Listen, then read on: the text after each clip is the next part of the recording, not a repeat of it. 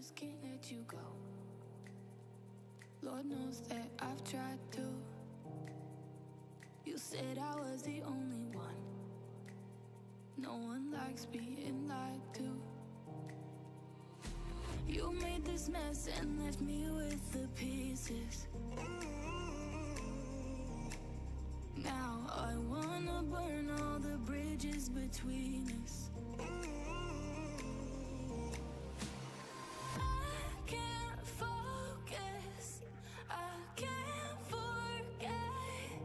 I've been thinking too much lately. I just need to clear my head. I just need to clear my head.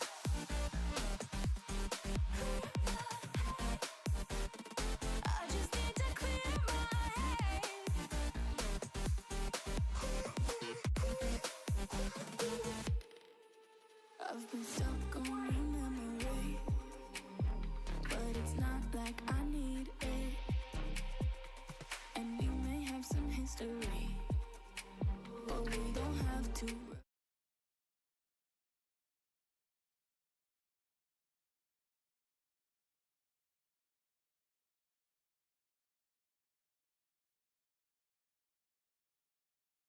Between us, I can't focus, I can't forget. I've been thinking too much. It's finally happening. It took too long, but we done it. First tournament, big tournament ready to go. We've had some small ones, but this one's a whole new level. What is up, one and all? Welcome to the very first edition of KP's Midweek Madness. That's right, day number 1. Week 1 of 30 weeks of Age of Empires 4 peak action. We've got dominant names in the scene, the likes of Beastie Cutie, of course, is already going to be there straight away in the first one. You've got Crackity's Killjudges, Anatans, but you've got aspiring players, people trying to make their comeuppance, which is why it's an absolute pleasure to kick off with Anathan versus Mr. Warrior, which is our earliest beginning set. This is, of course, going to be an open scheduling format, which means there will be peak top-tier content throughout the week, and we will be casting so much of it here, almost all of it, in fact, because I'm a greedy boy, and also I just don't know when to take a break. So we will have plenty of games to cover on this very channel. So today, goal is going to be probably about 3 to 4 series casts. Then I have to scramble to do a charity pub quiz as a big favor for a friend. He owes me big time. He'll be buying me many drinks. He just doesn't know it yet. But then I will be back on Monday, Tuesday, to catch up on all the action in preps for Thursday, when we will have our first of 30 grand finals for the KP Midweek Muster. So, keep an eye on it, because I think we are going to have the drafting coming through for series number 1 shortly. In fact, let me open av2cm.net just in case. So, first series of the day is going to be Anathan versus Mr. Warrior. They are actually right in the draft right now, so perfect timing. They literally just done the map draft. We are going to have Gorge, Coastal Cliffs, and then the default map. My brain is farting for the moment. I'm pretty sure we settled on it being Atoll, because Atoll is an incredible map. If you guys haven't seen it, it actually was inspired by Bug Spawn of Socotra, and it is a map that most definitely is going to deliver. So map number 1 will always be Atoll, was what we agreed on from what I remember. So, oh god, dude, Leave, don't start doing this, mate. I'm not limping around to pick up neckties. We've got too much shit to get through. I'll have to wait. So we have got Gorge, Coastal Cliffs. In fact, let me list this in. Dude, we're going to get real fancy here. So I'm pretty sure. I don't think Atoll exists. So, yeah, Atoll doesn't actually exist. Gorge can exist. And then finally, we've got Coastal Cliffs. Might have to tell someone to add that to their graphic overlay. But those are going to be our first maps. Ignore the draft. I just realized I never reset the draft. So let me go ahead and reset that. We are currently now getting the draft in. So we are using the Elite Classic Esque1. So we're going to have 4 picks with 4 bands. So a nice kind of thorough approach to these drafts. So let me update that now. I like these type of overflow approaches just because it gives people a level of extra degree of control over their draft, which is really nice. So they don't just get pigeonholed by game 3. It's like, it's horrible when you get to game 3 and the outcome is already known, right? That's what we want to try to avoid. So let me just make sure. There we go. We have updated that. In fact, I'm going to slightly move the maps. I think the maps probably look better like that, don't they? They slot quite nicely that way. But yes, hello, one and all. Myriad's going to be playing in about an hour or two. We might catch his series. I think the planned ones we were looking at today was going to be Anathan versus Mr. Warrior. We're going to have B versus Mia Micah. And I think we're going to go with Eliana versus Corvinus because they have a crazy rivalry back and forth. They keep running into each other in all the tournaments. So outside that, we might be able to slot in another series before I have to dash to do a charity pub quiz. But if not, rest assured, folks, we will be covering plenty of these series. Like I said, there is just so many that are going to be played out today alone. And we're going to be aiming to cast... I would be happy, and I think my goal is to cast at least like 2/3 each week. That's probably in some people's eyes quite Goliath-like, but we like to aim big here. So we should be getting ready in just a second. I'm going to start up the game because that series will kick off just in a moment. There should be a grand final pitching the players with the most wins against each other at the very end. Dude, you're a greedy boy. Yeah, where am I going to get the funding for that? I had to give nearly a nipple twister just to get another 10k out of them. Oh, sorry, 9k. So yeah, maybe in the future. I mean, there's things we can do to evolve this. There's things we can do to expand this, and I'm sure we will over time. But, you know, steady goes there, laddie. All right? Let's not jump the gun here. Got to work up to him. So let me start the game now. Just keeping an eye on stuff. There's so many things to catch up on today. I'm literally like solo running a full pub quiz with full production at 7:30. So in 7, I think it is. So about 5-ish hours. So we'll get a few series in now. And then, like I said, probably not live this weekend. Small possibility Sunday. Wait, Friday isn't midweek? It's throughout the week, mate. Also, technically it is midweek. You have 7 days within a week. You could combine the 2 at the beginning and 2 at the end and not mid. Therefore, Friday is midweek. Checkmate. Gotcha. What's your opinion on eating bugs? It really bugs me. Alright, that was terrible. High on protein, but why would I go to bugs for protein? When I can just go to Protein Works! That's right. That's right. There we go. Veteran knows. We've got the Salted Caramel Bandit today. I love this one, man. This is so good. And my taste buds are coming back in, so it's becoming peak quality. Reminder, right now, they've got these on sale, by the way. Not the boxes, but the individual ones. They're 99p, which means they're cheaper than buying a box of 12 of these right now. So definitely check these out. These are the protein bars. They're really nice. The cookies and cream and the chocolate hazelnut are down to 99p because the expiration day is the beginning of December. I think 4th of December it was. So you've still got about a month to eat them. Go pick them now. You've got 3 weeks to munch into them. I guarantee they'll be disappearing before you reach the expiration day. Take advantage of that now. Go, go, go, go, go. And use the code KillerPigeon so you get more money off. All right. So it's like Anathan and Mr. Warrior set up. So Mr. Warrior, I haven't seen much of him before, but oh, dude, look at this beauty. This is a stunner. Are you ready, guys? What's that? Let me... Oh. Can I even get it? Oh, dude, look at how beautiful that is. So we're opening up with Japanese Abbasids. You guys like that little World's Edge branding in the corner that lets you know that this is an official tournament? It's nice, right? It's really nice. As is the background. Big shout out to Kayu. Kayu, by the way, Kevayu, you may know some guy Kevayu in chat. He works his ass off making tweaks and changes. He's in the midst of trying to adjust Pigeon's Valley so it's a little bit less campy because we do have that in our first rotation. So we'll see if there's some changes made in time. If not, we'll just try to get them in for the second iteration.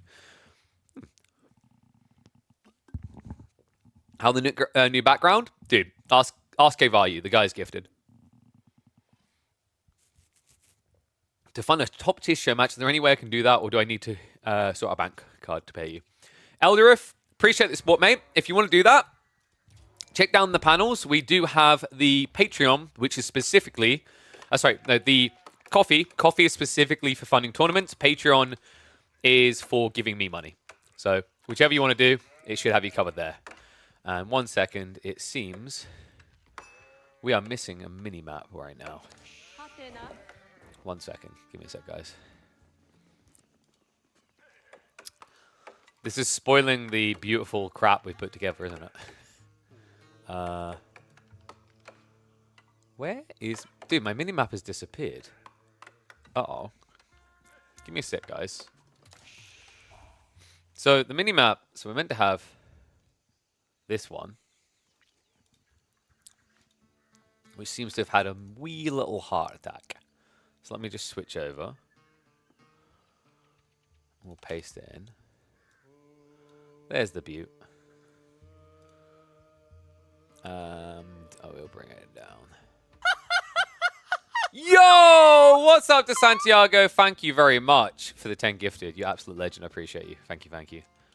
Sorry, guys. This was meant to be a simple CMP across. I don't know why it decided to not be. So bear with me 1 second. Oh, God. What has it done? Okay, this is beyond curse. I'm so sorry, guys. Bear with me 1 second. This is the price of... What is going on there, actually? That's next level scuffed, and I don't know why. So 1 second. Transform. Fit to screen? The thing that I'm trying to grab doesn't even, like, render, which is very weird. There we go. So now it's back. Apologies about that, guys. We'll fix that ASAP. And then we should be... Like, what? Sorry, guys.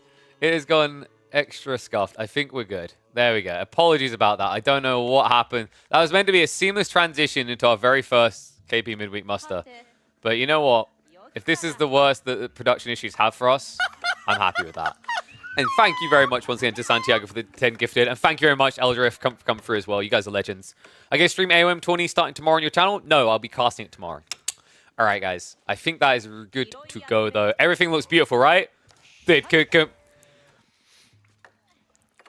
we get hyped for it? Look at this UI. This pure sexism we got going on right now. Wait, that's not the correct...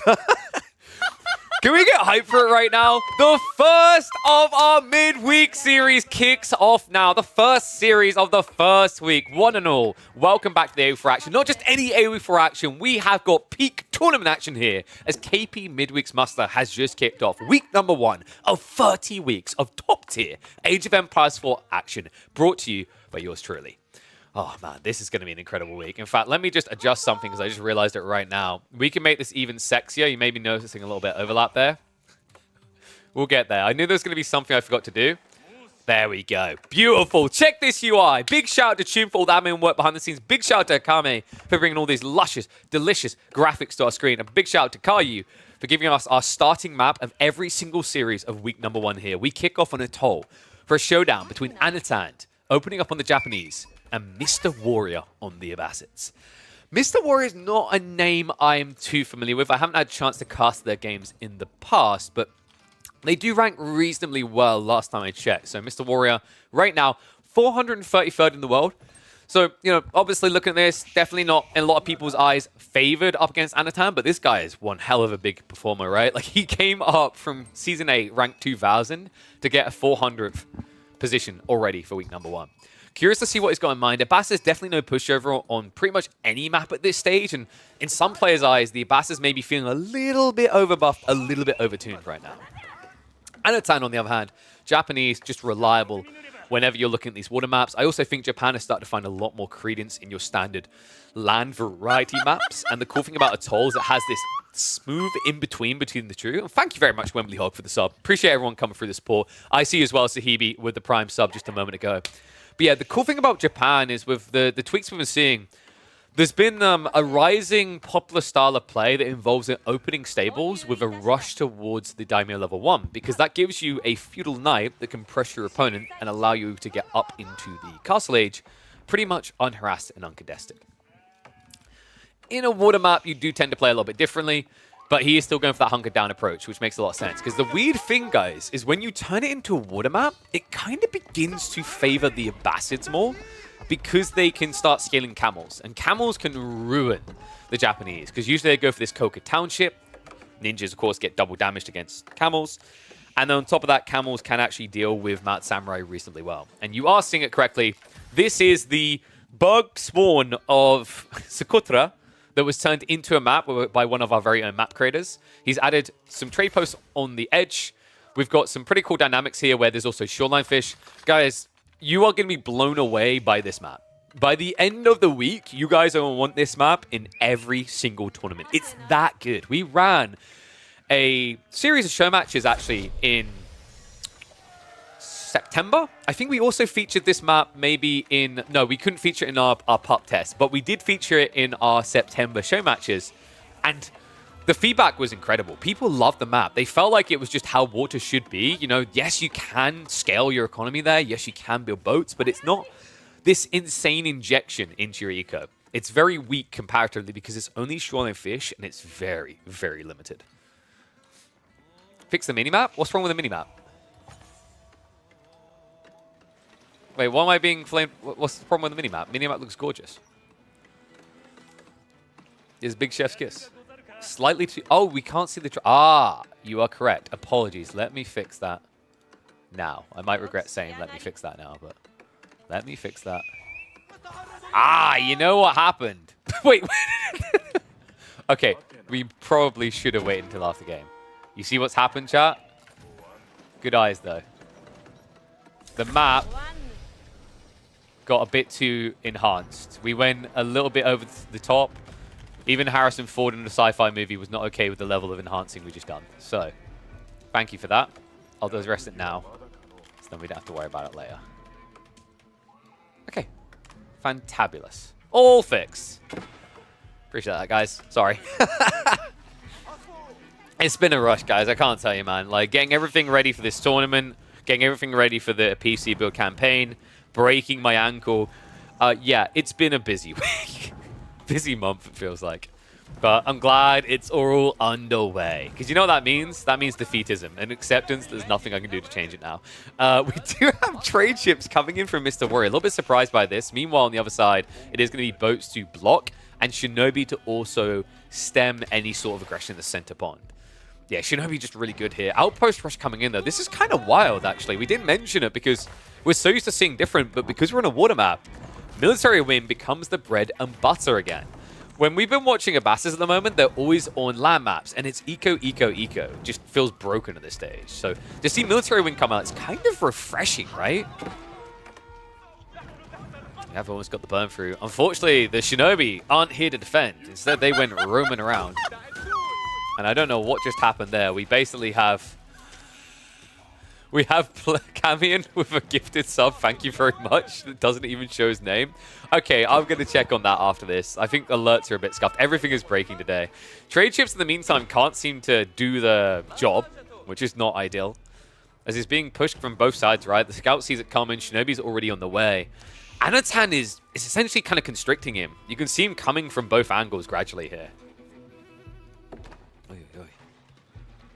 I'm a bit worried, actually. Like, what is Mr. Warriors out here?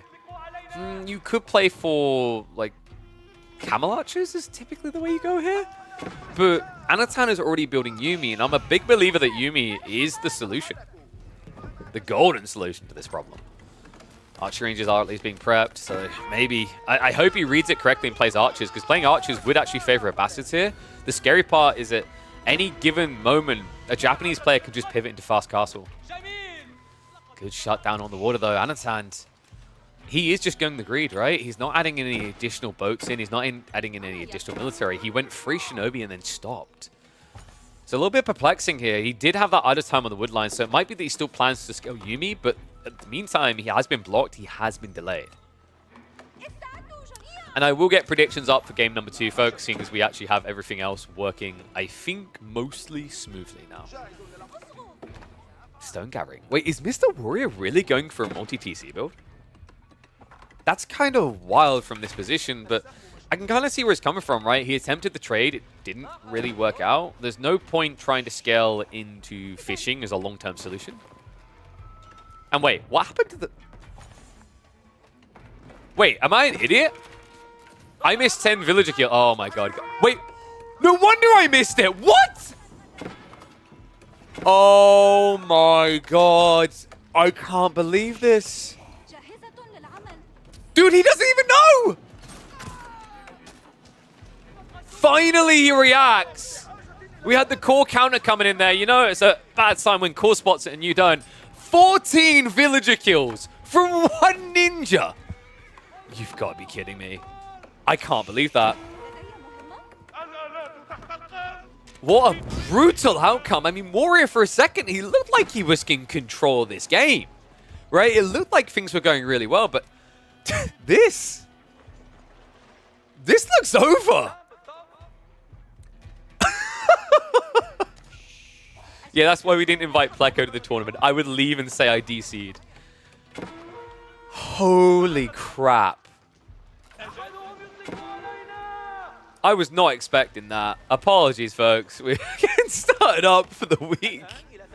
I think we've solved all the other production things, so like I don't have to worry about that now, but holy crap. Temple of Equality now on the way. This isn't him rubbing salt on the wound, it's just Temple of Equality has actually been looking a lot more desirable now for Japanese players. This looks over. I mean, in fairness, Mr. Warrior is going stone, so he was planning to go for more TCs here. That might be the single most value Shinobi I've ever seen in the game. But what happened? Did he not have notifications pinging? It seemed like he didn't, right? Which is why we didn't notice either. He had pings up here, but the pings here had switched off. That's brutal. Things were going too well. I mean, reminder, guys, Mr. Warrior is basically a diamond level player, right? So this should actually favor Anathan, but at the same time, damn. Anyone else feel it for a second there where they're like, wow, Anatan's losing this game right now? Not anymore, though. Tech up complete. Mounted Samurai already queued up. We also have the Buddhist monks on the way and an immediate GG.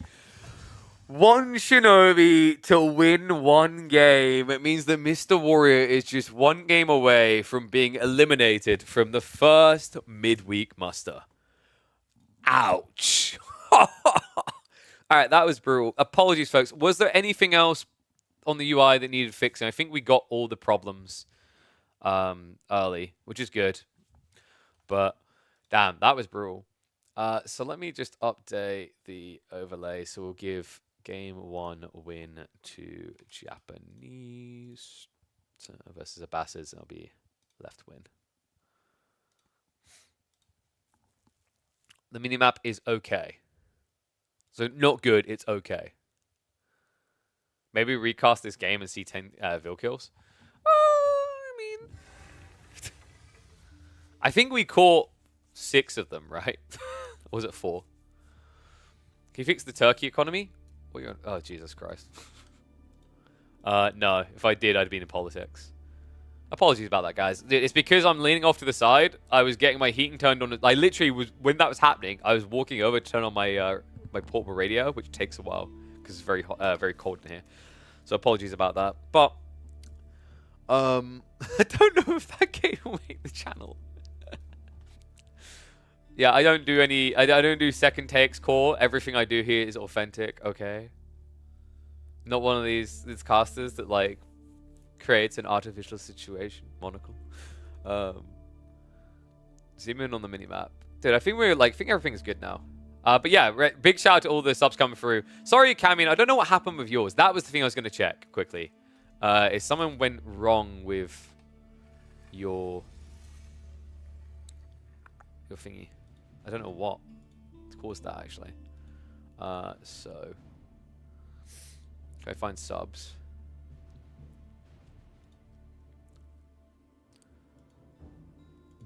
Yeah, I don't know. Twitch thingy is a bit weird, I've found. So, which one was it? I can't remember which one you used. Was it the standard one? That should have been fine then.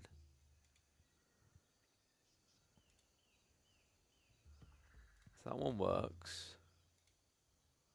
That one works. That one works.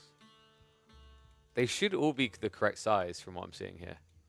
I don't know why yours decided to have an allergic reaction to working. I'll have a thorough look at that later. what civs are battling now. So next up, we're going to Coastal Cliffs.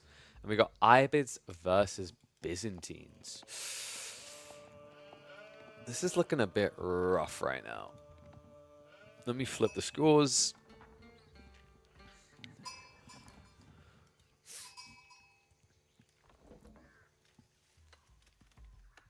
And we're back. Welcome, one and all, to more midweek muster action. That's right, game number 2, the very first series ever for the KP midweek muster. We've got Mr. Warrior trying again, this time with another Middle Eastern civ, the Ibids on Coastal Cliffs.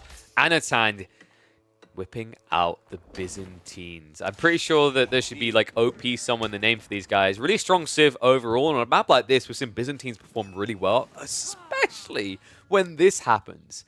Oh my god, you can tell that Anathan has been scrimming a lot with Marine Lord because his spawns are rubbing off on him. Double berry back, deer as well, gold... Okay, is there anything he doesn't have here? This is pretty brutal for Mr. Warrior in a situation where he's already back up against the wall. Reminder, folks, that this is a single elimination format. So, if he loses this game, Mr. Warrior is out of the KP midweek muster. On top of that, he will not be automatically invited back for the second week. Only the top 16 will automatically return or be invited to return for sequential weeks. The remaining 16 have to qualify through ladder play. So yeah, Mr. Warrior might have to go do that again at this rate because this is looking pretty rough. Ibid versus Byzantines isn't a great matchup for Ibids either. I think Anathan in particular has shown a really cool way of beating the crap out of Ibids. However, that way isn't as feasible here. So you guys might recall a particular game between Anathan and Vortex in tournament where he completely starved Vortex off the map by playing Sipahi Byzantines. Cool idea in theory, but for a start, RNG is not on his side, and for another thing, this trade post is really far away. So there might be some hope for Mr. Warrior. I think also Ibid players have gotten a lot better at playing Feudal Age recently. Difficult to do into Byzantines, at least in the opening minutes, because Byzantines are so strong with their mercenary bump. But it is feasible. Grand Winery is going to be being set up. Other side, what are we doing here? Like Growth Wing? I think you have to play Growth Wing to contest the age, right? Especially with the Fort spawning gold, that's kind of tricky. Berries as well, yeah, so kind of scammed on the spawns if I'm being totally real here. Desert Raiders. So this is tough, guys. By going for the Desert Raider contract, actually, like, what Anathan can do is just play Javelins. Javelins plus, like, what? You could probably go Spears if you want to go really early pressure. Horsemen can also work really well. And good idea, Chim. Let me quickly mod you. Wait, I don't want to ban Chim. Let me give me the swords. In fact, I just realized, because we joined this like 30 seconds or so late, we can speed up the minute as they tech up. I'm curious what Mr. Warrior's plan is here, though. Anathan, he's got 11 sheep. A lot more for Mr. Warrior here at 16, rather. But at the moment, in this matchup, you kind of have to play the age a bit. Opening with Desert Raiders doesn't really make much sense unless you're fast castling, so he's going to have to, what, set up outposts. But if this is Javelins or Longbows, you can get blocked. And considering it's Stables drop, we might be seeing Longbows. It does work quite well. Javelins will be a better counter directly to the IB Desert Raiders. But Longbows will be better at reaching in beyond these outposts. And you can already see Mr. Warrior was trying to set this up here. Give you mod, you'll update bracket. I do need to get some new mods. I am able to pay you nothing. Hope that's good enough. So Stables is usually indicative of Longbows, guys. The reason is that if you build Stables and then build Javelins, you're countering the same units, right? It doesn't make sense. So these counter range, Javelins counter range. If you go Longbows, you actually counter most things. The only thing that makes me think maybe we could still see Javelins is Camel Riders are really good against Ibids and Castle Age. And on top of that, you don't really see many Ibid players building spears. It's almost taboo to them to have to do so. And considering we have the stable drop on the way, I think Horsemen plus the Javs would probably make a lot more sense if Anathan. We'll find out soon enough. Grand Winery, of course, is going to accelerate him towards the first Mercs pretty swiftly here. I like that Anathan seems to be kind of waiting to see what his opponent does first before he chooses the mercenaries. Give me mods so I can become corrupt and rogue. Sorry, mate. We aren't a D&D experience. Mercenary House now coming up. So this is, what, massing Desert Raiders with Horsemen to assist. I like the Horseman element. You don't want to build too many Desert Raiders here. The reason is you need Horsemen to take the hits from the Byzantine horses. Awkward start here as Mr. Warrior does get baited out of position. We'll commit in, though. So good little min-max here as Anathan does peel back. I believe we are about to see what the mercenary choice is going to be. Scout will know the timing as well. Has to be jabs, right? No, he's going to go longbows. I thought he might lean jabs just because of the mobility against the horsemen.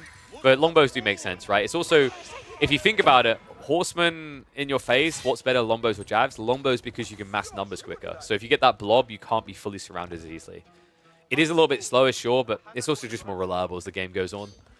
Like, if you think about it, if you've got 25 jabs or 25 longbows, which one scales better into Castle Age? I think most players would agree it's just going to be longbows. All right, ones if you think Anathan's going to win this. Twos if you think Mr. Warrior might be cooking. I think if Mr. Warrior can start intercepting reinforcements, he has a chance here. But if he just stands here and mass cav, it kind of defeats the point of even building Horsemen in the first place. Remember, like Horsemen, if you're just going to stand them at home, not moving them, you might as well build things like Spears Archers, right? The whole value in this unit is cutting enemy reinforcements and moving around the map. It's me and the Horseman. This is the type of moves I want to see. He dives in. We'll be able to extract a villager kill there. Anathan only losing one pony, essentially, for it, right? Because he's down to 1 HP. Man, this is brutal. And these are indeed best of 3. So, guys, the format is going to be best of 3s all the way through to the semi-finals, which will be best of 5s. And then the finals will be a best of 7. So, Warrior is at least moving up now, which is what we wanted out of him. He doesn't have many horsemen here, though. Kind of needs to dive onto the Lombo straight away, but the hesitation sets in, loses a Desert Raider. Could end up losing 2 here. In fact, Mr. Warrior playing with fire there for a second. Wait, what? Okay, mistakes made. Mr. Warrior now playing blind on the map. Desert Raiders at least have a bit more vision than things like Horsemen, so it's not terrible. But it does make it much harder to know what your opponent is up to. And you need to know, because Anathan was starting to stop our resources. For all you know, he could be making a Castle Age play here. Horsemen are going to poke and peel. Anathan now confident with the damage he's done. He starts to shuffle up. We have got Limitane being added in. I kind of like what Anathan's doing here, right? From this position, you could probably quite safely play Castle, but when your opponent's massing Horsemen, Desert Raiders, you're just going to give them map control. So what do you really get out of a Castle Rush? Playing a longer feudal now with the edge you've got, the extra Oliver bumping in to give you those Lombos, it can only end in good things for you here, especially with Steeled Arrow now coming in. Just much quicker to now get these kills. And the outpost not up for Mr. Warrior. That might be all she wrote, guys. This might be a very quick game, too. The gold. This is cursed. All right, so remember, Mr. Warrior, when you watch this later and you agree on the complaints of the spawns, we blame Chum. I'm sorry, Chum. Chum, you didn't read the small print on when we hired you as an admin. It was written in there. You take all blame. Yeah, this is just unfortunate, man. I feel for Mr. Warrior. It's almost like you want an ELO, like an ELO handicap, where Mr. Warrior should have got an Anathan spawn. And Anathan should have got Mr. Warriors. Mining camp. Gonna be lost. That's not the biggest deal, though. It's just the fact he can't access gold now. Wall on the backside is at least nice to stop those rotations. But he actually needs to gain some ground. And you already see Anathan is checking on that eastern flank. So Anno's starting to save up. This makes sense. At this stage in the game, you go Castle. You've gold staffed your opponent. He's stuck playing the Age. You can just get ahead of him here. Is there any schedule what games you'll cast and when? So that gets a little bit tricky, Deciz. I'll try to keep people updated because some of these games will play and then I'll cast them afterwards. But you'll be able to catch me casting live Mondays, Tuesdays, and Fridays most weeks. And then, of course, Thursdays will be Grand Finals. But I'll probably look to save one of the semi-finals to cast as we build up to those Grand Finals. Dive comes in. Horseman easily able to swarm on this. Just needs to focus down the Desert Raiders. Remember, you're losing damage if you attack Horseman into Horseman. The more important thing is Mr. Warrior's not getting out of his base, right? Like, he is not intercepting what's really happening here. which is going to be the tech up in about 30 seconds. Outpost attempt. Another villager going down. Mr. Warrior. I mean, props to him, right? He came on for a series that could potentially take 2 hours. He's not going to GG out immediately. What's the elo range from 16 ladder elo-based players? It can vary. So, like, Mr. Warrior is ranked 400th right now, but obviously the first season was always going to be tricky with this because we started at the beginning of Season 9, and not all the top players have played their ranked games yet, right? So Mr. Warrior is usually around a 2,000 ranked player, which, I mean, can we just agree it's impressive that he's doing as well as he is, considering that huge gap between the two. That game one in particular, if it hadn't been for that one Shinobi slip-up where he missed the Shinobi that killed half his economy, which I know sounds like a big deal, but in the grand scheme of things, is a small detail to slip through, so it becomes big. Like, he was actually beating Anathan up to that point. He had good control.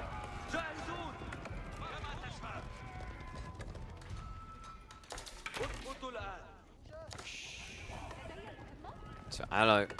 About to complete the tech up. At that point, Mr. Warrior's going to have to make a move. He has got archers massing, which isn't too bad here against what exists. The problem is what's coming next. Anathan is probably prepping double racks. Already has one down, right? You should be adding in a second here. And then the Varangian pump begins. Walls are going up. So Mr. Warrior has at least secured gold now. The problem is he's going to have a hard hold ahead of him. That's wild. Anathan is building cataphracts against Desert Raiders. I mean, it's not bad, right? Similar to the logic of like why you could build Varangian here. Your opponent has mass archers. We're a little bit surprised that he went Katas instead of Varangian. It is efficient use of your production buildings, but then again, he's not using the racks.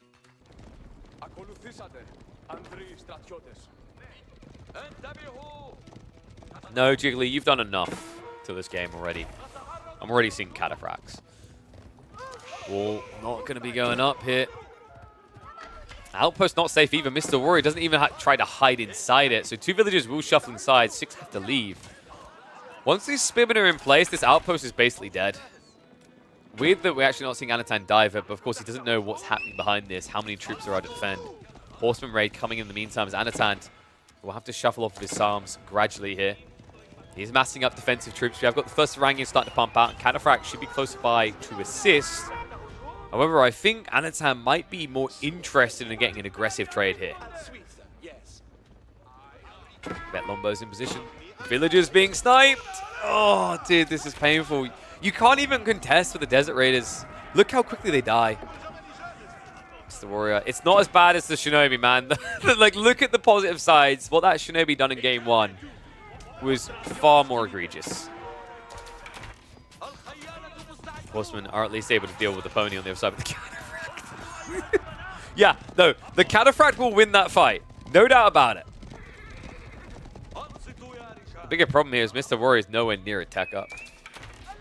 I guess this is a good opportunity to kind of advertise how you guys can get involved, as we're looking at what's becoming quite a stomp now. Guys, if you want to participate in this, you want to be in with a chance, you have to make sure you go across the KPMM hub, so KP's Midweek Muster on Start GG. You can register your interest. You could be like Mr. Warrior right here, bent over a barrel in front of Anathan, hoping to improve. This whole single circle is all about improvement, right? It's about giving 30 opportunities across the next 30 weeks to upcoming potential players like Mr. Warrior to fight against some of the best in the game in tournament formats on tournament maps to improve. And although Mr. Warrior may be destroyed today, who knows, 10 weeks, 15 weeks, 20 weeks from now, he could be the one with the table tennis paddle spanking Anathan across the table. We'll just have to find out. Cheers for tuning in. I'll see you all in the next video. Oh. I mean, like, what? We upload that one as dreams. Don't have to be memes. Oopsie. All right, so that's a 2-0 for Anno. That series was a little bit quicker than we were expecting. Why is the game so laggy? So, 1 second. Yeah, too quick. That game 1, I mean, that game 1 was brutal. I don't know. Like, I don't know if that's uploadable. Maybe, I don't know if, like, people would want to watch that. It's, like, it's more relatable for a lot of people. This could, just, like, you know what you do? You can just point out, this could be you. Dragan and MSN to start early? We could do, yeah. You guys up for that? So, guys, the plan will be Dragan, MSN, B, Miyamika, and then I think I was looking at Elyona, Corvinus, or Sassy Myriad. I can be Anathan. YouTube Shorts, Jesus Christ, guys. He's dead already. Be nice. I mean,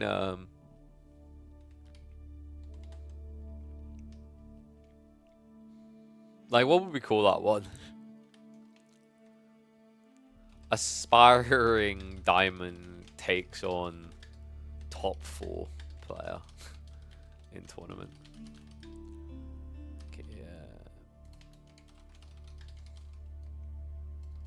Sign up.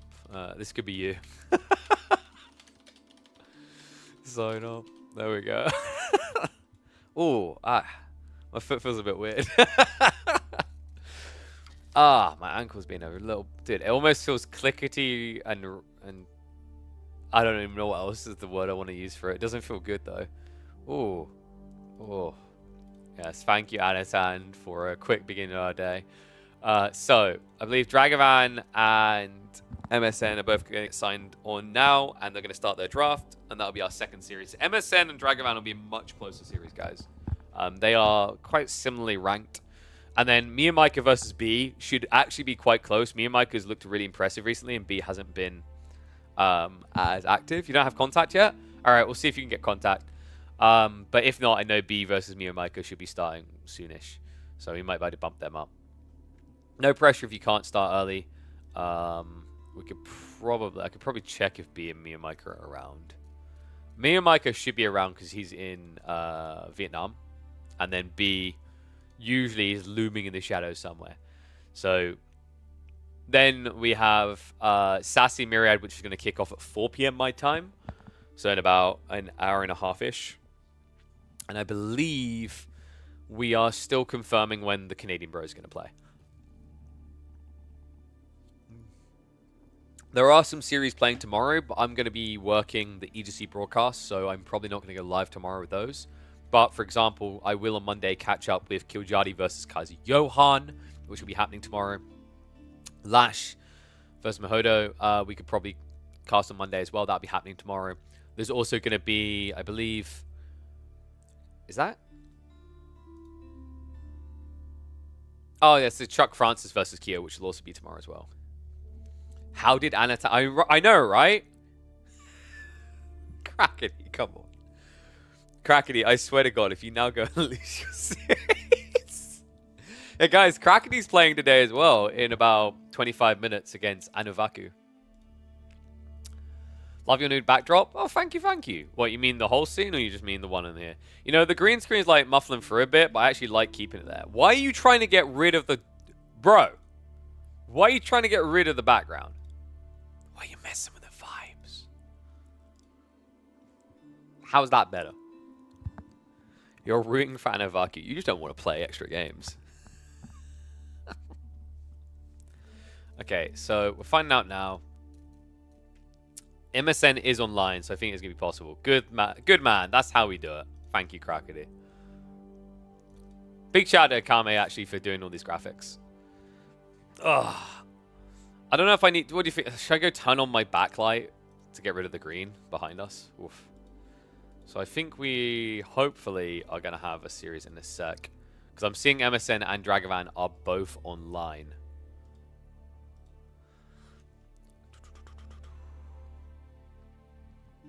Has MSN responded, Drag? Oh, dude. Do I need my painkillers as well? It might be painkiller time. Let me check. When did I pop pills? I could maybe wait a little bit longer. He didn't respond? Okay. I might... If he's not around, that's fine. I can try to bump Miyamika and B. Yo, fancy starting your series 20 mins early? Let me check with Miyamika as well. I don't have Miyamika added. 1 second. He should be on my Discord, though. I mean, he did sign up to our tournament, so... Presumably. Wait, Chum, can you see Miyamika in the Discord? I've got streamer mode on, so it doesn't make notifications, so I can't see his name. I think he's here. I don't know if the pig thing is Mahodo. I'm pretty sure the pig thing is Mahodo. Oh no, he must be here because we added him. So, where are we? I feel blind. Ah, there he is.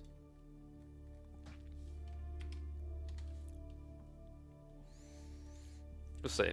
At least 3 major upsets this week. I mean, you might get some surprising ones. It's about to make a group.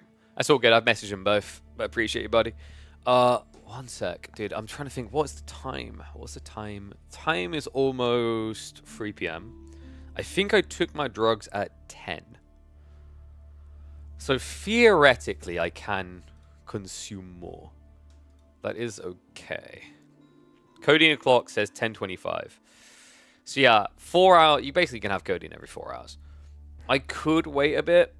Maybe I'll wait one more series. I'm going to try to be a good boy. Don't want to become too reliant on it, you know? So, if they don't respond, it's fine. They're going to officially start their series in about 20 minutes, so it's not too bad. That was quick, I know. To be safe, better take a shot with them too. Alcohol and pain. Oh, yeah, totally, yeah, dude. Always freaking cursing. This guy. But yeah, guys, so like the plan today is going to be to hopefully do 4 series. And then on Monday, I'll probably do like 8 series, 6 to 8 series. You can't put them in your ass? No, I didn't get the pills. Not those type of pills. Technically, I could put the blood thinners in my ass. I'm pretty sure you can put the blood thinners like almost anywhere. But I go with the belly because it's probably easier.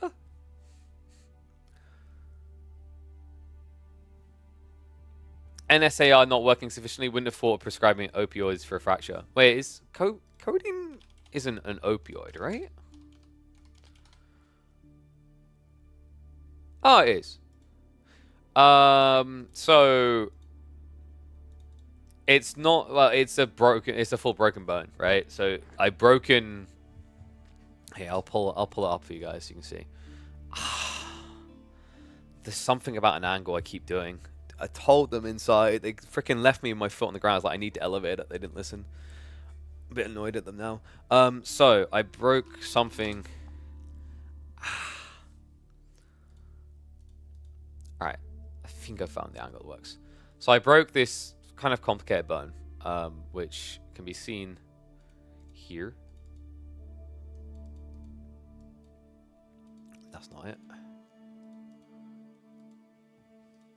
So this bone, called the, apparently it's pronounced talus. I call it talus because that sounds cooler. So I broke this bone. Like, as you can see, it's not a very simply shaped bone, and it's in a very annoying place. Yay me. So yeah, that one I broke. Not good.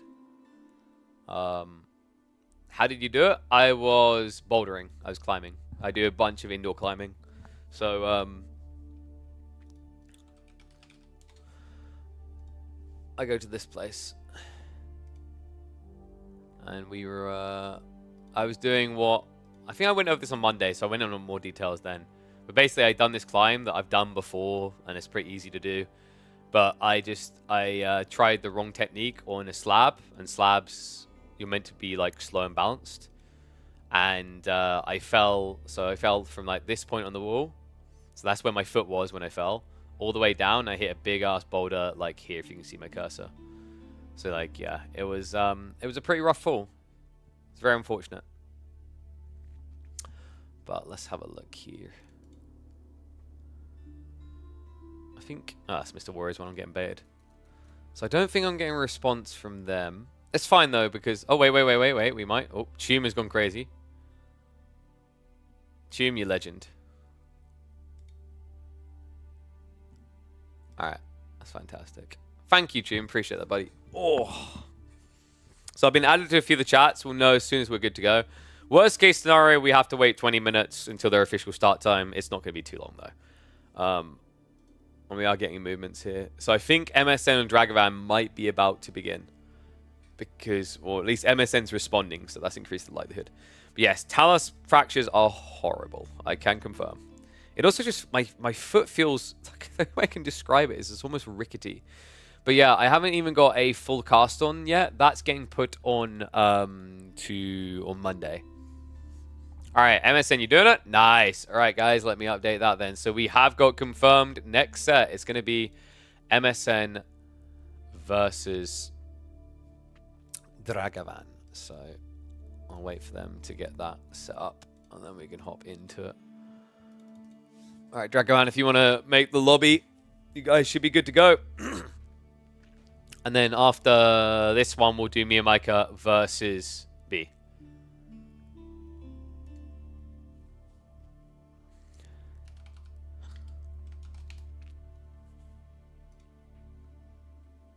Taking a shower that time? Oh, don't, dude. Lidicor literally takes a shower like 20 minutes before we go live on a broadcast. Did I just shower shame him? I mean, in fairness, it's something he does. I don't know why he waits until we're literally getting ready to go live. He must be a very sweaty boy. Why does the water in this look so different today? It looks drippy. Is my partner poisoning me? I don't know. The water definitely looks different, though.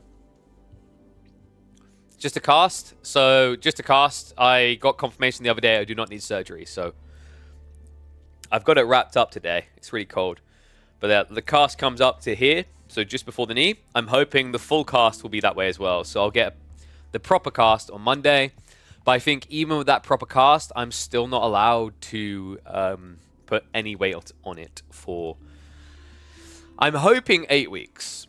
So, like, some numbers were getting thrown around. There's been 8 weeks. There's been 12 weeks. I'm hoping it's 8 weeks. The reason is that basically I want to be able to start using my foot in the new year. Because, I mean, one, I want to get back to climbing. But two, if I'm like this, it's very difficult to travel and work events. And I need to travel and work events because I don't make enough money out of content creation to provide for my family. So the majority of my money still comes through working events on other people's channels. Sorry about that. All right, fantastic. Looks like we have got a draft up. So it is going to be Atoll, Cliffside, and Socotra. So update that now. So we want 3 maps. Atoll, Cliffside, and finally Socotra. Then we should have Le Draft. Yeah, actually, it's kind of funny that we get Socotra and Atoll. They look similar, but they do play quite differently, folks. So it's not just going to be same old, run it back twice. Oh, and then we got a live draft. Something feels off, man. Something feels really off today. It's almost like you feel like the cast is in the wrong location and you want to push it, but obviously don't. Imagine getting a shower every time before a game. I mean, that's how sweaty he is, dude. It's peak gaming. Should we be gambling channel points in these games with 2x rewards? I mean, I don't know about the 2x rewards. You can get increased rewards by being subscribed. And yes, Atoll is a completely different map to Socotra. So if those don't know, Atoll actually has like fishing, has water trade, has very different dynamics completely. Get a peg leg adds to the character. I'm sorry, I didn't realize I was doing a pirate themed tournament here. Don't need to change the draft to be full water oriented. And then walk around going yar har yiggity he. So English being banned by both sides alongside Abbas's. The Ibid MSN knows his opponent, guys. Dragan loves his Middle Eastern civs. The French ban is no surprise. Well, I think MSN does play a lot of French from what I remember. But Juji HRE, yeah, this is pretty nice. Juji looks really well in Socotra. The Canadians showed that off. MSN does need to secure a Socotra bound civ early on before it becomes a problem. Byzantines can work. We've seen them be not too bad. They have to play the defensive role, then aggro afterwards. I actually think Malians is being slept on with this draft, right? Even on Atoll, I think actually Malians will be pretty good on Atoll. Cliffside is sucky for them, though, so they don't have that same robustness that some of these picks do. Like, H3 is going to be solid here on pretty much any map you run it. You probably don't want to run it on Socotra just because there's better civs to pick there, and he already has Yuji. Delhi could make a lot of sense for MSN. A little bit sticky on such small maps, though, right? Also, Cliffside isn't a high-value one, so I think Delhi might get ignored for the entire draft. So yeah, Roos, Marlians, they've picked their size. So Roos got nerfed on Socotra, guys. Walling is much harder now. It takes a lot longer, but the opening play is still really strong out into the ball. Iabid's pick is going to come through, so this should be like, what, just simply Marlians, Iabid's then? Oh, wait, sorry, no, I'm an idiot. I applied the bans the wrong way. Yeah, so Dragan was really paranoid about giving those over. He goes for Delhi instead of Marlians. That makes sense. Remember, Marlians is like a hard counter to Delhi, so this is a protection pick, but a little bit weird, right? With the current formatting, Order the Dragon as a response, so we're probably looking at a toll being HRE versus... Actually, do you HRE it? You could HRE it. You're probably going to Iabid it. I think it's going to be probably Iabids versus Roos? No, there's no way MSN's going Roos. The fishing's not that good. Byzantines can make sense. There's a decent amount of berries. Maybe just China. Straight up, just a Iabid Chinese matchup for map number 1. And then for Socotra, you're probably looking at Roos versus Juji. Makes a lot of sense. You could also do Roos versus Delhi. But the problem is, like, yeah, you've always got HRE. As long as you reserve HRE for Cliffside, you're good. Otherwise, you need to save Juji/Delhi for that. Delhi is a bit of a coin flip because sometimes you get those tight spawns and sometimes they're wide. If you get the wide one, it just kind of sucks. So they are setting up lobby now. Let me get that loaded into the official overlay. And then we'll switch over to that view. Okay, I think we've got everything ready. What is up, K-Value? I hear milk is good for bones. Swift recovery, my dude. Dude, let me just chug a liter of milk then on screen with no context. We'll just have it over the top of the camera, not even showing. It definitely won't look like I'm slashing milk, but we'll do it anyway. But let's switch over. And for some reason, that has not updated yet. Always a good sign. Let me go ahead, import draft. Boink.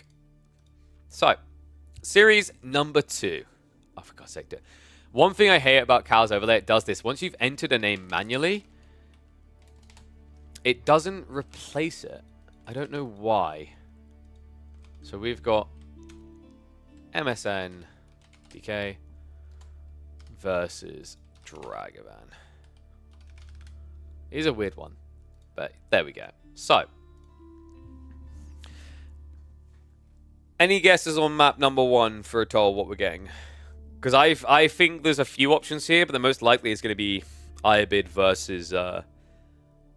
maybe Byzantines. I'm trying to think now about how many berries there are on that map. Maybe Roos. Like, Roos just feels weird with shoreline fish. Is not that valuable. Order the Dragon would be quite sly, though. I'd be curious to an Order the Dragon pick there. I could kind of see that working.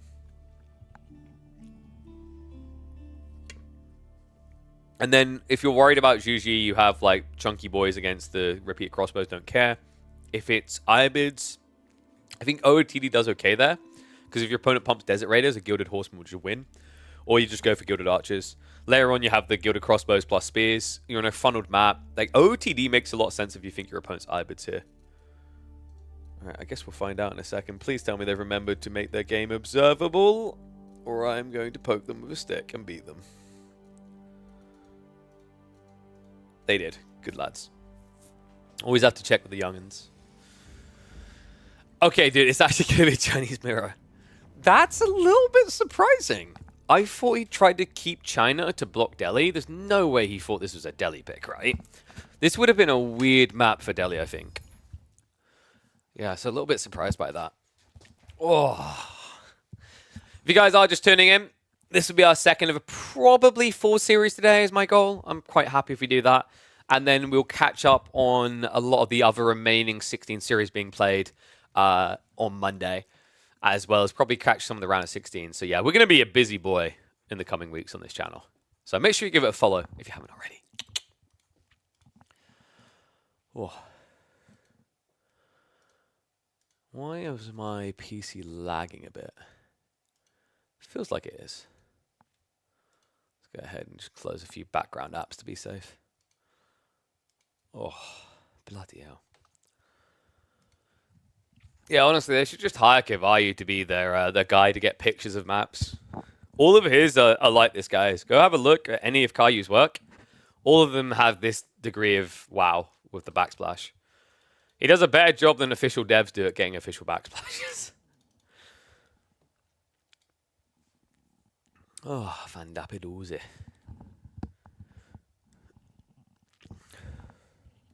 Oh, we can do predictions as well. This will be a good one. Oh, I may have just ran 30 seconds of ads. Oops.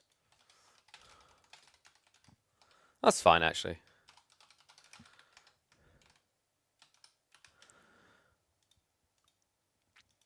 Yeah, something's lagging me up. Just not entirely sure what.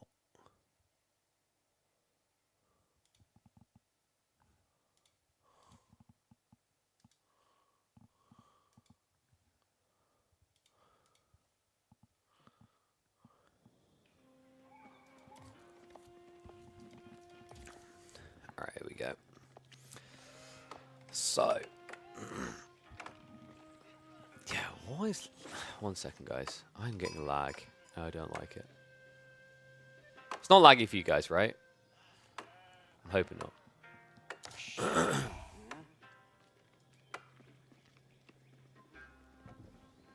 I think we're good.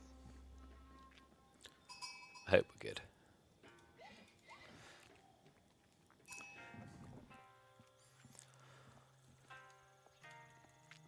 Week 1 of KP's Midweek Muster is underway. That's right, we decided to run some tournaments. 30 weeks of top-tier Age of Empires for action, and it all starts now. And we start off with the toddlers because it's really fitting, guys. I set up this 30 weeks format to try and help not just the existing players, but also the next generation.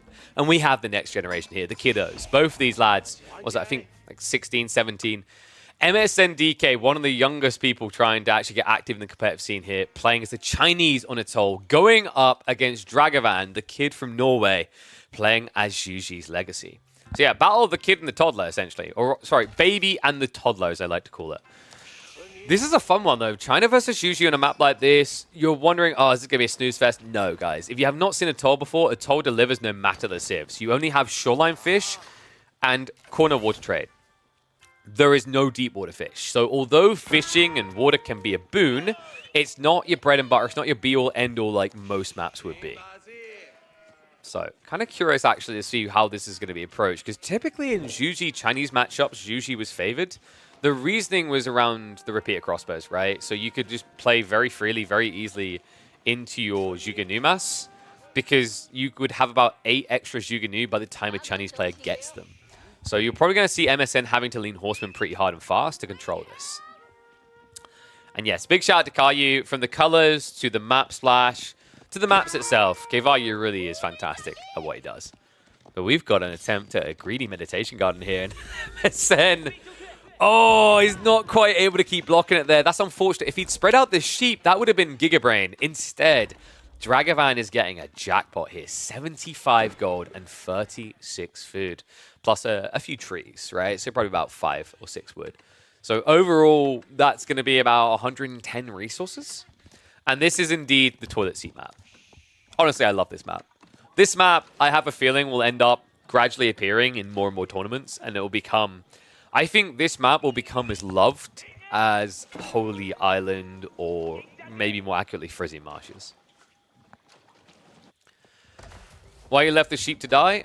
So the problem with the sheep is, like, if you want to kill them with the scout, it takes way too many hits. But the boar... Oh! He even forgot about it at first. Are you kidding me? The boar! And the wall coming in from Dragan. What is this clownery right now? I expect nothing less from a man known for clown carring. Barbican is going to sneak in from MSN. Because Dragan didn't commit to additional walls here. What? Boar's being pulled again. So Dragan, he just needs to complete this. We'll be able to get it up. Good interception with his own scout. This is such a mess. Oh, this is incredible. Welcome to what Chinese mirrors should look like. Barbican, he doesn't want to put it up. Wait, why? I mean, you shouldn't be scared of the boar here, right? He had the villager numbers in his favor, but now it's a bit worrisome because he took that initial hit. He's lower on HP. going to keep trying to creep the Barbican, but guys, he needs more villagers. They're on the way now. But this is ridiculous. Like, look what's happening. Dragan already has the horsemen being queued up. So villagers will be able to whittle them down a little bit here. Forces another one home. That's slowing the build speed. The first horseman did come out. Supervision, was it there? Yeah, he switched over, but I don't think he'd done it originally. Looks like the scout might also go down here. Just about staying alive. The villagers are going to shift away. So Barbican does go up. The Clownery has come to an end, I think. Bit of a tough one here. We'll at least hang around to gather the deer. MSN needs to make up for all that idle time, remember. It took him a long time to walk over here without wheelbarrow. He did at least shoreline fish, which is something Dragan didn't do, so it kind of inflated his eco a bit. The sad part about what MSN has done here, though, is to stop Dragan, or attempt to stop him. He had to build the bad landmark, right? You want to build an Imperial Academy because Imperial Academies give you eco. This doesn't. And this didn't block your opponent either, right? He got the berries, he got the gold, he got everything. So he's sitting on a very healthy 61 gold, 5 wood, and 29 food. That's all because it just needs to generate again. Actually, I think the disturbance of the piece might be being clipped, but not consistently. How did you guys vote? I like to imagine the amount of people who had like an orderly vote that made sense. Yeah, 91% on Dragan. They're like, this just makes sense to me. I'll just go with this. And then all of a sudden, whatever this giant Clownery mess was.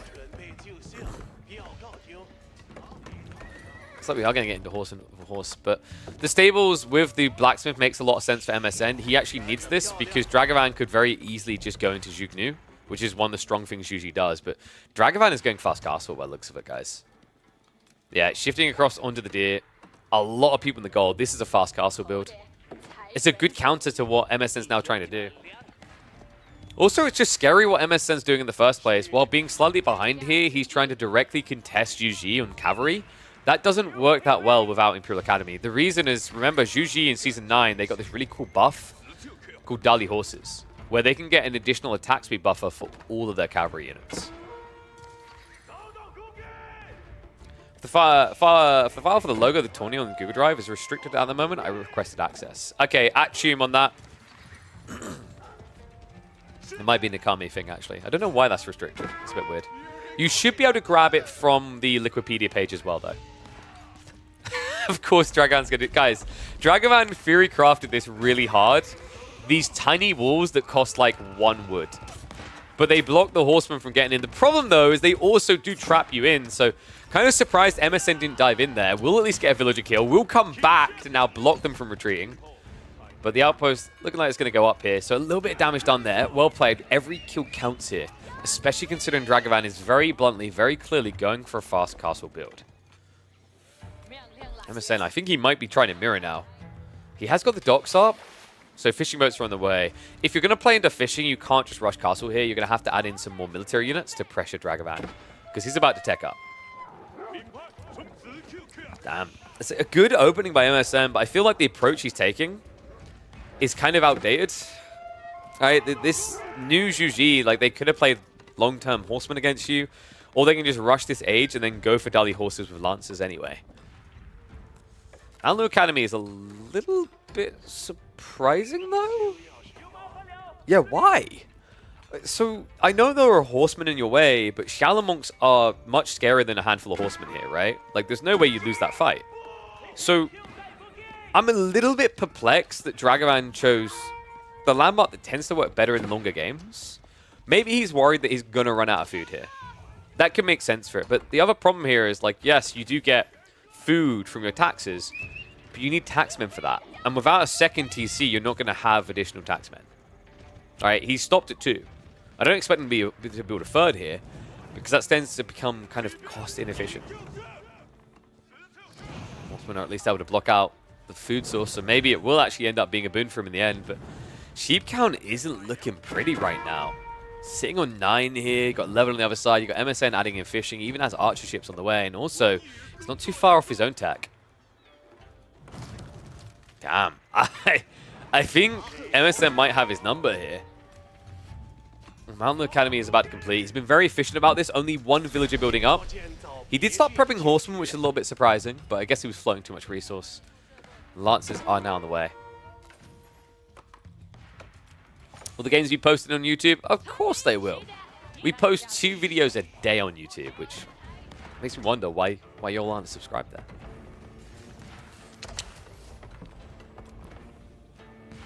So Wall is at least going to go up from MSN now. We've got Archership pressure. Wait. He can reach the gold. Oh, Dragan, no. He's at least got another one, but it's a little bit further out here. That should be safe, though. This Archership won't be able to reach. We're not playing against English here. That could have been a catastrophe, though. Luckily, he did have the goal close enough by. Horseman is still being a little bit of a nuisance, but MSN is doing a good job of keeping Dragan's castle play in his base. It's not leaking out into the map yet. Lancers instead are addressing the Horseman, which means MSN now goes for the H3 with no pressure on his side of the map. Yeah, and a better economy, right? He found that one worker kill. He's got fishing now as well. Like 4 fishing boats in total is pretty good here. Then he has the deer gathering or the sheep nearby. Meditation Garden can also easily be idled up if he decides to move in for the boar next, which is a play, by the way. If you move in here, you can idle this out, because remember, every enemy unit nearby reduces the effectivity of this by 10%. So if you bring 8 over to gather the boar, you're only getting 20% value out of the Medigarden. Roman Landmark, Siege is broken. The thing is, Imperial Palace isn't that useful here. Wait, no. Please. Please, guys. Oh, no, the wall. MSN's like, Dragan won't want to get his new hoofs wet. His pretty little boots, his Gucci's he bought, like, you don't want to get them covered because they're made of suede, and suede doesn't handle water. Why are you here as well? Dragan. Imperial official pull. Oh, this game is pure clownery, I swear. That's unfortunate. I have noticed this sometimes on the toll. You have to double check. A lot of these maps actually kind of has this way you have to double check. It was really unfortunate as well that it was next to the relic, which made it look a lot worse. I have a brutal situation now, and you already see Dragan is checking the relics. Like, is he going for them? No? Great. I'll go for them myself. Monastery now dropped. Monks are going to be on the way. She's starting to turn this into a bit of a Monka-esque MSN. Great start to begin with, but I mean, now things feel like they're pivoting the other way slightly. Mount Lu Academy, we did have some of the text come out. So the most important one, of course, is the speed. Look at the movement on this guy. He's a zoomer. 1.69 movement speed is insane. A little bit surprised he didn't supervise to get additional monks out, but I think he's focused on trying to get additional units out that can attack. Lancer is at least going to be addressed here, so nice use of the spears. And MSN himself, is he going for the monks? No, so he's just looking full pressure.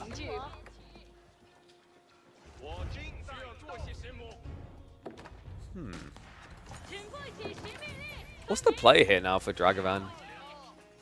I mean, he's got some boats on the water. We've got demo ship play. He could actually play shenanigans and just mess with the fishing. Deer is about to expire, right? He's already taken them out, so there's only sheep left here. He could, yeah. Is he shoving this intentionally? Because that would be really smart. Just keep shoving the deer over to the one location.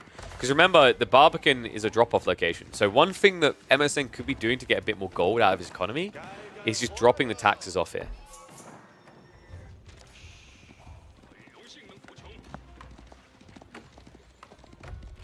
Dragan. Are we going to see a switch out of him?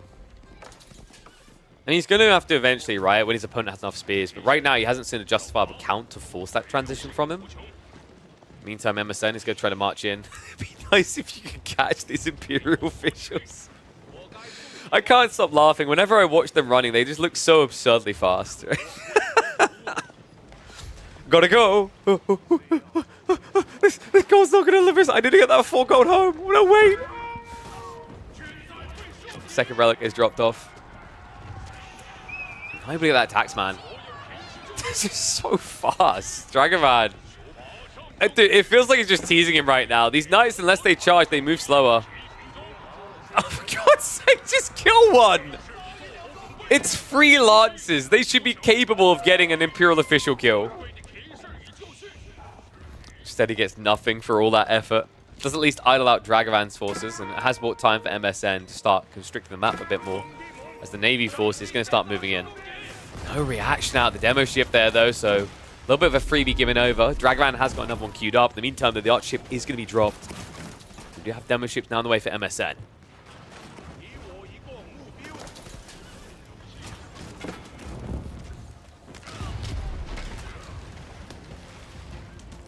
I feel like most people just don't recognize it because you don't see Mount Lu Academy very often. But when you go for this landmark, it's like the first thing. It's the most valuable thing you get because it's just logical. It's so much more efficiency getting a 50% increased speed on your taxmen, right? Means they're moving a lot faster, taxing a lot quicker. It's like double wheelbarrow, right? Imagine how good double wheelbarrow would be. Repair coming in, switching with villagers. He didn't even switch. Oh my god. Dragan trying to min-max gets minimized here. Over 10 eco behind. Are you kidding me? That came out of nowhere. MSN, dude, he wasn't even pivoting. That's the crazy part. It wasn't like he switched targets at the last second and went, haha, I've got you. It's just that was the point of detonation. The crazy part is if Dragan hadn't pulled away further with the Spring chip, the villagers wouldn't have ran into the water and died like that. I cannot believe that. MSN has got to be love and life now. This game was kind of even, slightly favoring Dragan because of the relics. Now, all of a sudden, he's up by quite a pretty penny. 54 to 42 economy.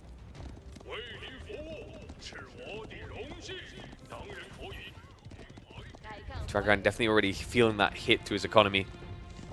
Losing those, what was it, 8 villagers, I believe, went down. Good God. Behind this, I mean, the world is MSN's oyster, right? He can do whatever he chooses. Looks like he's going to start by gathering the ball. Shifts out to the central tree lines. That wall is still cursed. But Lance is now able to outnumber. Remember, those losses, Dragan can't scale past anymore. He's falling behind. Starts to get pinched here. Villagers will just migrate towards the villages to be safe. It was just enough Lancers to chase this away. MSN gets the second group ready to go hunting for scalps here. Landmark also down. Looks like he did actually take out the Barbican. Oh, sorry, the Meditation Garden together by Barbican and the Assisted Fire. So that's less economy as well. Dragan just losing everything at this point. Waterside also looking ugly. Fishing boats on the front line. It's like, look, this is how you repair a boat without losing the game. It's very good. Dragan should be able to force a retreat, but damage could be being done on land right now. Finds a few more eco kills. Should be shuffling into the back. So yeah, goes hunting here. The Imperial officials, the villagers, all of them unguarded. Dragan seemingly a little bit distracted. He calls it. GG comes in. That catastrophic repair, costing him the first game in this single elimination best of 3. Question is, can he bounce back now? Because remember, guys, with KP's midweek muster, you can only afford so many mistakes. If you lose one series, you're out and waiting on the sideline. Okay, now I understand why he chose. Now it makes sense why Dragan chose the weird landmark. Yeah, I was kind of flabbergasted. I was like, you don't pick this in short games. Like you pick it if you play a long feudal and transition, but yeah, you don't go fast castle with Mount Lu. That's like a new one. The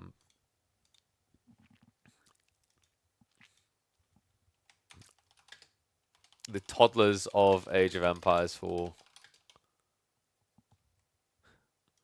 play like toddlers. I don't know. Now I put it on, like, kind of look at that angle, almost like the clownery of it, because that was very clowny.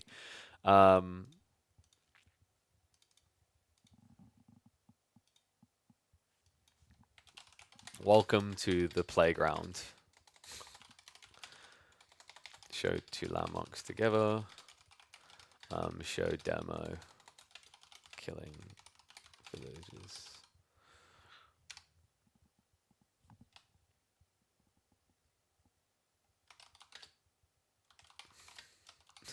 The next generation of Age of Empires 4 players.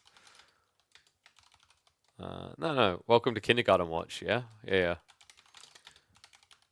Kindergarten Watch. Alright, I think that works. Oh, thank you, Eagle. We put a lot of work into it. Couldn't have done it without Akame setting up the graphics behind the scenes. Oh, so guys, we should be getting game number 2. I just had to quickly restart my game because I felt like things were a little bit laggy. It wasn't laggy for you guys, right? I'm hoping it was smooth. Buttery smooth for everyone watching.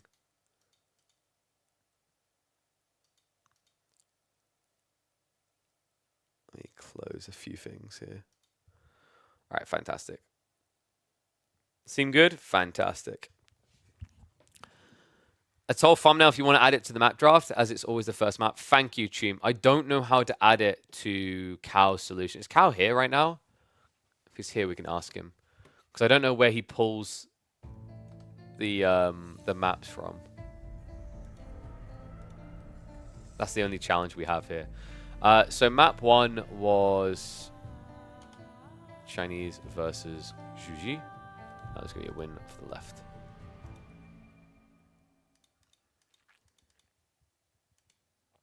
Let me check.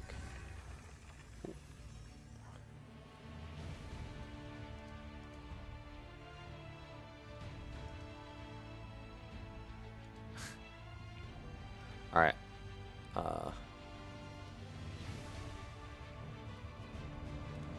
Yeah. One sec. I'll message Calvert and we'll get ready for the second game. They're now in. So we might have to wait a sec. Cal the thumbnail and place it in the same place on the draft. The problem with that is that you're seeing the problem now you're looking at, aren't you? Is that the Civ flags appear over the top. It was a good thought though. Sadly foiled by that particular detail. We'll figure it out though. I mean, honestly, considering this is the first of many broadcasts to come, and like if this is the extent of the technical issues we're having, I'm quite happy. You know what I mean? Like, this is pretty minimal.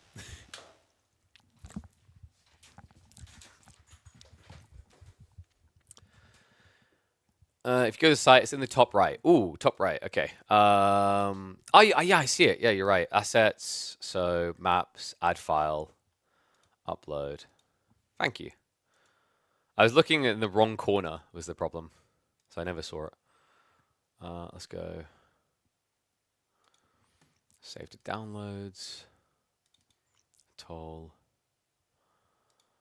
Thank you for that.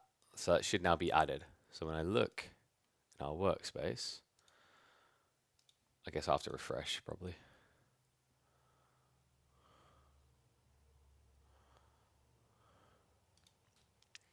It doesn't show.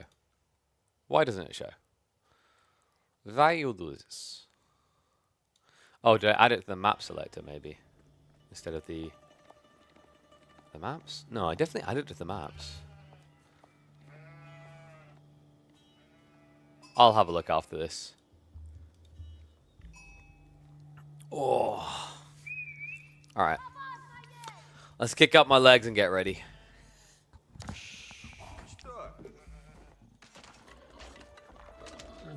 Dude, we are like a matter of seconds into this game and it's already getting crazy. One and all, welcome back to the Age of Empires for Action. It's time for more of the midweek muster. What is this spawn?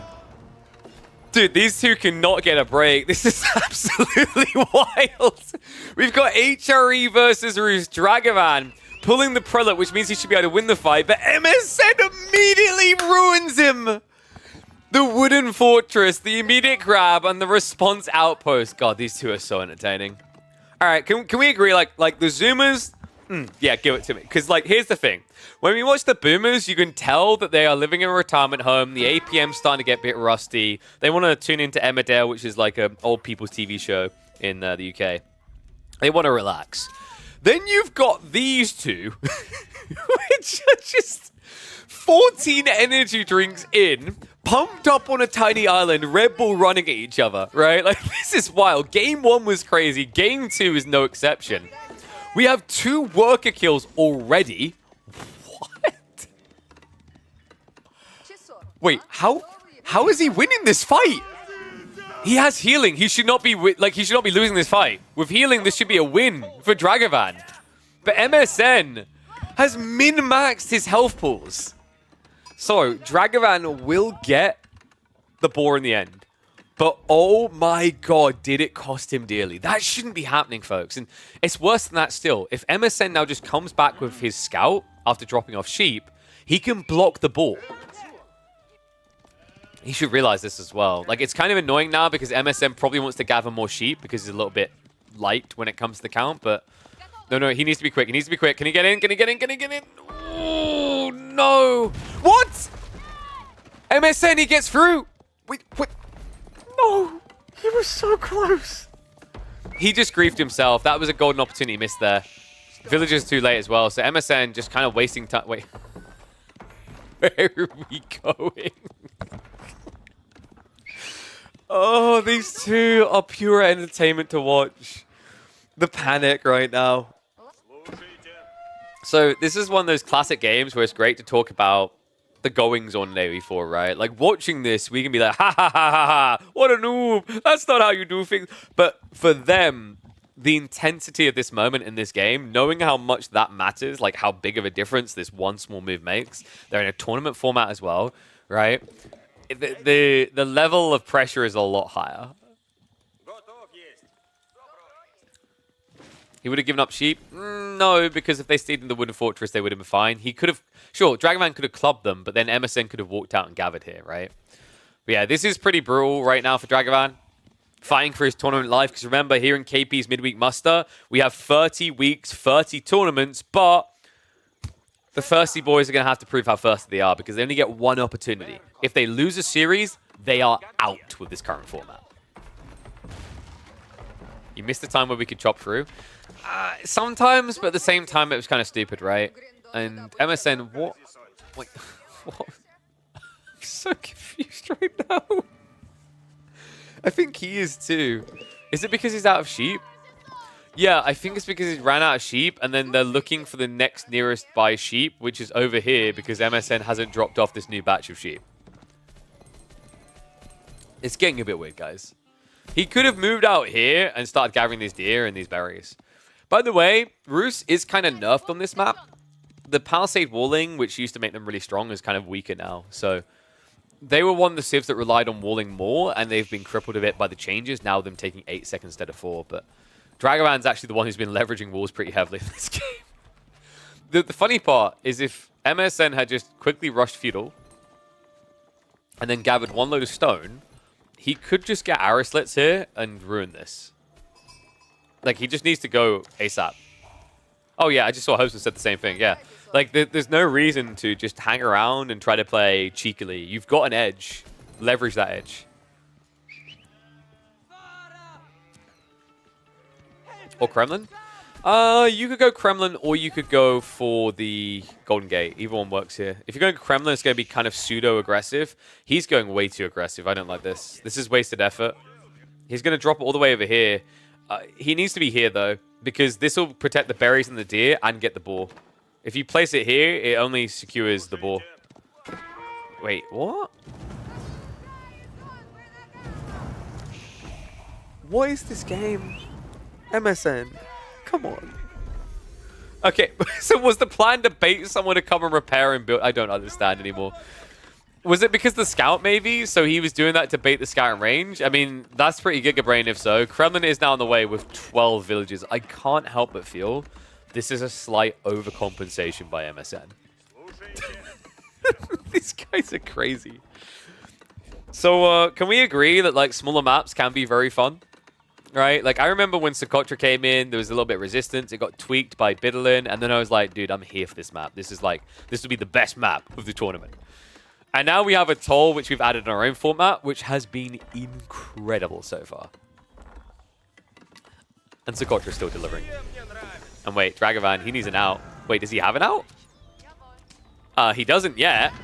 So he needs to be fast about this. Yeah, because exactly, they're going to torch through. So Dragan will escape to the other side. He got 1,000 of what was on offer here. There's so much obsession over boar. I don't know. I feel like we've gone past the point of it being worth it. Archery range now being dropped. MSN needs to be very efficient here. He doesn't have much food to work with. Actually, what MSN's kind of making a mistake with is he needs to be shoving with the scout. Get these deer in towards the Kremlin, and you're fine in this game. Oh, this is incredible. Why Dead Boar has ungarrison hotkey? Because it wants to eject from this. Wait. It wants to eject from this realm of existence. Look. Boar is very good. It's standing ground, even when off. I don't know what unknown activation does.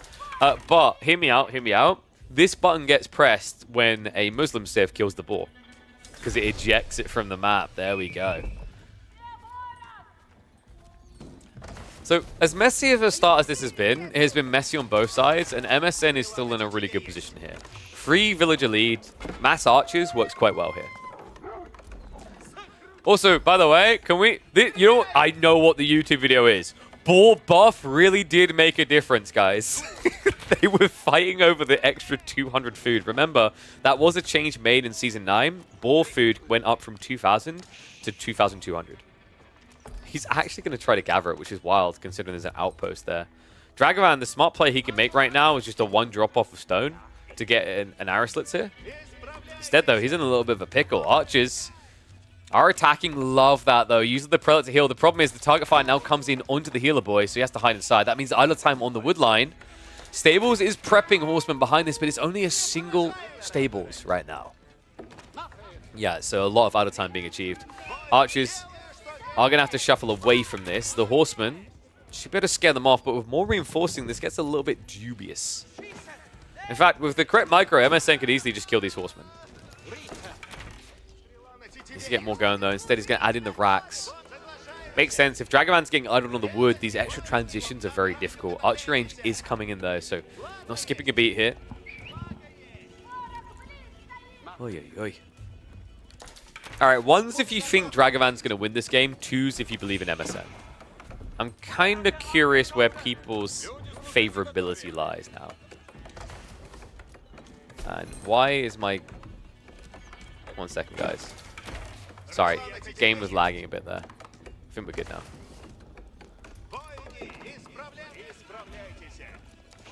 Has to be MSM, right?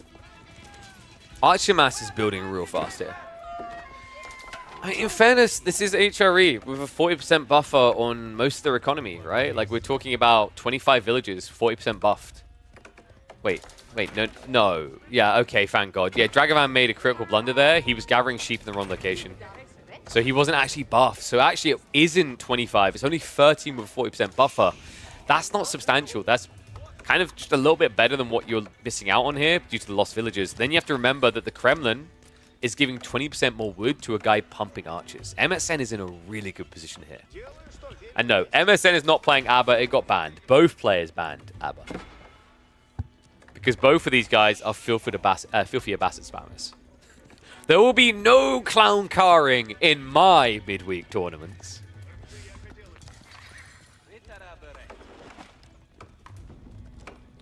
So farms this early, I mean, I get it. I think you just need to kind of thread the needle there, right? Use the remaining sheep before adding in farms. Make sure you bloat your count quick enough. Because these farms, they're great for more horsemen, but you need more archers right now. MSN is now safely and happily out on the deer. So actually gathering there. The boar is untouched, by the way. They just didn't bother in the end. All this effort for a completely unused boar. Oh, this is brilliant. I don't know. I think Dragon's okay, guys. Now that he's moved his gathering over to be underneath the Archon, and that's going to lead to more into the farms eventually. The problem for MSN is he's being a little bit too slow here. I'd understand if he was at least waiting for blacksmith tech, but he's forgotten it. And Dragon's getting it, which makes up for this difference, right? 17 versus 30 sounds scary until you realize the +1/+1.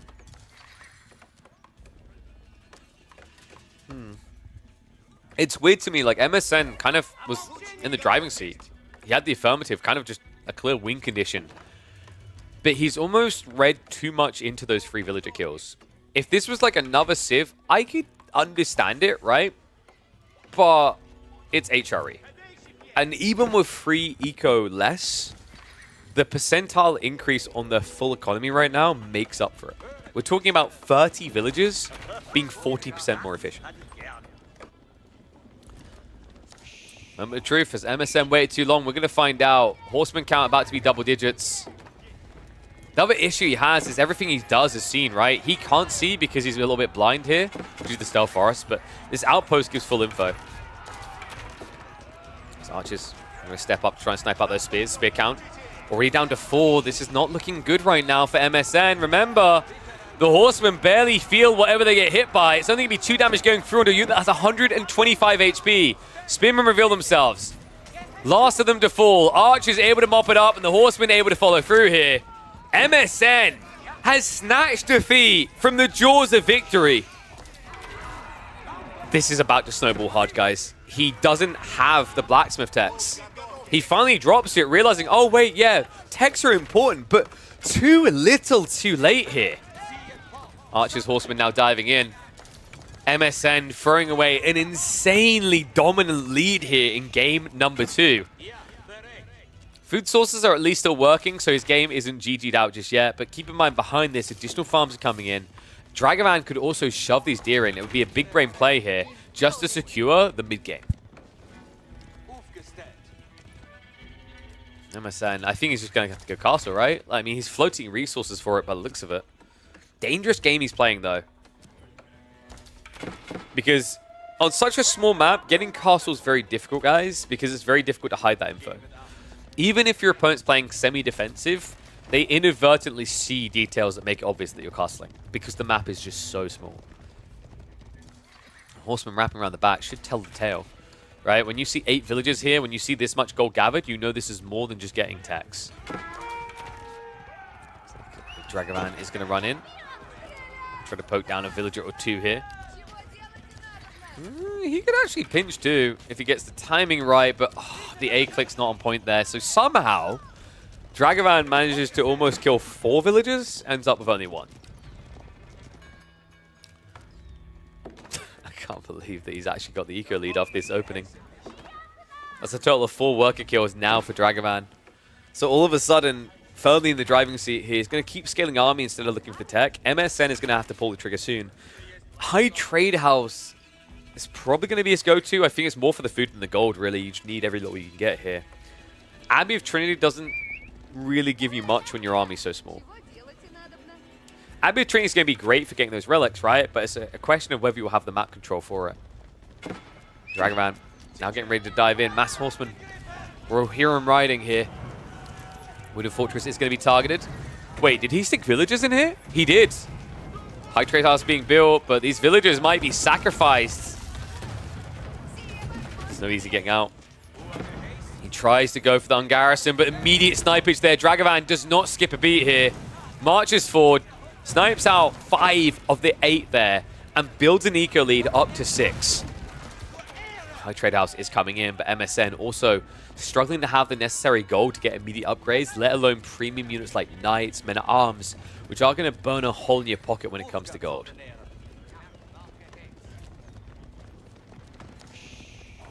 Walls are up, so Dragan, if he sees the tech up, he has choices, right? He can either try to dive in for additional damage, or he can now just complete the walling on the west side, tech himself. Because the problem is MSN doesn't really have an army that immediately punishes you upon Castle Age arriving.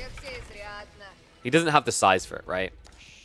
So instead, Dragan should be the one looking to punish him. I mean, dude, you just went age 3 and you're building Undermesh level 1. That kind of says everything it needs to about the current state of things. Arch is marching in. Remember, HRE just moves so damn fast here. Villagers also once again getting sniped. There's going to be a dive deeper. Looks like the villagers have already backed up from this area across to the berries, but that doesn't feel safe either. First Men at Arms coming out. A great unit to have, but not when you're in small numbers like this. First one is going to get sniped down.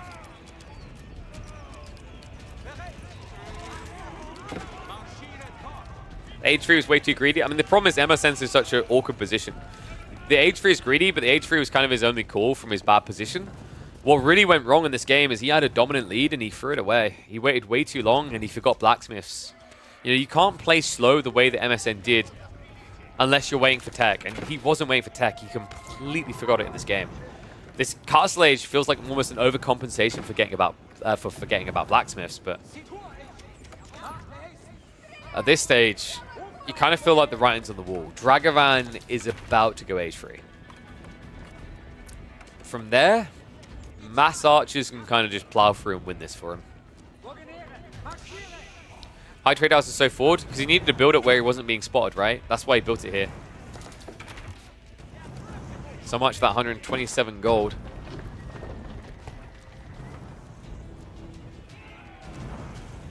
I think the age up gave him anything new. I think his plan was to try and blow archers and veterancy, because the whole point of he could have built knights that Nanayori's bringing up doesn't really fit on a map like this where you have limited food access. Knights bloats you up in a nice way when you can afford it, but it doesn't feel capable or efficient here. And yeah, like men-at-arms is the only thing I can think of, but like you need the archers as well. Regnit's now on the way. High Trade House is already down, so that's less gold to work with for MSN. Veterancy is now coming in, but this should be kind of obvious what's happening to MSN. The only reason your opponent would back up like this is because he's teching. So MSN needs to get those men-at-arms numbers up ASAP and find a way in. Difficult to do against Dragan though, right? Like when you're playing HRE, these archers move so quick, the men-at-arms typically get kited. That's why MAA can be a very difficult angle to try and take against Holy Roman Empires.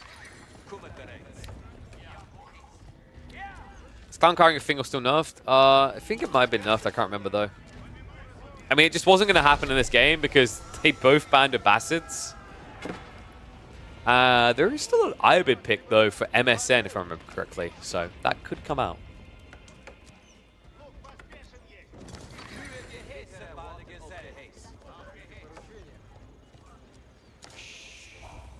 Thank you, Sis. Yeah, I think, okay, so they did implement that. Yeah, there's a slight delay now.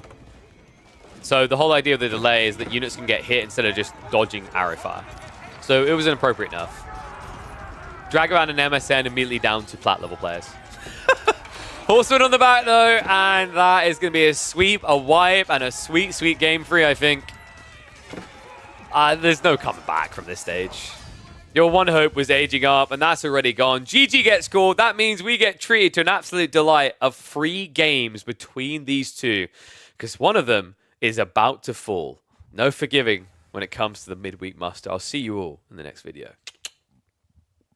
Oi, oi, oi. Alrighty then. So, uno lepes. God, alt tabbing out is really laggy with AoE for all of a sudden. I don't know what they've done with this patch. They changed something.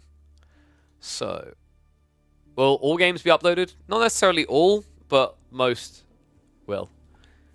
It will just take time. But yes, a lot of these games will get uploaded to YouTube. So, we wanted to update the map poll. Let's have a look here.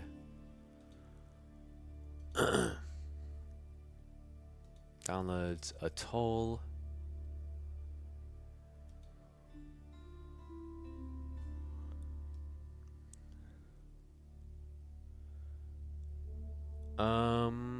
Cow, it doesn't seem to be working. I don't think Atoll is uploaded. I don't know why I can't upload it.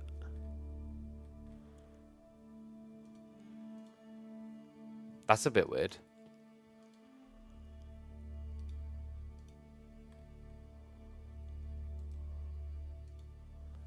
Holy crap, everything's laggy again. Why is lagging this so hard? Do you rename it atoll.png? It's called atoll by default, so it should be like fine. It just doesn't show. Yeah, it doesn't show. It's a bit weird. Anyway, game 2. So that was Roos versus Free. And it was a win for the right side. So we're 1-1.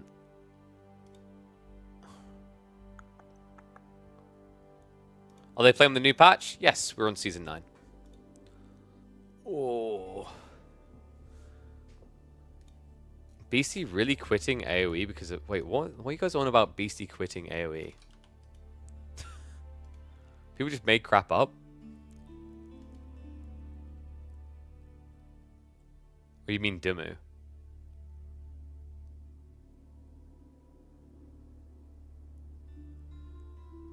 No, it's just that Beastie said if he didn't play it for a living, he'd stop. I don't know. I haven't seen the drama. Maybe I'll address it at another point. But we got games to do. So, let's get ready. Deciding game. We're probably looking at Ibids? No, Delhi versus Byzantines. Ooh. That makes sense, actually. The Byzantines kind of held Dragan hostage. Couldn't really play Ibids there. Let me pay out the points as well. Choose a prediction. So Dragan able to get the rub-a-dub-dub there. Doesn't like new Siege. I mean, dude, like, it's not going to be an immediate solution. The whole point is the changes to Siege is going to be getting it there, right? And I think I'm glad that they're at least trying new things. I'd rather players provide ideas of solutions than just cry that it sucks. You know what I mean? I've talked about this before, like difference between flaming and criticism, right? So I don't know if he provided criticism or what. Some things do need to change. Siege feels a little bit underwhelming. I think the biggest problem is like cavalry is too good in general. Archers especially, but also horsemen are too good now. So that needs to be readjusted. But overall, I'm a big fan of the attempted changes. Springles need to find a better value point. I think actually something cool they could do with Springles is like give a secondary mode for them where when they deploy, they do more bonus damage against infantry. But obviously, like when they're deployed, they're deployed. Kind of like trebuchets from AoE 2.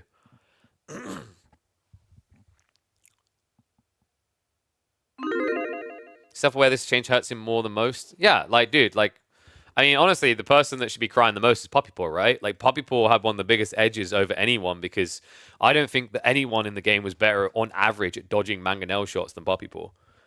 I lost count of the amount of times he would do miracle dodges and just completely take no damage, right? There are players that are going to be hurt by these changes, just like the clown carring. And what's up, Zaphras? Thank you very much for the bits, man. You absolute legend. Thank you, thank you. Glad you're enjoying it. Dude, I still don't know what's lagging my game up a bit. Hopefully it's not showing in the recordings. I'm really worried that it's going to show in the recordings and make things look bad. But hopefully not. It's almost like there's something on Windows that's running that shouldn't be. I just don't know what. Which is problematic.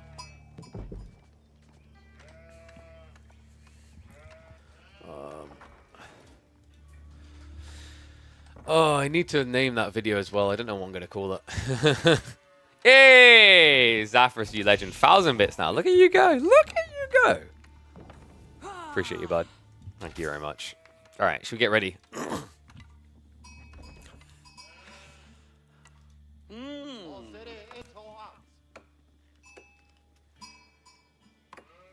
It's past their bedtime for these two kiddos in Age of Empires 4, but which one has to have their nappy changed and get tucked in while the other one gets to stay up watching 20 minutes more of Bluey?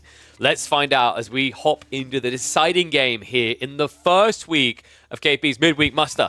We've got MSN playing on the Byzantines, going up against Dragan on the Delhi. No clown car shenanigans from either of these two, as Abbasas were banned on both sides. We actually have a full map. Two maps in this series have been quite claustrophobic, quite small, and they've led to quite the memery, but on a map like Cliffside, that memery is a little bit harder to come by. So kind of curious to see how these two are going to approach this. I do think Delhi can do quite well here, actually, especially now with the adjustments where they can play later ages, whereas before they were kind of pigeonholed into this feudal. Now, Delhi with the Dome of Faith build actually provide quite a lot of threat as the game goes on. Byzantines aren't completely disarmed, though. You guys may have been noticing that a lot of civs have been having issues addressing the elephants that Delhi have. I actually think Byzantines is one of the civs that's A-okay. And the reason is that typically with spears, to beat the elephants, you need movement speed. Teardrop shields give you enough movement speed with the drop shield to gap close. Question mark is whether we're going to get that deep into the game. Let me get predictions ready for you guys, because I know you're gambaholics. Wait, did we already put predictions up for this one? Oh, Tomb did. Thank you, man. Appreciate it. Not used to having someone come and do that. Look at that. Big shout out to Tomb. Both saw the predictions and also, of course, busy behind the scenes adminning the tournament. Sorry, are we making an argument that this is going to be an elephant showdown? Okay, now we're huffing the hopium. I don't think this game's going to go that deep. We'll have to see, though. Looking at the spawns, pretty good one actually for MSN to fast castle. Berries on the backside, gold really safe here. Obviously no secondary berries nearby. Dragan also has reasonable gold, forward tree line, maybe a bit vulnerable if Byzantines go longbows. But we've got an old school approach. Tower of Victory is coming through. I don't mind this. It kind of makes sense, right? I think Dome of Faith can work, but you give Byzantines a really strong attack point in the game. We've seen what happens with Byzantines. They reach 30 units quicker than almost any civ in the game. So like double Lombo with Horsemen really, really frustrating to deal with. I've even seen Delhi players get absolutely ruined by these like mass archer, mass lombo strats, which sound really dumb, but work because of the blob logic. In this game, though, I think MSN is more defensively oriented. We already have the outpost being built up on the berries. Yeah, this is very early. Kind of unnecessarily early. You are going to need this, but getting it this soon, you could have put these resources to better uses, I think. In fairness, it might be MSN worrying that he needs to have arrow slits ready as well, but even if that's on your mind, your opponent is still, like, what? 2 minutes away from reaching a base, right? Because he needs to complete the Tower of Victory, then he needs to put the archer range, then he needs to actually produce the archers.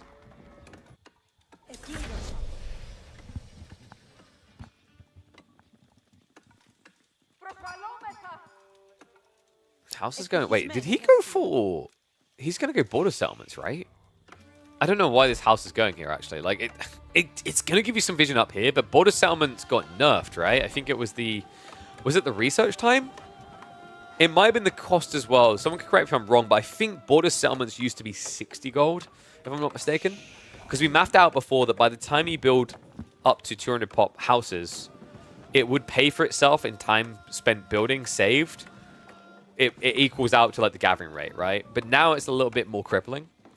I think it's the cost. Okay, maybe it's only the cost, but like I remember someone got nerfed with it because this used to be the bread and butter every game for Byzantines. Nowadays, Byzantine players just don't bother now in some of these games. I think because you got an outpost here, it's not really that high value. It might be nice to have this house seeing through here.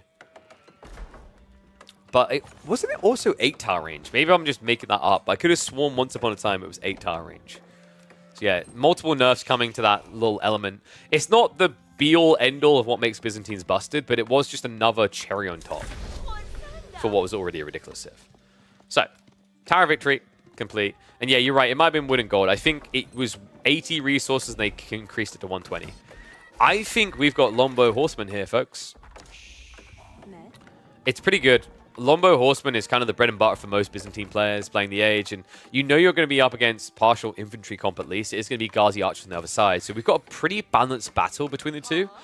The crux, the tough part for MSN is going to be scaling Lombos, because this is great initially with the Grand Winery. You get a lot of olive oil, but then you have to either transition groves or move out to these other berry bushes far out.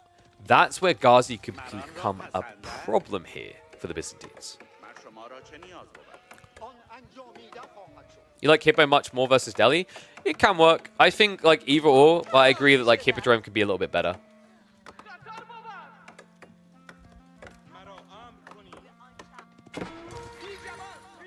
Scout is going to sniff on what's happening here. So your goal here is you want to get around the backside, see the first mercs coming out. Timing is actually pretty good for Dragan. We're 35 seconds out. We know it's Lombos, but remember, he doesn't. For some reason, and by the way, like they just need to do this. Either let me give you feedback, devs. Either put a little flag that pops up off the top of this building, or put a flag in the battleground here that shows the contract type on it. Make it clear, make it obvious. I don't know why in a game that's about countering, we still don't make that info known to a player before units come out, when it's too late to pre-counter.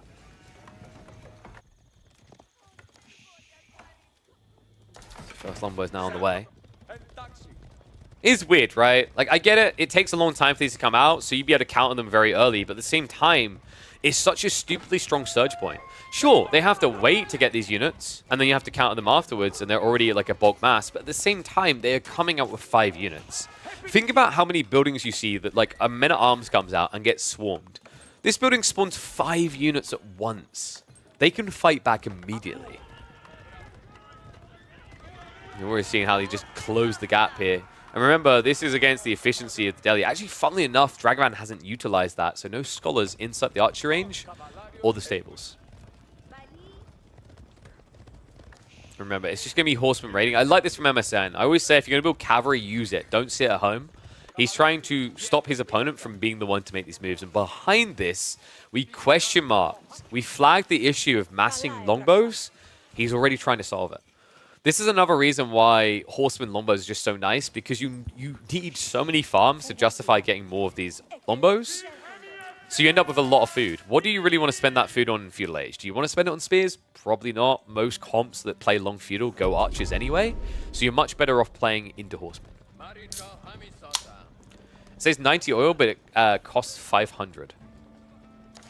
What do you want from me? That's because it's the correct one-to-one calculation of a Lombo is worth 90 resources. But the problem is, because of how good Lombos are, they had to slightly cripple them in terms of their cost. So yeah, not all units have the one-to-one ratio. Lombos not quite able to get that snipe on the Scholar. So good cap there by Dragan. Love this, the short walls. We talked about cliffside. It's all about these ramps and how you control this, right? So if you get the quick wall up in the center, this is why Delhi have always looked quite good on this map, is you kind of control the ebb and flow of the map. Your opponent would have to go around the flank while you go down the center. So I'm glad that MSN is addressing this now before the Archer Mass of Delhi gets too big. Looks like Dragan is going to posture aggressively defend this. MSN is only feigning aggro. Check the resources. He's going castle. Okay, this looks really scary for Dragan right now. Look at the mass. It's kind of crazy that the numbers are still this close when MSN is holding almost 2,000 resources in reserve. That's absurd. The one negative he's going to impact himself with here is he doesn't have Blacksmith, so no Steel Arrow, no Undermesh. It is going to give an opportunity for Dragan to counterattack here. The crazy part about what MSN has done is typically when you make this move, you lean Limitane because they're better for defending a counterattack. Horsemen are terrible at standing their ground here, so there is a risk that Dragan sniffs this out and attacks, but for now, the Norwegian isn't moving. The Golden Horn Tower is now in the way. How do you guys vote, by the way?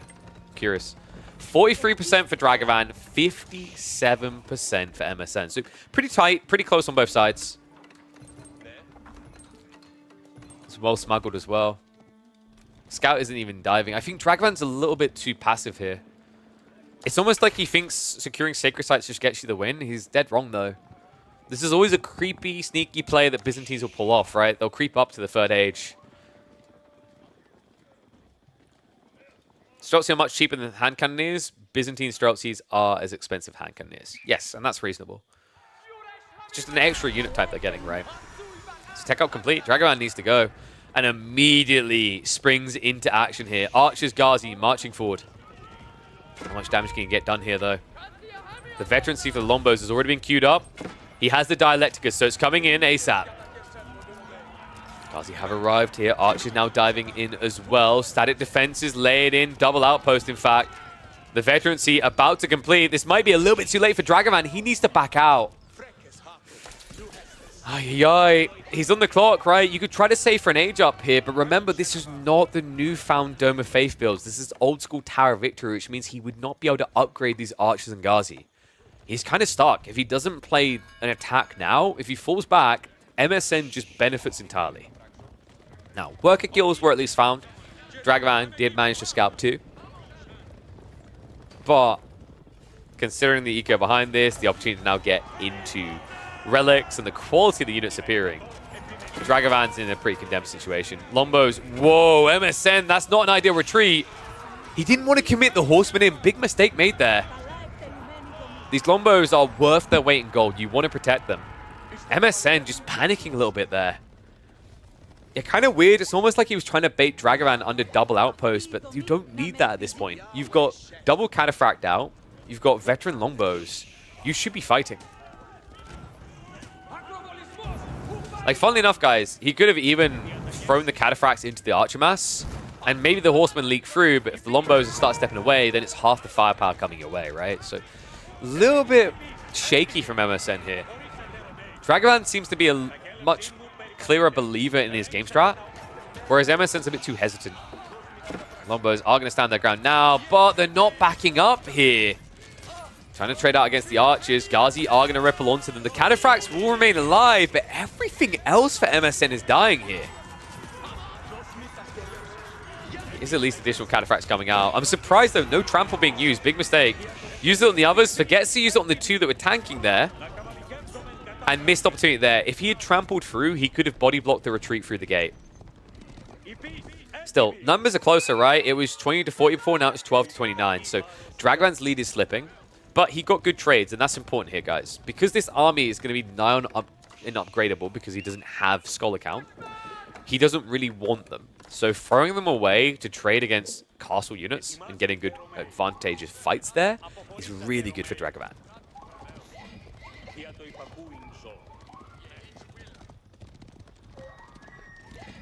Anathan, a big believer in the cataphracts. A lot of people have been hopping on board with this. He's going to now look to use them on the flank. Wraps around. House of Learning is about to complete, but dude, House of Learning. This is just rough. I mean, in this type of game, this feels brutal, right? Because you just don't have the Scholar count to see an immediate impact from these decks. It's going to take a while, so he's going to need another 3 minutes breathing room here. He could look to pick up some relics, though. In the meantime, Ghazi also going to pinch the backside here. That's what, 4 more worker kills? We're now up to 8 in total. Okay, MSN slipping again. I think Dragavan's just got a clearer killer instinct in these games. We kind of saw it in game number 2. The MSN took full control. And then there was kind of this weird question mark, right? This is happening again. From using abilities on the cataphracts to that attack near his olive groves. This little bit of hesitation, this slight hesitation is making the world of difference in this very close matchup. Dragavan starting to take control, right? These cataphracts heavily injured are becoming a liability. Just a big drain on food in a game where you just keep getting drained of villagers that are working on food. Ghazi Raid is coming back again. The outpost timing is going to be atrocious here. If Dragavan sees those villagers, if he dives in right now, that's -4 again. Looks like luckily for MSN, Dragavan takes a wider angle here. A little bit distracted elsewhere. Crossbows now getting added in. Did we forget that we have this building? I think we did. Ah, yes. The old school Canadian strategy. Forget Delhi upgrades and still win game. Yeah, Pegs is pretty good here. Remember, you're up against Lombos, so if you're able to edge out that difference, right, bring it from 2 range down to 1.5, it really does actually matter. These are really good crossbows as well, because something we're not used to seeing recently is this is a Tower Victory build. So that increased attack speed does affect them as well. Ghazi do finally jump in. Unfortunately, the Dragavan wasn't quicker. Hope he kind of reviews this, because that's like maybe like a little bit of a takeaway from here. Even when you win, you want to find ways to improve. This Ghazi raid should have been coming in much sooner. There was no reason to hold it in reserve. He should have at least been checking with the scout. So we'll get mopped up here by the Varangian guard. Meanwhile, down the center, a dive's coming in. Cataphracts are reaching deep. No spearmen really being committed to by Dragavan here. The veterancy is being queued up, but we are still a minute and a half away. The cannon numbers are starting to look good again for MSN. The military chart is even. If he gets a trample through here, which is now coming off cooldown, this could be big. MSN, does he realize it though? Tramples through, gets behind them, splits the formation. Crossbows are trying to counter him out here, but it's such a chunky unit to get through. In the meantime, the Lombos are able to gap close and start sniping that back line. So this is looking phenomenal right now. Dragavan, a lot of his army is crap he doesn't want, remember. About half of it is still archers. Landstech now arriving, and Dragavan, he looked like he was poised to take the victory here. But MSN is now starving him out in his base. What a turnaround. Unexpected as well, and it's about to get a lot worse. The Landstech! What happened here? Oh my god. Did he get seen? He knows. The cataphracts are snooping on it. What is going on in this corner? Everyone decided to slap the lube on and go for a pump techno 24-hour disco rave in the jungle. Dragavan's entire economy is on this screen. Cataphract is at least going to get cleared up.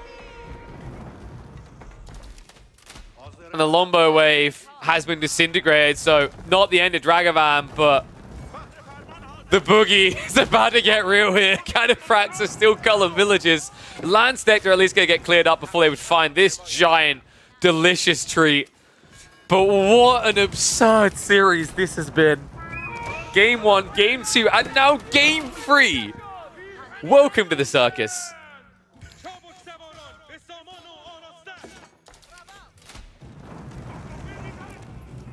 So many Varangian here as well.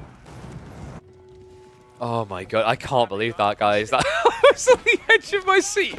He didn't even have textiles as Deli, right? So those Landsneck, like 3 swipes and they're all dead. Dragan are now diving in. Crossbow count is at least starting to scale a bit better now, but it's still underwhelming in the face of double the heavy unit comp on the other side. Cataphracts, remember, can easily just get beyond you and body block a retreat in these choke points. So if he just tramples through here, they can't retreat. Looks like he did already use them, but it just doesn't matter still. Dragan is being overwhelmed. He is being pummeled in his own base. And the problem now is MSN knows exactly where all of his economy is. Berserk gets activated just to wipe the defenders quicker. And I love the way he peels it right.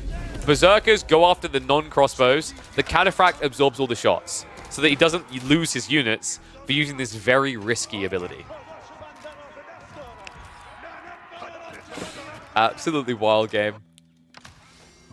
MSN is just like a dog with a bone, right? He's not going to let go now. Dragan is holding onto a lot of food. It just looks like he doesn't know what to do with it. Lol coming in, just so Emerson's like, hey, in case you didn't know, there are relics on this map. You might want to get them. Dragan just looks kind of hard stuck. I think he needs wood gathering because he needs additional production right now. He was at 1,200 food. He's at least expending it now, but it's coming out of the forward production buildings here, guys, which means you're immediately going to be hit up by MSN's army. Oh, what a crazy series, though. You know, in hindsight, looking back, where did this really go wrong? I think Dragan, he was on the verge of being in complete control of this game after MSN slipped with that tech up and then the way he tried to take the initial fight. But this tech choice into House of Learning doesn't really seem to have paid off, right? Doesn't really seem to have gotten him anything. I think maybe Compound Defender would have been better. Then you have an eventual recovery mechanism in building keeps that just doesn't exist now. Crossbows are at least wiping some of the strength of Rangian, but I think he knows now. MSN. What's the noise MSN used to make? I can't remember. With the IM service. Message received, and the message is, get the hell out of my game. Dragan trying to run away. There's already a Varangian wait for them up here. And at this point, even if they survive, you're talking about, once again, 30+ villagers just not working, not gathering, not getting you anything in this game. What the hell? Like, wait, I just came... Dude, I was out for a stroll. What are you all doing here? This is like when you play Mountain Blade and you're in your really good armor and you feel great. You're like, wow, I spent 50,000 gold in this. I can't die. But one land stack is all it takes. GG gets called. MSN will continue through to the round of 16. He will also benefit from an immediate invite back for week number 2. Dragan will have to get grinding on the ladder to get back for the second week of Midweek Muster. Yeah, you guys get where I was going with that, right? Have you ever played Mountain Blade and you've had that like situation where you got like the best armor, 50,000 gold pieces and whatever, and then you just run into a bunch of bandits that throw rocks at you and they somehow kill you? That was that Varangian, that poor guy. Okay, so I think next up, I think Myriad. So we can probably, so B and me and Mike are probably deep in their series, so we'll catch that in a little bit. We could watch Sass and sorry, B and me and Mike. Yeah, so we could watch either Sass and Myriad or Corvinus and Elyona. What do you think? Oh, we need to name those games as well.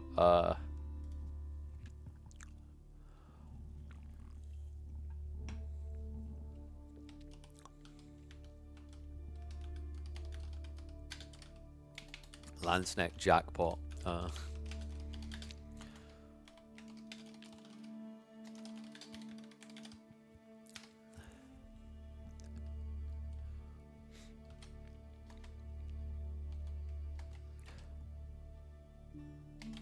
Elimination game turns into cat and mouse.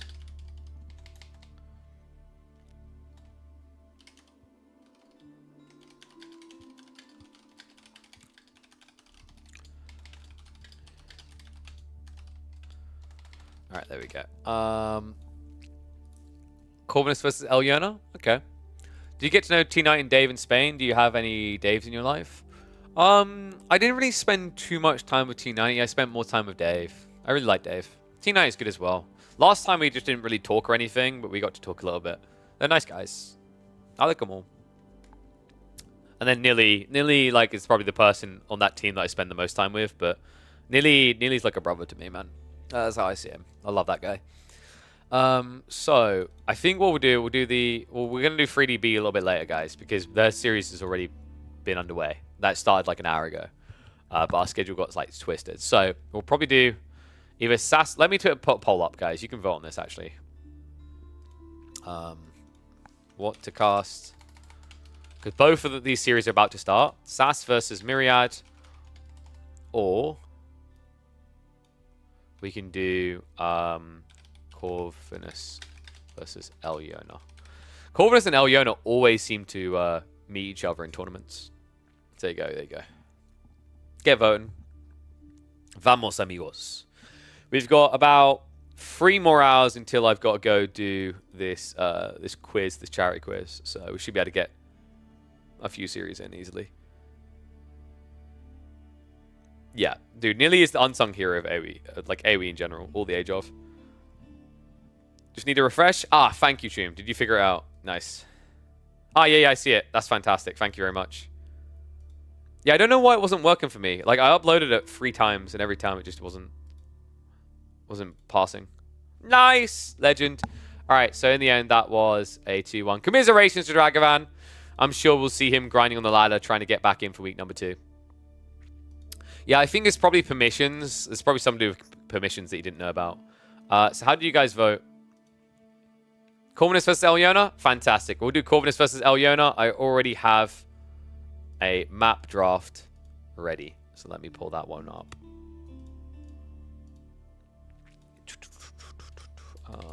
CM. AoE2 CM.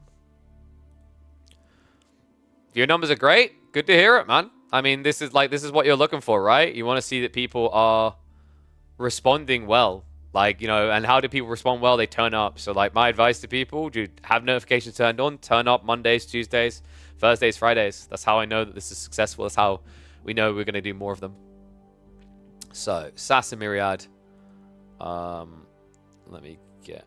Oh, sorry, not Sass and Myriad. Corvinus and... Oops.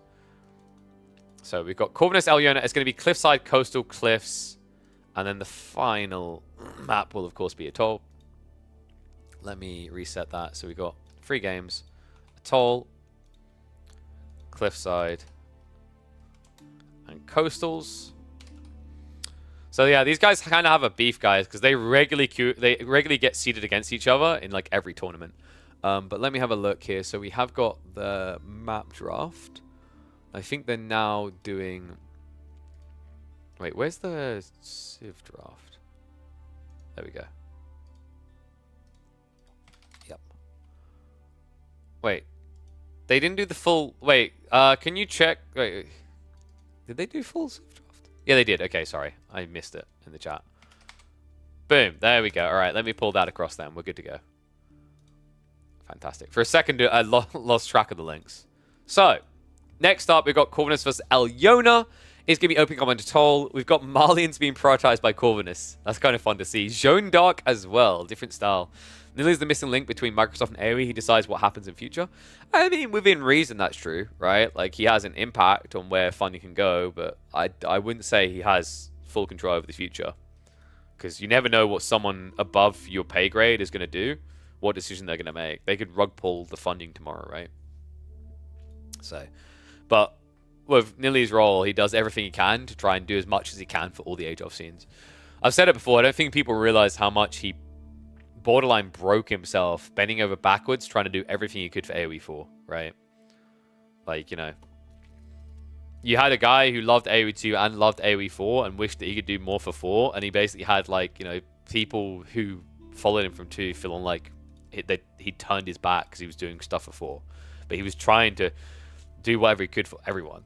Like, that guy's a hero, man. Absolute hero. Without him, this wouldn't be happening. I'll put it that simply. The midweek muster wouldn't be happening without Nilly.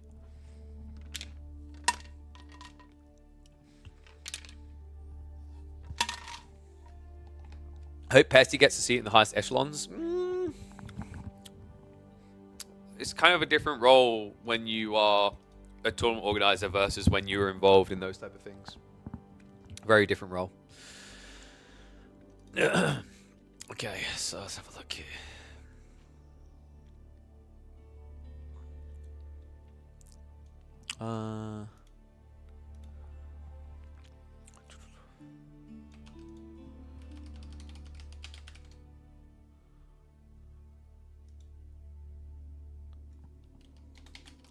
Sorry, I'm just trying to explain a street address.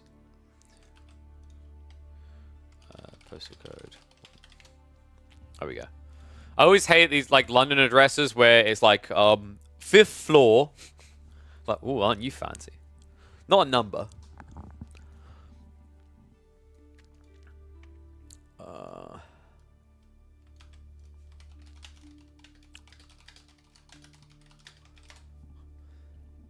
Alright, there we go. Oh, is it painkiller time? I probably should have had my painkillers. Maybe I wait a little bit longer? Maybe? Whatever. They're getting into game now anyway, so we can get underway. Yo! Sup, Snow TV? Thank you very much for the subscription, buddy. Welcome back to the Swarm. Or welcome to the Swarm. I think it's the first time.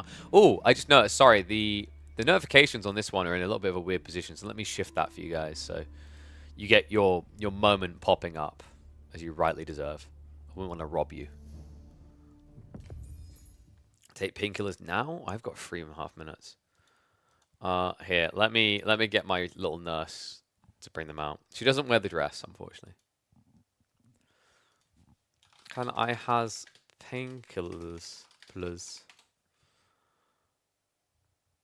Her. KP's PKs, that's true. I mean, you know, it does. What do you think, guys? A little more fashionable? It looks so depressingly bad. It's got a sock on. Oh, I almost look like a human being again like this, you know? I've hidden the shame of my injury. Round of 16, B vs MSN at 20 GMT today. Oh, I won't be able to cast that one, unfortunately. But I will catch up on that. Yeah, so I'm probably going to have to talk to my friend. So, like, because my friend, I've been helping him with his charity quizzes for over a year. We've been doing them. Wonderful guy. Basically, it's a pub quiz.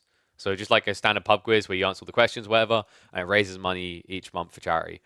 But considering now Fridays are going to be a really big push around the 32s, I might have to talk to him about stepping down from that, just because it's going to be difficult. Because I'll be missing out on a lot of games live. But like I said, guys, I'll catch up on them either way. So on Monday, we'll catch up on a lot of the other round of 16s, and then round of 32s and round of 16s. And then we'll probably be into live round of 8s, round of 4s for Monday, Tuesday. Bring the pub quiz into your AoE stream. I mean, in a way, we're going to be. Well, like, I'm hosting it tonight, so I'm going to raid through there at 7 p.m., which is in about 3 hours' time. MSNDK is the Marine Lord of 2025. Damn, that is a bold statement. You might be right. We'll have to see. Kids got moves. They're multiplying. But is he losing control? If, by the way, I have anyone who works with brands that are looking to sponsor events, we have 30 weeks of this. So, slide in my DMs. I'm also still looking for GPU, motherboard, and monitor sponsors for our upcoming PC build. We've actually got a lot of really cool sponsors on board already. I'll talk more about them in the coming weeks, but we've got some cool people we're partnering with to make a brand spanking new PC with a lot of the latest and greatest tech you can get your hands on. Oof.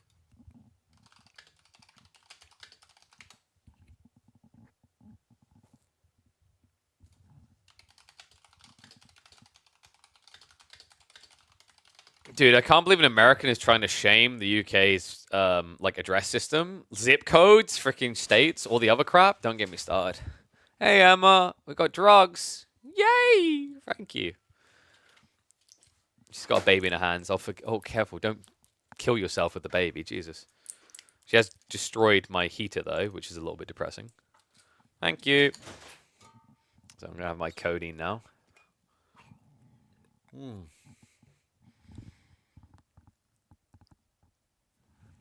very responsible, actually. I'm only having 15 milligrams of codeine. And then I'll pop my paracetamol. Oh.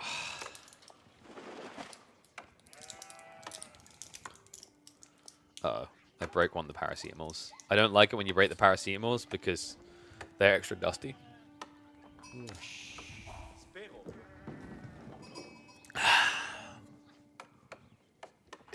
Alright. Just let me make a marker of when I had the drugs, and then we'll get into the cast. I'm a good boy. I waited like almost 6 hours. So 16, 15 on my codeine o'clock calendar.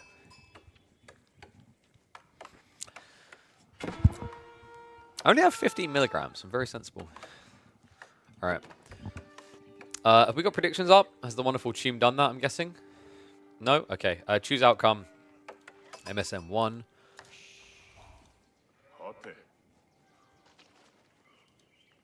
I forgive him for not doing it. All right, let me do the predictions now, and then we'll get into this. Who will win, Elyona or Corvinus? 2 minutes. Off you pop.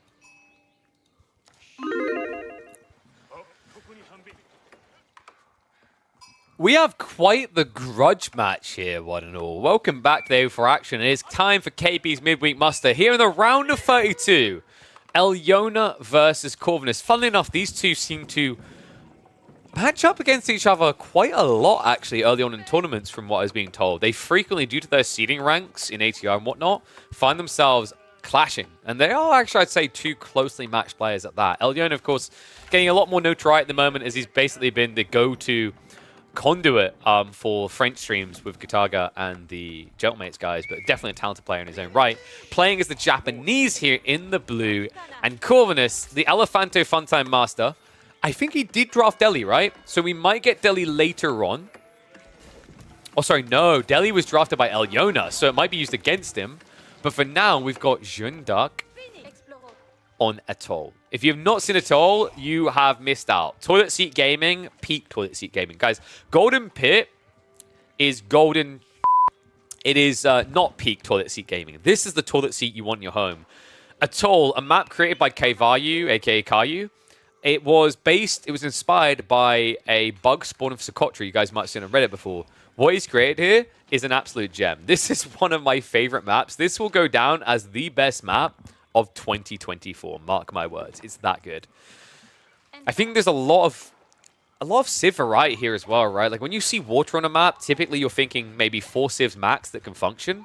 Even after this starts to get figured out, I think you're going to have a nice robust roster of at least 8 Civs that can work really well on this particular map. So, this one has been appearing a lot. Japan is going to be coming out. We're probably looking at Koka Township here just because there is loose buildings to attack.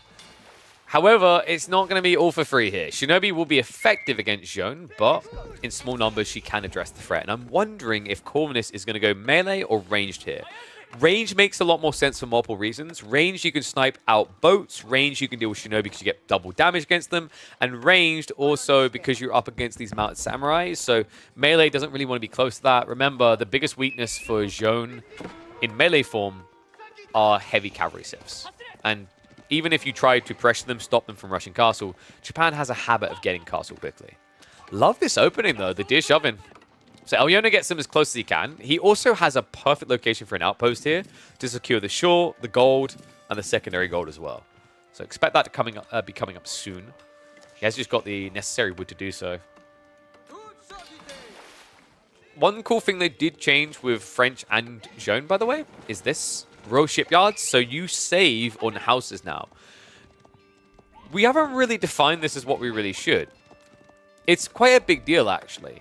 Because what you've done is you've essentially got the Ottomans' dock buff, right? Ottomans only pay 100 wood for their docks, and now you do too in a way, because yes, it's still 150 wood to build the dock itself.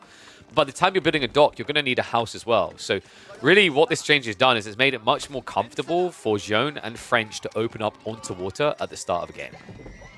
Nice griefing here. Alyona able to block a deer shove-in on the other side, for the majority anyway. Second dock is going to be on the way. This is cool though, because the berries are so close by, deer as well, you can actually drop off with your villagers here, right? So you save on the mill there.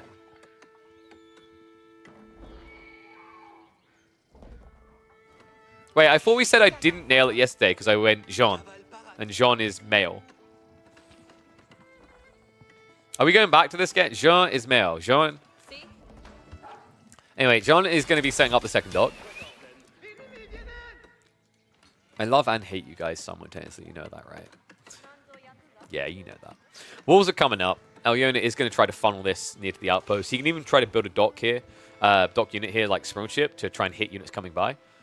Shinobi aren't terrible at dealing with knights, by the way. You just have to have enough of them. And it's quite feasible to have enough, right? Like, you're going to spend a premium, so free Shinobi to one knight feels pretty good here, because you can swarm them over well. That is a 240 to 300 resource exchange, but with good micro, you can get those Shinobi away. They never need to die. So, level 2 Jean in. Is John Dark? Are you sure that it's not Jimmy? It's Jian. Jian is coming. Outpost is already up, but no arrow slits. Alyona, what's going on here? Shinobi is on the way, but this is a big mistake. He's not noticing right now. He's distracted on the water. No way. Alyona. Big mistakes being made. 2 villagers down. Nothing gained in return. He even lost a Shinobi there. No, he didn't disconnect. It's that he's distracted because Corvus is wrecking his world on water. Fishing boats down. Alyona. He may get tapped out pre-10 minutes here. Absolutely brutal. Japanese are meant to have the edge with Shinobi attacking like this, but no, instead he kept them at home. He tried to defend. He tried to get that rebuttal attack, which can be strong if you react accordingly. But Alyona didn't. He didn't react at all. And a firm controlling position now for Corvinus in this game. JD will just go back to farm up the ball. Has at least now got the arrows that's coming in, so it'll be harder getting a second time, but Alyona needs to actually bolster himself here. He needs to actually get some fishing online. Because now we are seeing that fishing start to flourish at Corvinus. Sprung Ship is going to be coming through. 2 villagers are pulled to the front side. This is a little bit risky out of Corv. So one of the villagers a little bit too close. Whoops. Oh, 6 snipe by Alyona. Gets one of the villagers, can't get the second. Demo ship is here, but wait, what? We're not even moving. Well, that XP went to John, and that was a slow movement. Alyona. This is very unlike him. I've seen how this guy plays. He's very capable. I don't see him too often in water, but he's a very competent player. Like, he's been ranked in the top 50 before, right? This is a shaky performance out of him in the opening game. Corvinus is just doing a great job of unraveling the defensive plan here. Always finding kind of a small stutter of weakness. Demo ship able to finish off the dock, so Alyona now landlocked. And I don't think he has much food. Yeah, 8 sheep in total here. He did shove the deer in, but doesn't really feel that safe when an outpost just went up in your face. So what do you do from here? Other than go for game number 2. Because this is looking pretty brutal for Alyona. He's going to try to prep another dock, so we actually have him sneaking one on the east side. That's a cool idea if your opponent has got resources near the shoreline, but that's not the case in this game. So kind of a waste for Alyona to even bother with this. I mean, you could build enough boats to come around, but by the time you're there, like, what's the edge that Corvinus has got? It looks like the edge might be Castle Age. And no, the Shinobi done nothing. He got way too distracted here. It's going away very British there, wasn't I? He got well distracted in it, mate.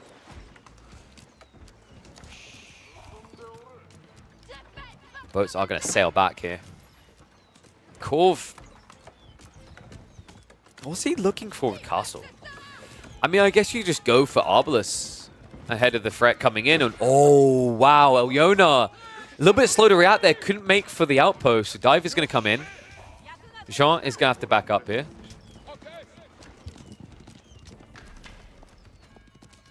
This has been very cost efficient for Corvinus, though.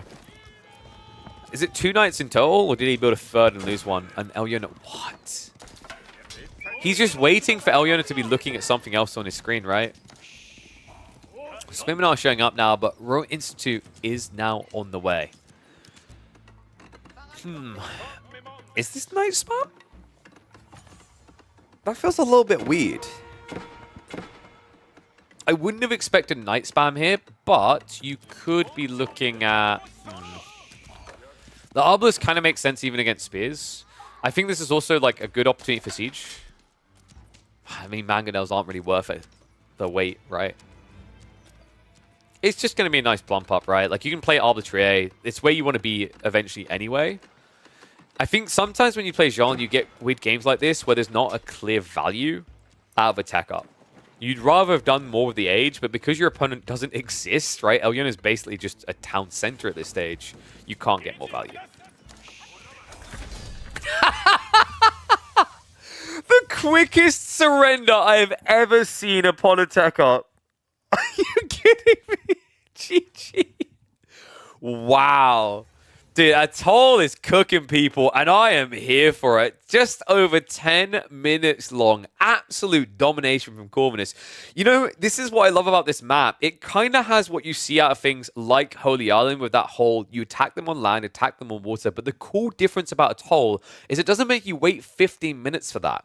It doesn't make you wait for them to both have 30 boats for it to happen. You are so confined and restricted on your food sources from water that every boat is worth its weight in gold. And that's the way it should be. Small skirmishes, an opportunity to sidestep into land instead, or even just play land from the get-go. Atoll is a map that's delivering, and these two, I mean, they just gave a pristine example. Sure, it's a quick game. It looks stompy at the end, but it's the way it got there that was so cool. Okay, that was that was a quick one. So, game one will be going to Corvinus. So we have a JD pick. Actually, both the J's, right? J and J. So we'll give a win to the left side there. Boom. Solves the water problem because it's a small map. It solves it on multiple levels because there's not like the food doesn't immediately give you value, right? I'm confused how we have a midweek muster on Friday because the games will play out across the midweek, right? Monday, Tuesday, Wednesday. And then grand finals is every week on Thursday. So there's your mustering into midweek. All right, so I think they might already be getting ready for game number 2.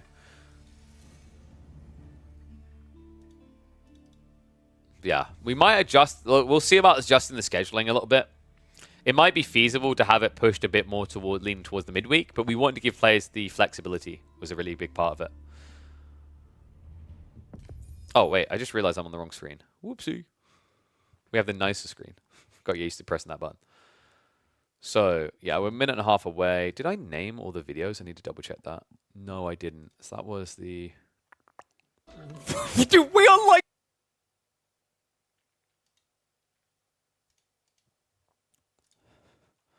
The most sweaty ball battle, I think.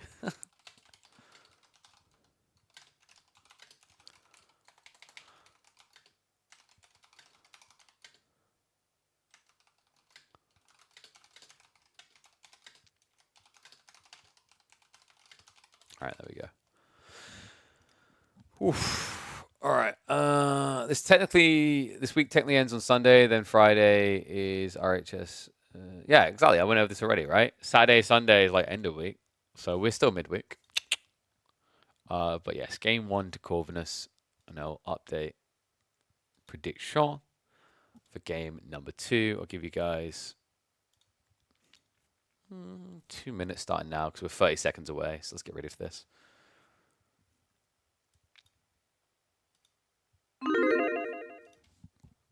Oh, man.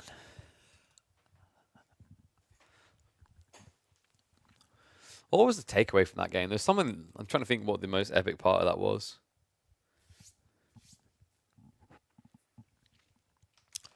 Jean has...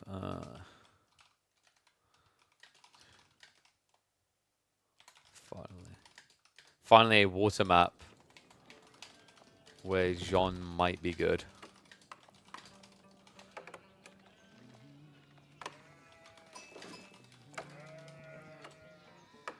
Alright. So, we are heading to Cliffside, okay. The week technically begins on Sunday. Not that it matters. Does it? I thought it technically begins on Monday. I don't know.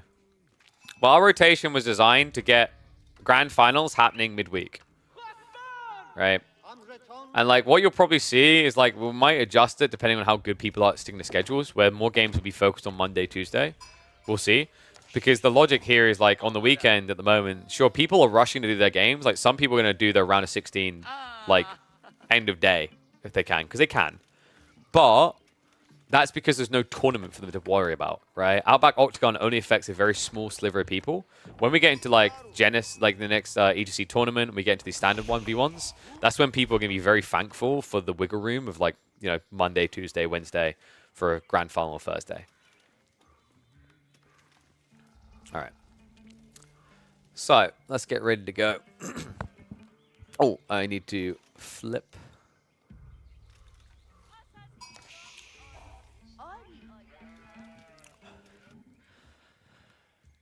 It always brings a smile to my face when we are in the first round of midweek muster and we're likely to keep getting free game series. One and all, welcome back to the AO4 Action. We are here for week number 1 of the midweek muster. Game number 2 of Corvinus on the Malians going up against Elyona on his signature Deli. One of his most comfortable civs and also a civ that is dominant in this matchup. So Corvinus had to suspect this was coming, right?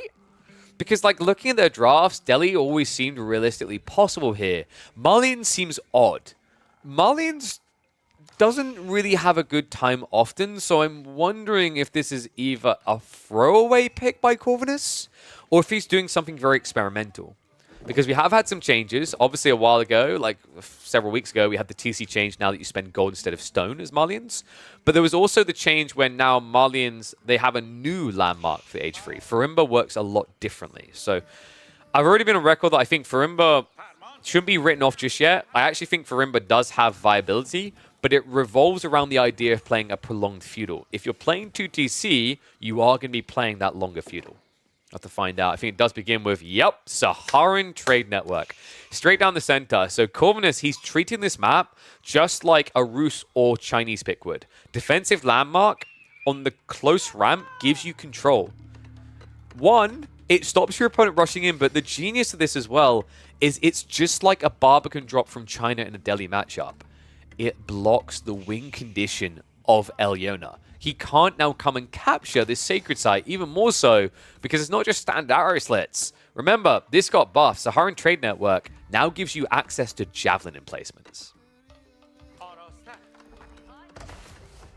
We got many predictions coming through? Dude, were predictions bugged again? I can't believe so few people were willing to predict you there. But Tower Victory is really old school from Elyona. It's kind of funny that we've had so many Doma Faiths, and weirdly enough, on this first like competitive action for Season 9, we're just seeing a lot of Tower Victory so far in the tournament. Farimba without second TC or trade feels weak economically, in my opinion. I don't think so. I think it only feels weak if you do it before, say, 17 minutes. If you're playing a long feudal, you're building an army. And remember, now with the way Farimba works, if you choose one of those Mansa units, like a Javelin is, all your existing Javelins will upgrade to the Mansa version. Same with the Musafadi. That was a significant buff and overhaul compared to the pup that makes it a lot better if you play a long feudal first. So Trade Network going up. Elyona does seem to be aware of it, but he's kind of locked in. He's so deep in the Tower Victory build, you couldn't even think about Dome of Faith instead. I don't think I like this. It's a bit of a tough one. I mean, Delhi can really easily beat Malians because of Ghazi, right? And then also you play Mass Archers even into Javelins. But this cool detail in this map, the Saharan Trade Network, I think is going to make his life a lot harder because usually it's pushed forward by the idea of Sacred Sites trickling gold, but also being that ticking time bomb towards a win condition that forces a Malian player to come out. Malians are most comfortable when they don't have to come out. When they get to sit at home and you have to attack them. Corvinus is going to get the benefit of that because the Sacred Sites are going to be hard to claim. What Elyona could do, theoretically, is bring 2 Scholars out, stick one here, and heal the one being attacked. That should buy him enough time with Piety to get the cap.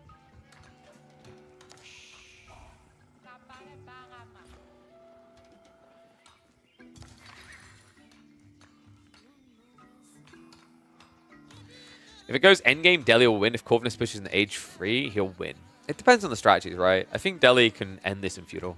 They usually do, right? That's been the domineering factor, but there we go. It is indeed going to be the 2 TC build from Corvinus. So second one now coming up. And the walls around the side are kind of peculiar here. Ambitious as well. Like, old patch, sure, this would have been great, but the timings are off now. And did Elyono just miss that entirely? Well, he's not going to miss it a second time, right? There's no way. Yeah, he knows. So that's a dead villager. I mean, you can't run away either. Even if you gate up here. Yeah, he's waiting on both sides. So one villager down. I mean, at least Corvinus has a second town center, but not the way you want to begin here. These walls are so difficult now, guys. Remember, they nerfed the time now. It's 8 seconds instead of 4. So old patch, that wall would have been complete. And only one Ghazi would have got through. I personally like that change, by the way. I don't know if some people are butthurt by that, but I think defensive play has been way too strong in AoE4 for way too long. So the wall nerf is actually wholly appropriate. You shouldn't just be able to casually wall the entire map, which is what Corvinus is essentially doing here, right? He's walking over and trying to wall this. This is half the map because he's got a Saharan trade network covering the rest. That's not okay. You shouldn't just be able to get that for free.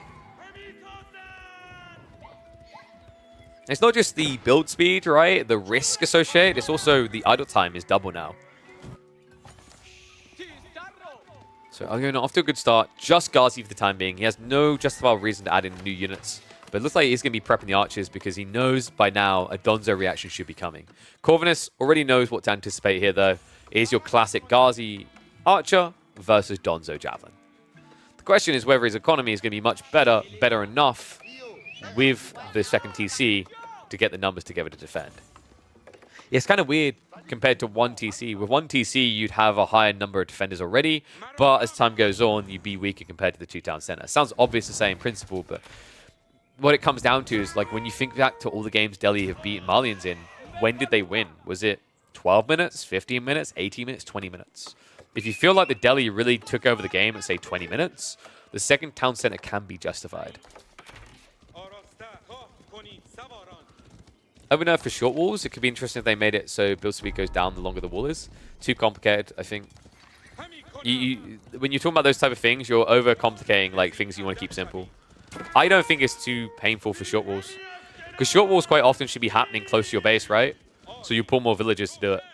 I am a big fan. I legit said to Winston when we were in Spain, Wallo, I think the wall change is one of the best changes they've made since the game came out. I rated that highly. What is this? Elyono just playing the Constrictor game. So he's going to try to go for a Sacred Site victory. Well, I'm surprised he's trying to contest this still. The Ghazi is at least creeping in on the villager, and he might even get the kill here.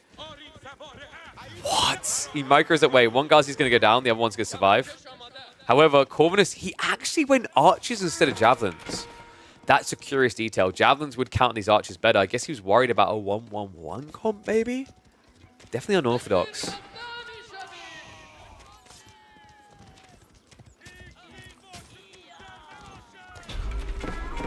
So the archers are going to at least overextend. So Elyono will get a good trade in the end. I'm still a bit flummoxed by the choice to go archers from Korf, though.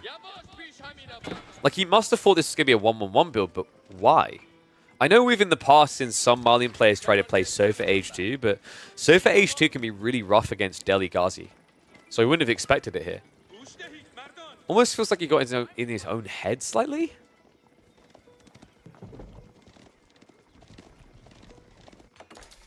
Looks like we are starting to get some stockpile, but you aren't rushing H3 here. He doesn't have the ranches up.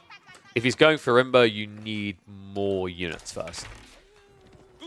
You could argue if the plan is Freeborn, then you don't actually need more units, but I actually think Freeborn is the worst choice in the Frimba. Javelin feels quite good. Mansa Musafadi scales really well. Freeborn to me is a weirdly situational unit, and I don't feel like the situation that it works for exists in 99% of games. Because most cases where you build it, you could just build javelins instead, right? It's a weird one. We'll see how it plays out. My feeling is like Freeborn is just going to be the most ignored option for Frimba builds. So, oh yeah, he did go for the early blacksmiths, right? Yeah, we have him prioritizing siege engineering, so he wants to break these walls fast. Do Freeborn counter heavy? So Freeborn are meant to counter range units, which is weird because that's what Javelins do. Freeborn have a lot of ranged armor. That's it. And they get bonus damage against ranged. They have decent movement speed, but like at the end of the day, why would you build them over Javelineers? The only upside they have is that Cavalry doesn't counter Freeborn the way that it counters Javelineers, right? That's the only positive.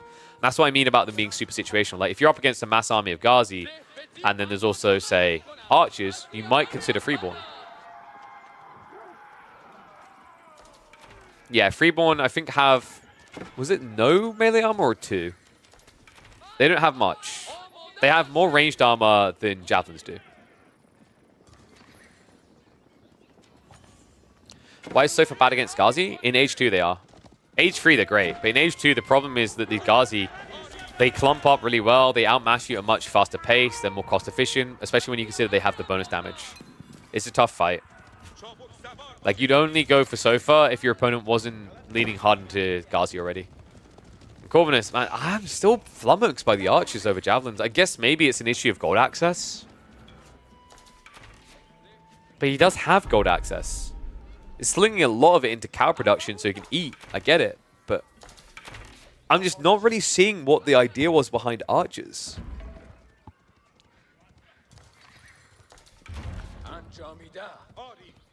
We're going to find out soon if they're meant to be the masterful defenders, because this is a unit that it does at least cost less than Javelins, but if the logic is you're meant to bloat numbers, I don't believe in it right now. 26 to 48 military. Now Yona is getting ready to start bunker busting. Corvinus, he's trying to go for Castle Age now. You can see it. This has to be Farimba, but he doesn't have anything that gets value from Farimba. This has to be Freeborn. This is the situation I talked about. You're against Ghazi archers. The question now is, can you get enough of them out before you're dead? House is being assaulted. Pit mine is going to be dropped. Corvinus is shifting away, so Farimba should be ready to go soon. Meanwhile, the oh, come on. So Elyona gets a free ticket on the front of your base because the entire army is chasing 4 units. And that's the full production. So if this is Freeborn, these Raxes can't go down. You need them. Freeborn wins against Horsemen. Yeah, against like Age 2 Horsemen, sure.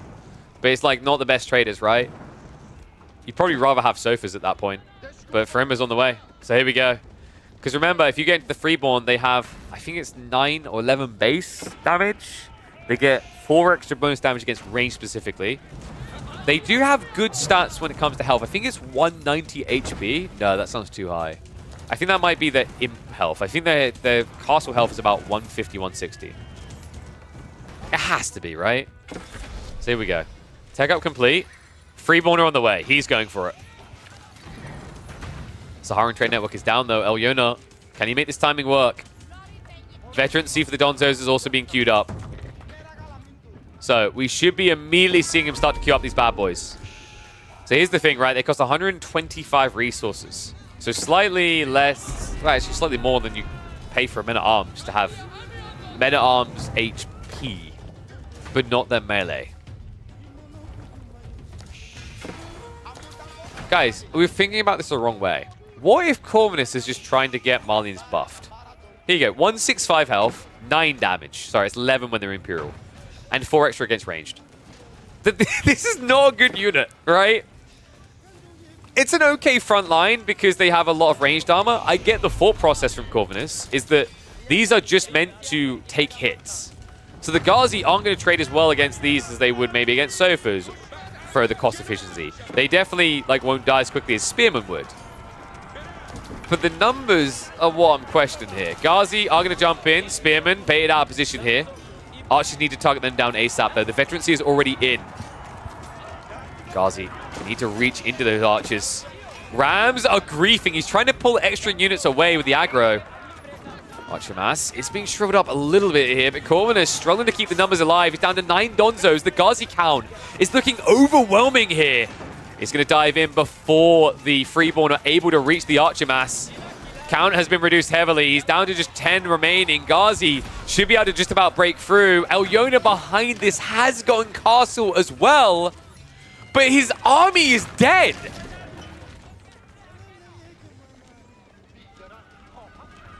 Oh my god. And you're right. Good eyeballs, Mahodo. Mahodo, one of the players playing in these weeklies. No +1. Elyona was so tunnel visioned on the siege engineering, he never got the other techs. And on top of that, he may have teched up, sure, but like, was this worth it versus going all in? Because your opponent now has a 20 villager lead on 2TC. And yes, you have access to elephants, but hear me out, guys. You know what's good against those elephants? Freeborn warriors.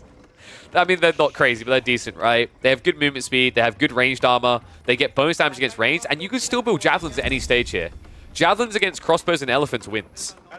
Dude, this is wild. I don't know if he's even going to do javelins, though. He's actually trying to prove me wrong here. I'm like, yeah, Freeborns are kind of socky. Probably need a buff. I don't know if I'd say this game was won by the Freeborns, though. I think Elyona whiffed his timing, right? He had good numbers, and he invested in an age up while fighting, instead of just all-inning. Like, this was Elyona screwing up his timing, not Freeborn being broken. Don't elephants melt Freeborn? We're going to find out. Because remember, like, yeah, war elephants would, but tower elephants no, right? Because tower elephants, there's a lot of ranged armor here, and this unit gets bonus damage against ranged. However, the bigger deal is if you just build javelins. Like, I actually think this is one of the hardest civs for Delhi to build elephants against, if they go javelins.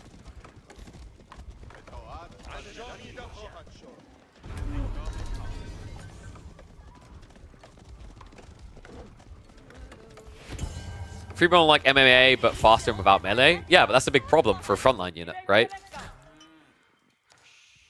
So what you just said to me, Julie, is this is a worse version of an HRE men-at-arms. In every perceivable way. Right? Because they even cost more. It's pretty brutal. So the reason why he's building crossbows is he's anticipating Sofa's transition. So yeah, I think like Elyona has realized the mistake he's made. He's switching into men-at-arms. That's forcing a Musafadi reaction, but if Elyona now just scales into war elephants, it's kind of GG. War elephants disintegrate melee. We've seen it before that war elephants delete entire spear lines. It's even easier against Musafadi because Musafadi get less bonus damage compared to spears. I think so anyway. Like, was it? It's like 30 something for spears. He still has one Donzo, so we can check the exact number if we can find him. I don't think we're going to find that one Donzo. Where is that one Donzo? He legit has one still alive. I don't know where he's put him. But yeah, you get a pretty healthy amount with the standard Musafadi, right? Like it's plus 15. But Donzo, I think, is like 31 at this stage. And also, Donzo would hold the initial javelins at a tower elephant. It's actually really weird to me that Corv isn't building Donzos. But javelins is fine. Like, he doesn't need the spears. Javelins will kill elephants. Because remember, these vetted up javs, look at the stats. They do 19 damage against a unit that's going to offset only 8 of that, right? So you get whittled down pretty easily. Maybe in landmarked out? Maybe. You might be right there. Forgot that he rebuilt that. That would make sense. That's how he's able to hull that javelin so far. He's been training his arm all these years. So we're getting deeper into the game. Elyona has got 5 relics. That does offset a lot of the craziness of like what's been happening with this 2TC build. He also has farms being set up on the edge of the map, far, far away. Still playing pocketed resources. We don't have ranches yet coming through from Corvinus. At this stage, it's kind of worth doing, right? It's just extra permanent economy.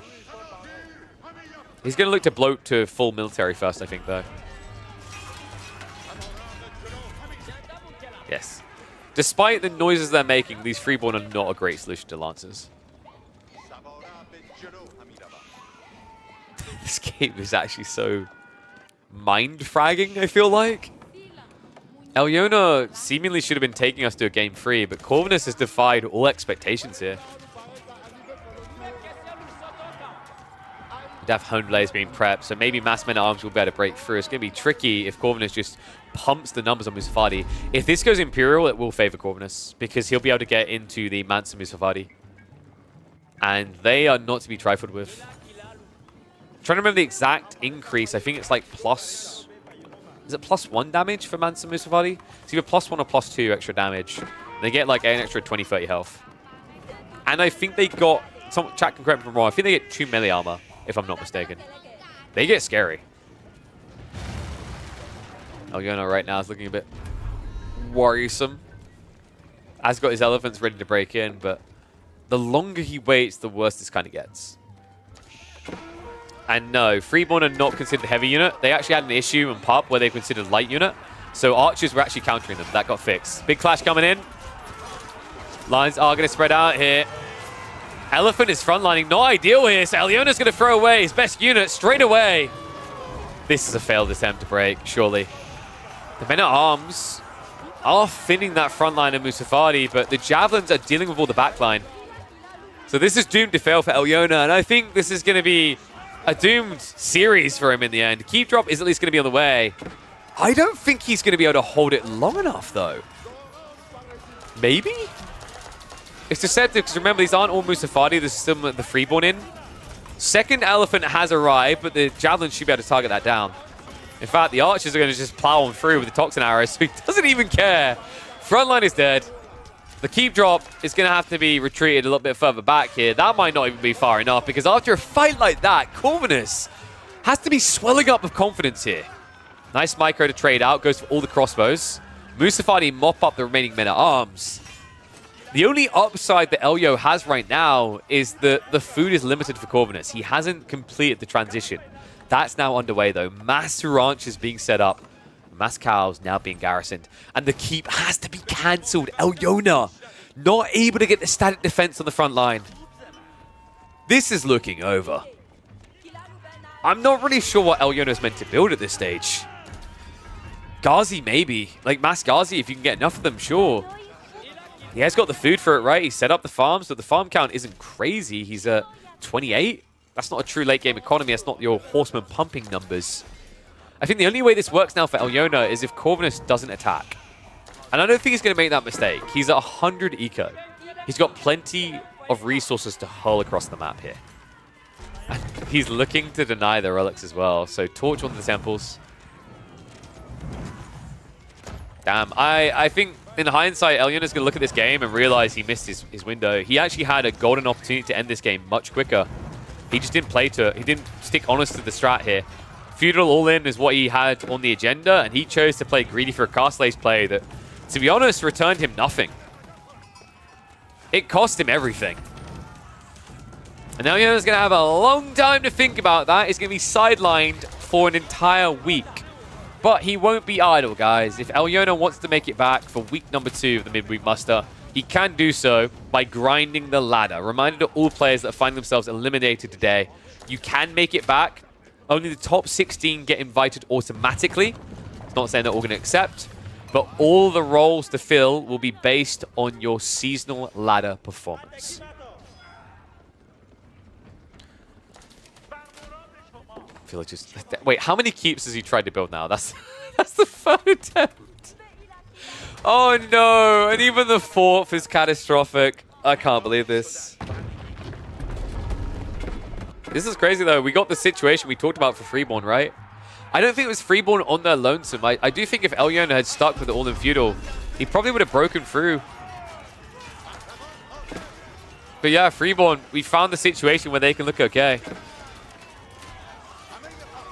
Not great here, but they've done enough. They frontline long enough. Like I said, when you're up against mass archers and you just need a meat shield, you know what? The other way to think of this is a little bit like scouts in Age 2, where their role for Malians is just a front line. They're just a meat shield. What's up, Capital GG? Thank you very much for the sub, buddy. Welcome to the Swarm. The Malian Swarm. Booga, booga, booga. GG. That's it. Corvinus 2-0 to head through to the round of 16. Let me know what you thought about this, guys. Do you think the Freeborn, did I downplay them? Do you think they're more valuable than I was giving them credit for? Or do you think it's still a weird unit that it can look okay, but there doesn't seem to be a situation in which they are the GG conversion point? Not to the degree that the other Mansa units would be.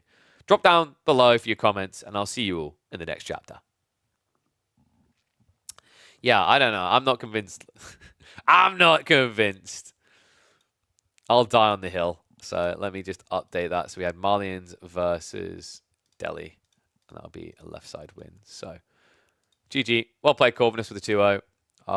That one.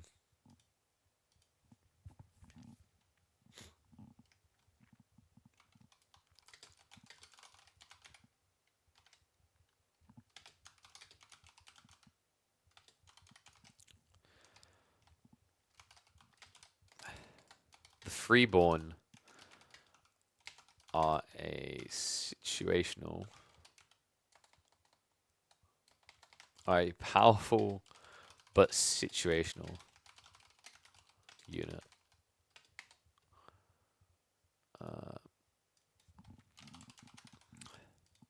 There we go. Solid BT unit? Yeah, that sounds about right. Oh, thank you, Capital. Keep those subs coming, guys. If you've got Prime subs, I do appreciate it. And also, you're getting plenty of opportunities to get ad-free viewing experiences. So, we could hop mid-series into... Ooh. I'm trying to think what series we do next, actually.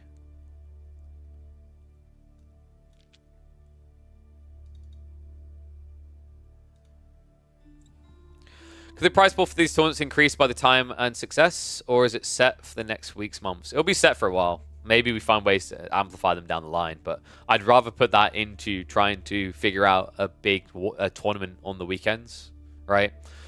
I don't think these need to be overbloated. I don't want to do that because I think one of the biggest mistakes of AOE4 is it came out and there was way too much money. And then we set an impossible to maintain standard, right? That was a problem. So there are a few series we could look into next, folks. We have got B versus Miyamika. We've got Sass versus Myriad. We've also got Dimu versus Ramen. And I think there is also things like CSO versus Trackor. Louis MT versus Red Darksider.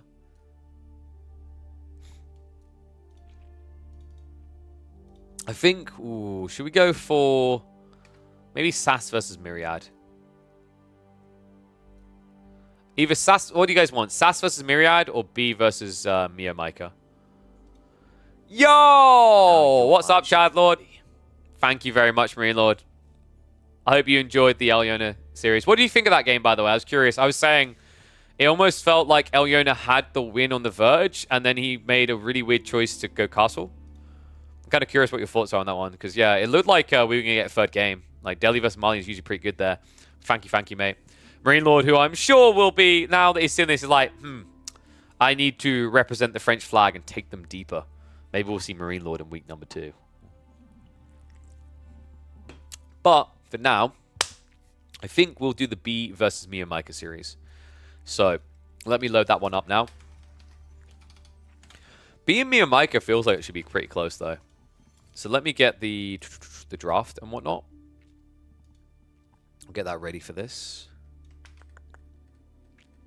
So we have got map draft. I'll load that bad boy in. So we're going to get Cliffside, Coastal Cliffs, and Atoll. And then we're going to have the BO3 draft. Let me load that bad boy in so I'll get this all updated for you guys. So we're going to have B versus Miyamika. We are going to have Atoll.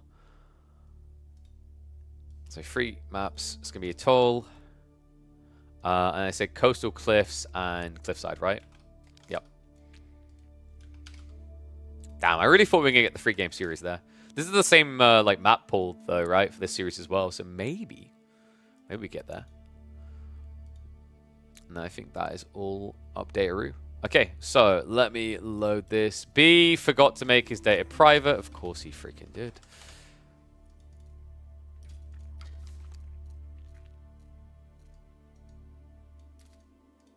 One second. What was Miyamika's name? He had that weird name, didn't he? I think he's been playing with Kyo, so I should be able to find him through Kyo's account. So hopefully... I don't know why B privates that account, because I'm pretty sure that account only ever gets used for thingy. So it is a little bit weird. Yeah. So, Vua Ao Lang. There we go. We had a game via this. So, Atoll game number 1. We're going to have Zhuji versus Chinese. Alright, so loading that bad boy up now. Whoop, whoop. And how many series have we done today so far, chat? Is it 4? 4 series done? We've still got 2 hours to go until I got to do the charity stream, so we might get like 2 more series or so. Big pog. Whew. I'd say this is proven to be quite successful. Where have I seen that match? I don't know, Emerson. I wonder, can they take your reward for Clownery today? Should we find out? Uh-oh, wrong scene. Look how clean it did. I'm still smiling at how good it looks. It hits different when it's your own tournament graphics. One and all, welcome back to Age of Empires 4 Action. My Age of Empires 4 Action. Midweek muster number 1. And we have got a banger for the round of 32. You wouldn't expect this. We've got 3D Clans B going up against one of the most known and notable names in Vietnam. Vua Ao Lang, a.k.a. Mio Micah of StarCraft fame. This is going to be a fun one. We kick off on Atoll for a Chinese mirror. Zhuji versus Chinese. We've seen this once today already, and oh my god, it was a crazy matchup. Curious to see what these two are going to be cooking with, because last time we saw this, it was a meditation garden into a counter Barbican play. Not sure if we're going to get the same here. There is a really high-value meditation garden right here if you drop it next to the berries and the gold. So you can get 75 gold and 36 food a minute, which is wild. Like the overlay? Thank you, thank you. Big shout out to Akame, who worked on that. Of course, big shout out to Chim. He's been doing all the admin work, shuffling around in the background. Couldn't do it without them. And then, of course, Nilly, my bro. Making this possible to get $9,000 together to put into weekly tournaments. It's no small amount. So, opening-wise, I'm expecting there's an opportunity here for Mio Micah to all-in Jugnu. And Mio Micah, if you guys remember, like, he was that type of player with Mongols. He loved playing mass archers. Kind of just, like, substitute and do it with Juke here, which feels really good because of how quickly you can get into them. Got to be a little bit careful because your opponent can mass horsemen. But that's where I think in this matchup, is usually kind of got an extra 1-up, where if they just play horsemen as well, with the Dali horses, they can beat you at mass. No fish? There is fish. Shoreline fish. This is probably going to be the best water map that AoE4 has. I do wholeheartedly believe that. Pure water, no, it doesn't catalog there. But hybrid and those type of things, yes. It's better than Holy Island. I'm sorry, I'm just going to say it. I don't think that's controversial. Yeah, you're right. If I was to put this on a tier list, this is a C tier. Wait, wait, no. I give it a U for ungraded. Boom, there we go. But yeah, toilet seat gaming is the way to go, guys. I like the fact that water is there, it has its value, but it isn't so overwhelmingly domineering that it's the only thing you can do. That's the problem with Holy Island. That's the problem with most water maps, is like, if you don't engage in the water, you die. Right? I could see people playing this map and playing a land rush. That's cool. And the goal that you're looking for when you're a map designer, when you try to create a hybrid map, is you want to have a balance of the two. Right? Yes, you want to have water play map viability, but you also want to have land play be an option. 4 Lakes good? I think 4 Lakes is drastically overrated. Am I gonna be pulled before a crowd and beheaded for that? I actually think 4 Lakes is not as good as people make out. 4 Lakes has some cool shenanigans for about like the first 8 minutes when you're trying to like sneak docks into the person's pond. But then it's just like safe resources and that's it. Right? That's my issue with it. Whoa! Dude, wait, Marine Lord doesn't like Atoll? Dude, this map is incredible. I swear to God, if this guy's like bring back Dry Arabia. Terrible map. Alright, well you can provide your feedback. It's going to be in a lot of tournaments, I think. This is the same guy who's like Delhi sucks. Just Kawasan, but worse. No. I think it has a lot more elegance to it than Kawasan. So, really slow early game. That's kind of to be expected here. I think this is always just the sad part about fishing, right? It's like, obviously you delay the fuel age, so nothing happens aggressively in the hyper early unless you're going for like a Dark Age Spiral in. That's true, Marine Lord. Like, if you want, you know, like, we're gonna need to see you play this map for you to give ideal feedback on Atoll. Until you've played it, you can't comment on whether the map is good or not. I like this more than Socotra, actually. Meditation Garden coming in, though. Oh, dude, I thought it was a safer one, but this is actually kind of better. Even more food here. He doesn't quite clip these ones. Yeah, I don't think he would have been able to get them all, but that's going to be, what? I want to say that... Is that 60 food? 60 food, 25 gold, and probably about 10 wood. Not bad. This map becomes Yuji versus Ayabib Fiesta only. Interesting take. We saw China already to beat Yuji. I think I've seen quite a lot of Japanese. I think as it develops, there's a lot more Civ you could play here, though. Because they have no... Wait. Oh, God. Wait, oh, sorry, Marine Lord. You can talk again in 5 minutes, mate. Anathan timed you out. So, just to clarify what Marine Lord was saying there, as you can see, he purged himself of all comments hating this map. He loves this map. He loves the fact that you're able to play Juju on it. Very good Civ, very balanced Civ. What Marine Lord was about to say is that he's just worried about small PP energy because he doesn't want to play Juji, and he's worried that actually Puppy Paws Juji was better, and that's why he had to steal it away from him in the draft of the World Law Grand Finals. Anyway, just ships are going out. Wait, I think I'm uploading this. In regards to this game, I'm uploading this video just for the banter with Marine Lord. Oh. Dominance on the water from Miyamika, though. B's in a tricky situation here. Triple Archer ship? This is unhinged gaming. What am I watching right now?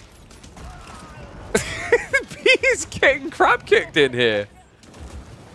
Oh my god. I'm going to like tune you here. Give the timeouts. 5 minutes each. I'm busy. Can't come to the phone right now. Damn, Miyamika is in an insanely dominant position right now. B did go for the Imperial Academy, so he can inflate his land eco a bit better at least. But fishing is just now free real estate. That's crazy. Mass archer ships.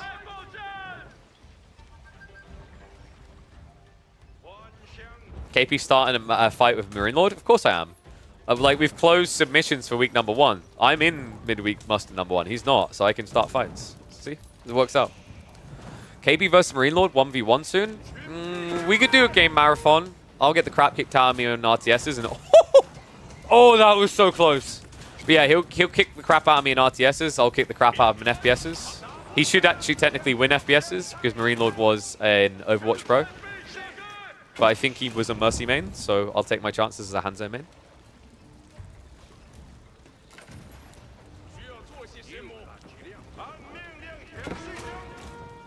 Chunks are back in action for B, but the Archer ship survived, man.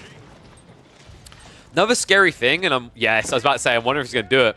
This map, sometimes the gold veins spawn a bit too close to the outer coast, so you can wrap around like this and block the gold as well. B, he's not reacting right now. He's not even getting the pings. Finally pulls back just in time. The health bars are starting to look ugly in the Chinese kingdom, though. Miyamika. Maybe he should have built Springald chips. I mean, no, I don't want to, like... I don't want to push him here, but it might have been useful. Against what he's facing here. Has got double demo at least. And he is ready to castle up. Now, are we going to get a Dragan here? Is he going to pick the wrong landmark? Is it Mount Lu time? Because we have seen that mistake once today. This should just be the classic playing to Shaolin monks. Miyamika does need to gather a bit more gold, though. Wait, what is... B? What? B? B? What? What? This isn't your base. I don't know why he's gathering fish here. Well, archer ships are going to arrive now. Wait, Miyamika didn't get enough gold, right? No, he's short. And B, he's now going to come in to starve him. Because Miyamika went too far away. Demo's in the wrong location. Sure, you can deny the dock, but who cares? You're being denied on the gold.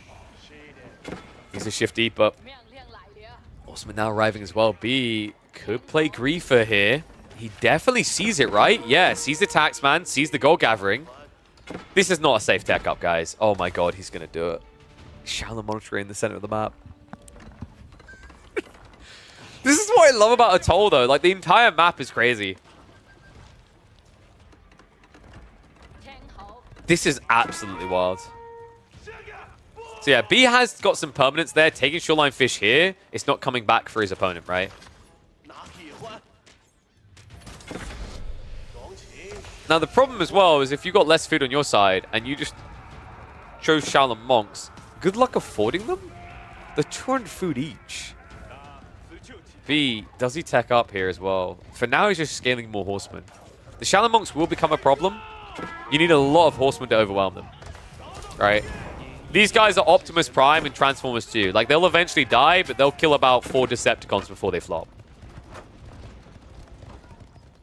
Villagers again. B, if he targets the right location here, not able to quite find it, but this is so uncomfortable. Oh my Gideon, this map. So Archer ships able to deny all the gold access. Central gold also denied. Sure, you get Shallow Monks, but you can't get anything else. And also on top of that, Michael, where is the food?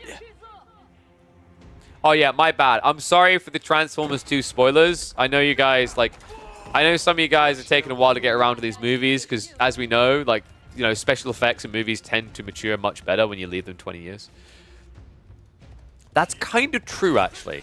If anyone's been back to watch Troy recently, tell me that having hundreds and hundreds of extras charging in formation doesn't look better than a green screen version. Right? Tell me Lord of the Rings effects don't look better than all the crap that's come out in the last, like, 8 years. Horseman. Can we jump in? Looks like going straight for the villages. Micah has pretty much gone full peasant rebellion here. 25 of them trying to attack back. In the meantime, B now has spears at his disposal. Horseman still harassing, and you can see the damage the archer ships done earlier. This is added up. Good lord. And this is now, what, a 10 eco lead for B? I mean, sure, Micah's an age ahead, but what is he doing with it? Ah, of course, mass monks. How could we forget? The ball boys are here. The problem is there's just too many spears. Remember, guys, Optimus Prime. He dies in that fight, in case you didn't know, and then later on they resurrect him, and that's kind of the whole gist of the movie, because the bad guy thinks he's safe because he only be killed by a Prime, but then he comes out of nowhere, he's like, oh no, you're still alive? I got bamboozled. Rips his head off and dies. Okay, I'm done screwing. I'm done spoiling. Monks are pretty much dead. I think this game is over. Mike has nothing. I'm sorry, was that too many spoilers? Was saying that Micah is definitely now losing this game too much of a spoiler too? I think that's a bit too obvious. He's at least gathering a little bit of food here on the deer, but the next wave is coming in, and it's Archer Spears. B doesn't actually need aged free for this. He can end it in 2. I mean, sure, the Monks survived a long time, and it would have been great if they had some assistance, but they just don't have any units behind them. Wait, why is he's getting herbal medicine with no units? No! Make it all stop! This is cursed. Hey, there's my boy. Thank you, Benny. Appreciate the raid, mate. I'm curious as to how the ramen series went. I'll probably check in on that one on Monday.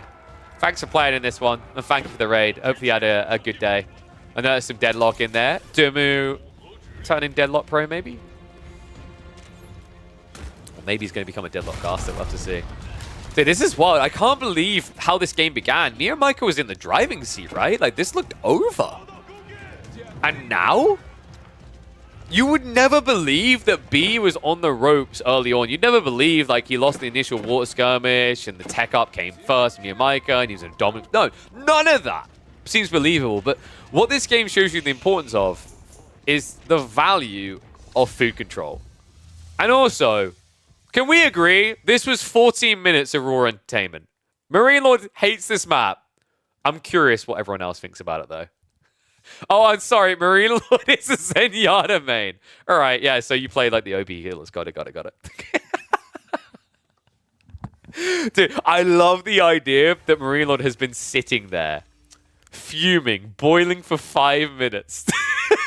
He put his stopwatch up. He's like, oui. Oh my god, there's so many timeouts that need to be done. All right. Crap, dude. How many? You guys have so many timeouts. It's ridiculous. I need more mods. Is what I need. So core AOE for 300 seconds / timeout. Yeah, you better make sure you like spell the names correctly, because I'm not looking for them. Yeah, someone spelled Jiggly wrong, I think. Oh wait, no. There we go. Bye Jiggly. I only do 5-minute timeouts. I'm not brutal. Zenyatta main tracks, most toxic. Yeah, dude, like, I mean, I don't know why you're flexing about that. You throw your balls out and then you press Q. I mean, come on. At least play the skillful healers. Play Baptiste. Actually, wait, Marino, you weren't playing when Baptiste was out, right? You were gone by then, I think. That was later. Why are you all, like, trying to just get rid of each other, by the way? Holy crap. You have a choice? I don't have a choice, man. He came out when you left. Got you. Yeah, dude, dude, Baptiste is, like, crazy. I mean, if your team has the coordination of a goldfish, you're not going to enjoy playing Baptiste, but, like, you place that crap well. Whew. You're going to try the game again soon, Marine Lord? They're bringing back 6v6. There might be a role for you. We might see Nevix return to the game. Have I timed out everyone? Oh my god. This is so toxic. Oh, sorry. Guts got like a bigger timeout. I can't revert that. Sorry, Guts. You got 10 minutes. Sorry, buddy. Yeah, so I actually thought Nevix was going to come to Deadlock. Nevix went to... Do you guys remember Nevix, by the way? He had like 3 accounts in the top 50 in the early seasons. So Nevix actually went to Marvel Rivals. I actually thought he was going to go Deadlock.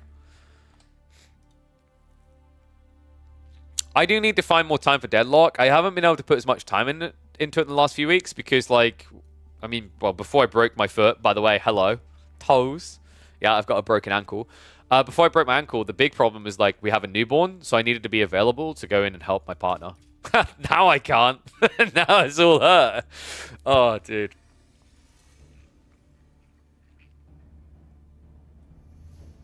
You were a Zen main. I mean, like, Zen was...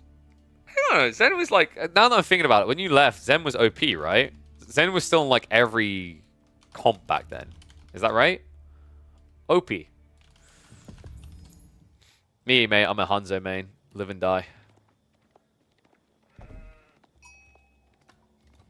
Did enjoy some good old Hanzo. All right, should we get ready for game number 2 of this best of 3? Oh, we need to quickly add in the win. So we had Chinese versus... Yeah, Zhuji 100%. By the way, after Marine Lord said that Zhuji's broken, so far they have a 100% lose rate on this map. True story. So we've got the win, and now we're hopping into Cliffside for game 2, which is going to be Mongols versus Abbasids. 3 timeouts haven't been done? What timeouts haven't been done? Do we just mod Blade and make it his responsibility? Oh, I see. We just got a bunch. Yeah, Chum's doing them. Thank you, Chum. Shout out to Chum. Overworked. Oh, what a legend. Oh, by the way, guys, if you are players looking to participate in these, you can sign up through to week 4 already, and I recommend doing it, just in case you forget later. Wait, you give him 5 seconds instead of 5 years? What's wrong with you? It's meant to be 5 minutes, mate. Yeah. French education system. I don't know what you're going to do, but... All right. Jesus. Oh, let me flip that score. That definitely ain't a point on the board for me and Micah. You can sign up as gold, and if there's not enough people, you'd be in. You don't. There's not a rank requirement. It's just we invite the 16 people to the next week based on... Because 16 will go through automatically. The other 16 are invited based on their ladder ranking. So it could be more than 16 people that we need to invite because some weeks, someone who made it through to round 16 might not want to play back-to-back weekends. Back-to-back weeks, rather, and that's absolutely fine. Like, I don't want players, by the way, to feel stressed to play every single week. That is the whole point of this, is it's something that you can do hop in and hop out of within reason, because obviously it's start to qualify at your own leisure. So open scheduling is also meant to make that a lot less stressful. I hope a lot of players like that. I mean, like Dumu comes to mind. I know Dumu isn't the biggest fan of like, you know, schedules that go 12 hours long on like a Saturday, right? He's got a family he wants to get to. So I think there's a lot of players that this will probably be quite nice for. And I also looked it up. We're actually not that far off like what ESL does for a region, right? For StarCraft. StarCraft's Open Cup is, I think, $400 per region, so $1,200 a week. I think we've done a pretty good job to have $300 on offer per week, given the competitive size comparison, right? That's pretty cool.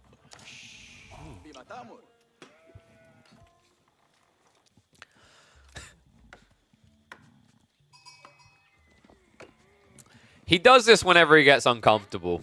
Micah and Mongols. It's honestly like bread and butter. It just goes together like water and wine. Wait, that's not right. Maybe if you're Jesus, it's going to have to be Jesus to pull out a miracle here because he's up against the OP Abbasids. That's right. This Civ just seems to be getting better and better. In the hands of B is a threat to be reckoned with. One and all, welcome back to the Midweek Muster. That's right. We are back for more. We have done, I think, 4 series already.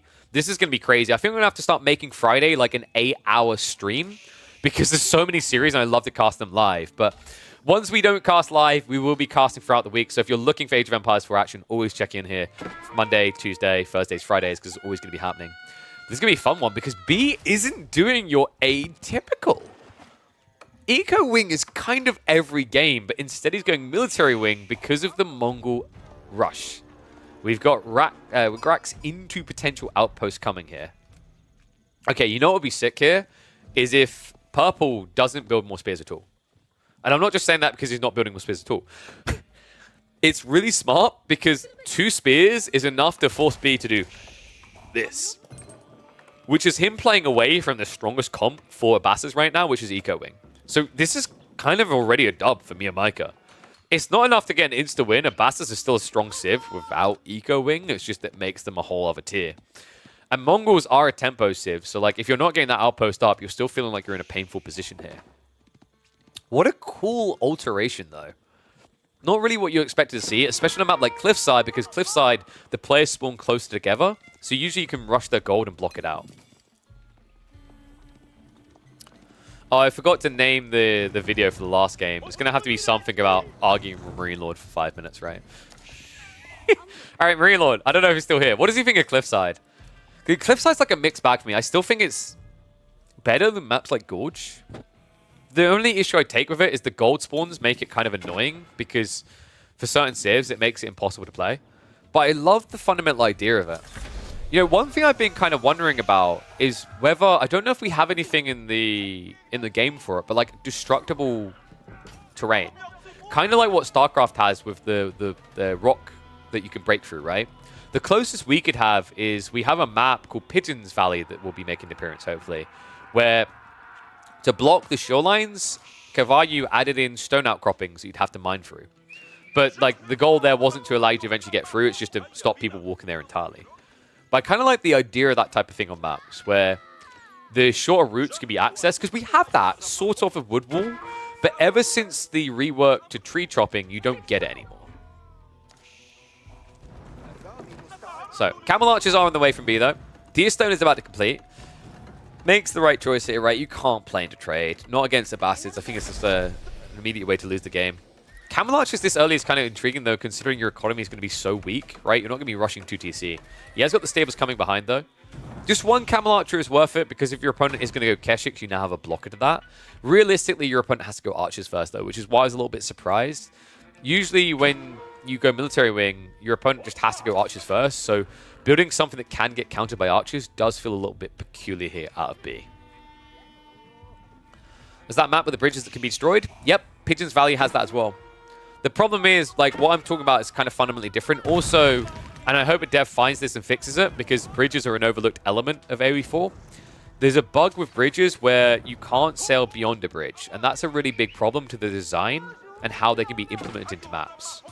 It's unfortunate, because what I wish for bridges in AoE4 is that they functioned a lot like what Command & Conquer has with Red Alert and Tiberian Sun, where you can deprive someone of an access point, and then they can repair it later to access it.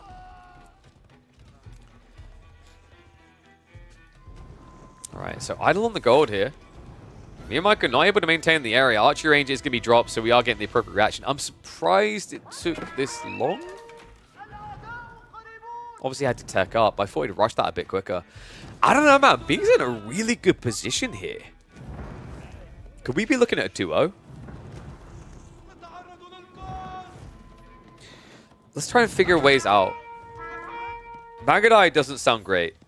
Not against Horsemen. I guess you can kind of kite them in your own base, so it's not terrible. You're probably thinking Keshix here, but Keshix, when there's already camels with the unease, is difficult to breach into. We're probably going to see mass archers and a more defensive format. But the problem in this game is Miyamaka doesn't have access to gold, which kind of leaves him flatlined, right? Like, if you don't have access to gold, you can't get Steeled Arrow. Meanwhile, B can rush under mesh and just kill you.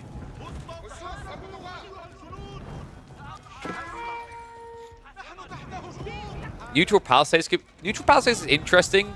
I'd have to check with my map creators as a way of like segregating the map, because I don't know how possible that is on a generated map. I know you can do it on a crafted map because we've actually hosted lobbies for crafted maps. I think there's one called the Mexican Border or something where it had a giant stone wall, right? If Trump discovered that map existed, he'd instantly start playing AoE 4. But I don't think it's feasible on generated maps. Okay, so Uvu gets taken down. So no double production either. I'm going to speed up this early game a little bit because it's a slow build, but the problem I'm seeing in this game is like, what is Miyamaka's out? He is at least getting Archer count together. B behind this is still on 1 TC. However, Miyamaka is low on food. So he's got the berries nearby, and berries are a lot better now for standard civs, right? But still doesn't compare to how good it is for things like the Bassets. Camel Archer Horsemen are going to dive in. Remember, Camel Archers get double damage against the spears. Archer count isn't high enough to instantly snipe them either, so good trade here. B does stand his ground. The Horsemen are going to get wiped, so Miyamaka able to hold on to that newly constructed Uvu. And B, a little bit greedy here. I don't think he needed this many Camel Archers. Yeah, B, I think, has been playing way too many team games for the Fields of Blood tournament because he's playing a Basses like you would in a 4v4 map. This mobility is still cool, but you don't need it to this degree. I didn't time you. Whoa, I did not time you out for 2. If I timed you out for 2 hours, you wouldn't be back talking already. There's someone like, I mean, if people want to stack timeouts on you now to prove a point, that's on them. I'm not suggesting the chat should come together to time out Guts several times in a row. What? Yeah, they should do that. Okay, so little ring of roses here. The good news, at least, of playing camels plus the horseman here is that Miyamaka is still dancing around reacting to you instead of diving towards your base now. So it does still have its merit there for B, but you see how expensive and slow this comp is to scale. Like, B has to have a better solution as time goes on, or Miyamaka is just going to Zerg him. Which is appropriate, because I think these were both Zerg players in StarCraft. I know B was Zerg. Can someone confirm? Miyamaka, he was Zerg too, right? If I was to break it down statistically, would we have a majority of Zerg players converting to AoE 4? Well, Dimmu was Terran.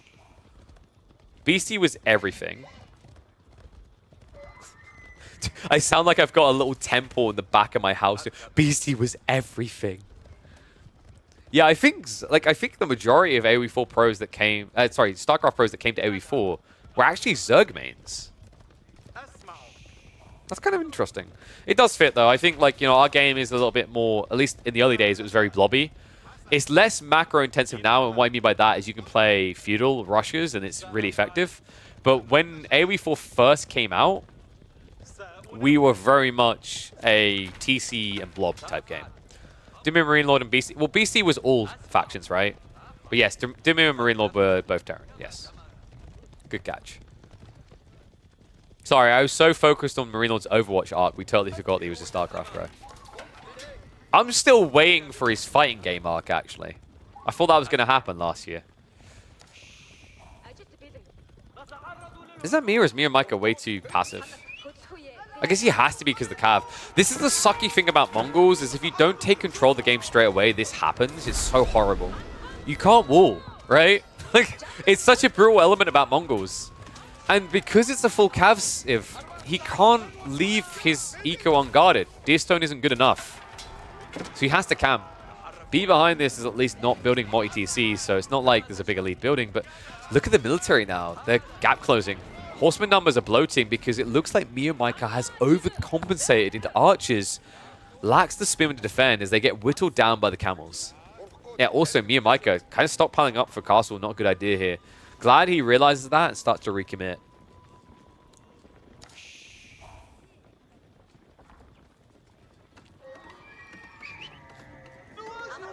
All right, ones if you think purple's going to take this, twos if you think orange is going to take it. I think it's still very close. The quality of B's army is definitely better. You can actually see that very clearly in the army value, good god.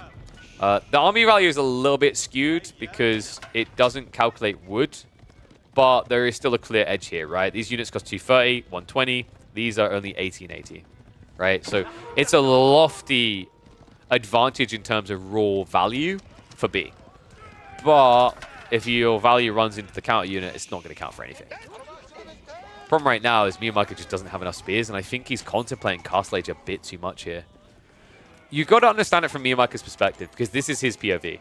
He doesn't know if B is 2TC, 3TC, Castle Age on the way. He has to react accordingly, so he needs to look for his next level up. If he saw the full picture, he would just blow army and send it. But this is the beauty of RTSs, right? You don't have that information. You can enter a cheat code to get it. But in tournament games, you will not have that information. You could open the stream and check, no, we're not going to do that. Well, the reason the income looks better for B is he's not getting harassed. He's not having to like idle out and then blob into one location. Like, this is at least better for me and Micah playing into deer and berries on top of each other. But before, he's kind of having to move one by one. Like, if he tries to split his eco into two locations, he's going to get culled. Meanwhile, for B, he can gather the gold here, the wood here, the food on the back. He doesn't need to leave anything at home to defend it.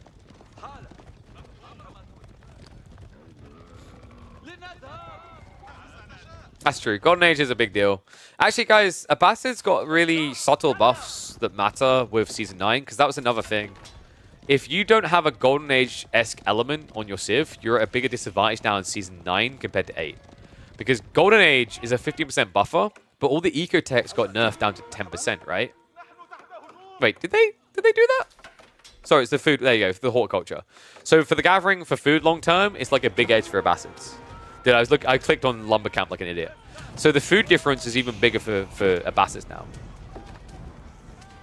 Whether it's enough to matter, we'll have to see, but it's definitely an intriguing little detail that might start to rear its ugly head, considering we've seen trends towards camels already, and I think late game is going to be much more horseman heavy.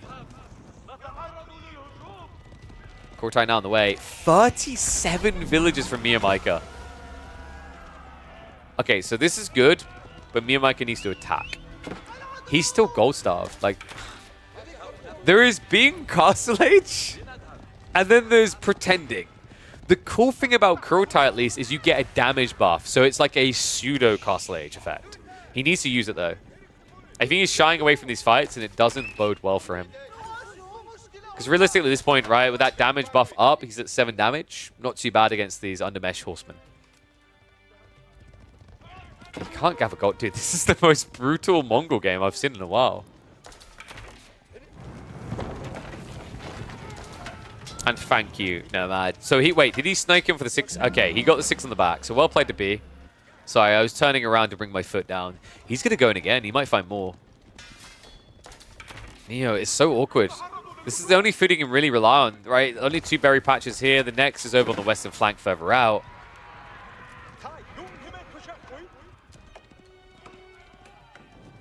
The weird part is like B could have just kept extending in this age, and I think he could have won, but he's prepping for tech.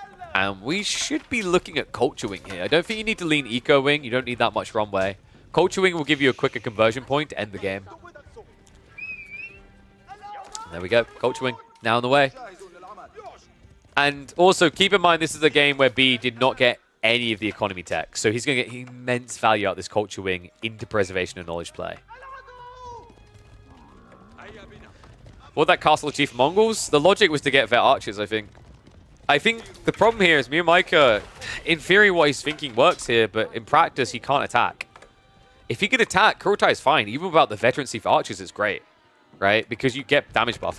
Ideally, you want the gold. And I think the biggest problem here is Myriad is so funnel visioned. Yeah, that's the word. On protecting this, tunnel vision, I think is what I wanted. That he's not gathering gold. Like, he's actually moving his army in the wrong direction, his economy in the wrong direction. Veterancy lies this way. Without it, he's dead. Now, by the time he gets it, B can have it as well. Look at more farm base rate got nerfed and the food upgrades from Mill one touched. Well, that's, I mean, if you think about it, horticulture only affects what? Sheep, farms, and berries. I'm fine with that. That gives more value to deer and boar, so playing out on the map. But yeah, agreed, like, I think farms haven't been nerfed enough. I think they're still too good. We've already seen multiple games where civs are just still spamming farms, Basses in particular. So, like, the intended change hasn't been drastic enough for the resolution it was targeting. Took a butt to complete. Myriad has at least gathered on the gold, so we should be getting veterancy coming through. Men-at-Arms being scaled into as well. I guess Camelot is a little bit tricky, right? Camelot just have very good pierce damage. They can deal with you. Veterancy should be getting queued up. So yeah, I love that. B queued up the veterancy for Horseman, immediately pauses. He goes, wait, I'm not being pressured at all. There is no rush here. The greedy boy stops off the Pock first. Because Myriad is not going to attack him. He went for a full static army. He doesn't have the Yam aura out. He doesn't have map control. And he's been gold star for so long. This is like the saddest Mongol player I think I've ever seen in 2024. Sad in that, like, I've seen games where they're more dunked on, they're more dominated, they're more non-existent, but like, this is a game where you're seeing a guy with double the military unable to do anything with it. And I think at this stage, part of it is he's just been kind of Pavlov dogged, right? He's spent so long being battered every time he leaves his base that now he just completely hesitates to ever do so.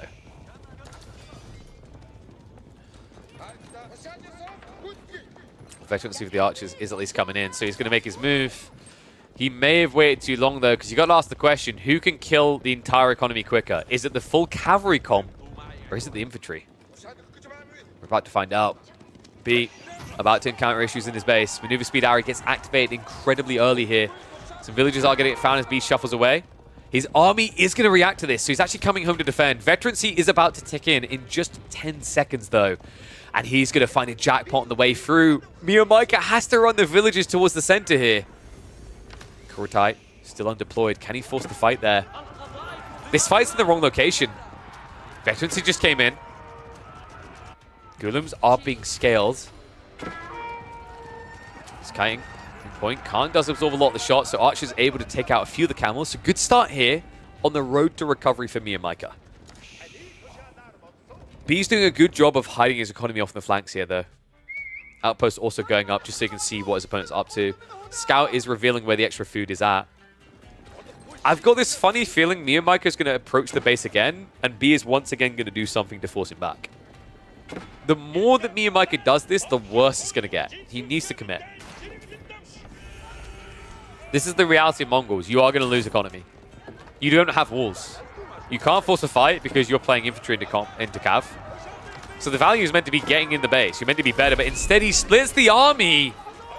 Horsemen and camels able to overwhelm here. Hits that back line. Retreat comes in as Myriad sends in the second wave to reinforce, and B will look to back away. Yeah, so pretty expensive fight on both sides. B losing quite a pretty penny of horsemen there, but he's replacing them with golems.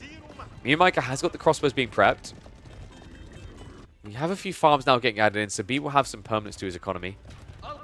And we do now have the Lancers raiding around the back. This is the scariest detail.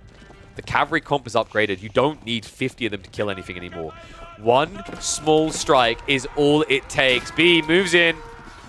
Villagers in trouble. Myriad, no reaction because he jumps in with the army, intentionally baiting him. Oh my god, oh my god, oh my god, oh my god. He doesn't know. B, it's the same thing from earlier where he lost 6 villages, but this is so much bigger. 10 plus villages going down. Myriad now a mile behind an economy. A sick hit by B. one that he needed, right? We were approaching the point where Miyamika might have finally went for that all-in, but now he has to go. There's no waiting around. There's no patience. His army is split, and he's already trying to dive here. And the cavalry is going to arrive home to punish that. Spears should be getting kited out. The camel archers should be able to whittle them down. Behind this, Lancers dive into the main. Even more villager losses in Miyamika's base. This is slipping. This is fading. It's only archers really left alive now for Mio. And the problem there is you're up against mass Lancers, mass Gullums. That is not a fight you can win. Lancers could be diving under the goal. They're going to waste a little bit of time on the men-at-arms, but what a hit by B. The patience shown here. Just rotate, rotate, rotate. Roteo to make Miyamika look like a potato, right? Like, it's crazy when Mongols end up in this defensive position. I feel like when Mongols have to defend, they genuinely look like the single worst Civ in the game. Worse than OOTD. When they have to defend. When they attack, they look like a top 6. But he never got a chance to truly attack here. Too many Ring-A Rosies. Too much time Benny Hillsing around your own base. And now you finally arrive at the base you've been aiming for the entire game. You meet your real nightmare. Knights and Gullums. Too much armor. Too much firepower. B with the 2-0 will continue through in the first of the 30 midweek musters.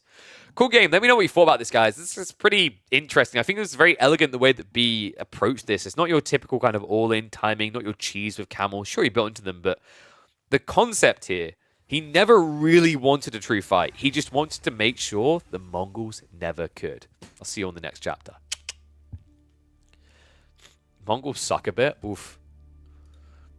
So, I think that one might be uploadable, though.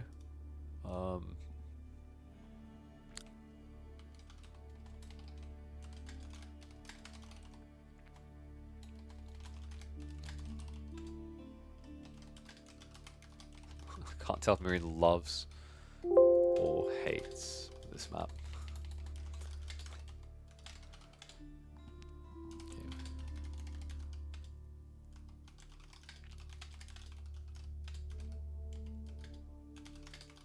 So we got that one, and then we got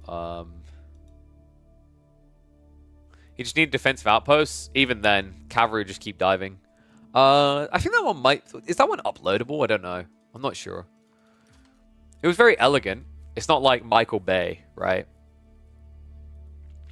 Okay, 1 second. God damn, I'm kind of annoyed that I'm going to have to go do the pub quiz. Not now, but in like an hour. Where is Miyamika from? Miyamika is from Vietnam. Right, so we can do another series. Let's have a look and see what we got here. So a bunch were going on. I said that we'll do the Dimu one. Dimu's ramen one. We'll do that on Monday. We'll check that one out. We could do... Maybe Sass versus Myriad could be good.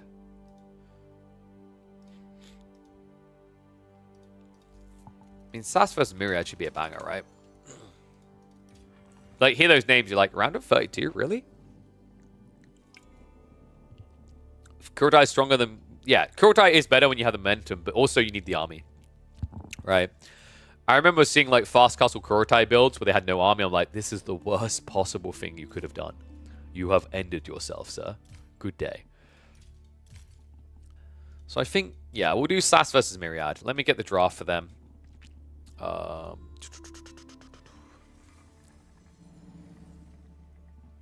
Actually, do you guys want Sass versus Myriad or Cat versus Scatterbrained? What would you prefer? Probably Sass versus Myriad, right?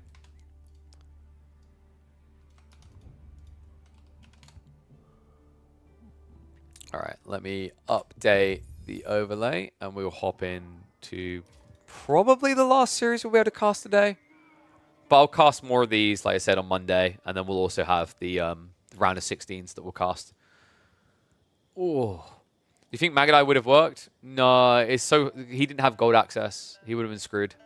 Magadai takes longer to scale as well.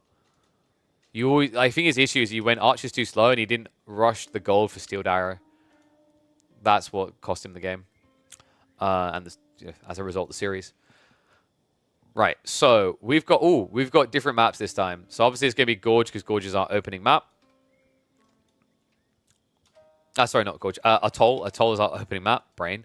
I'm not surprised Gorge came out. I'm not surprised it's Sassy's pick. I feel like Sassy loves Gorge. And then Frisian Marshes coming through from Myriad is very different. All right, let's get ready to go. One sec, actually, I just want to quickly turn on the heating. Guys, if you haven't already, make sure bare minimum you are following this channel so you know when we're live, because we're going to have plenty of weeks of action to come for Age of Empires 4 on this channel. And we will be live Mondays, Tuesdays, Thursdays, and Fridays. Grand finals for this one is going to be on Thursday. Oh. How come no Halloween biomes? Because usually those biomes come with catches. I think the Halloween biome, I can't remember, it had a bug with it. I can't remember what it was. I remember someone like flagging it recently though. But let's get ready to get underway. Oh. I think Myriad won the draft. Oh, I didn't really look at it properly. So, Byzantines, Mongols, Malians. It's pretty good. Iabids. Malians isn't open. I'm kind of curious about here though. Japanese just makes more sense.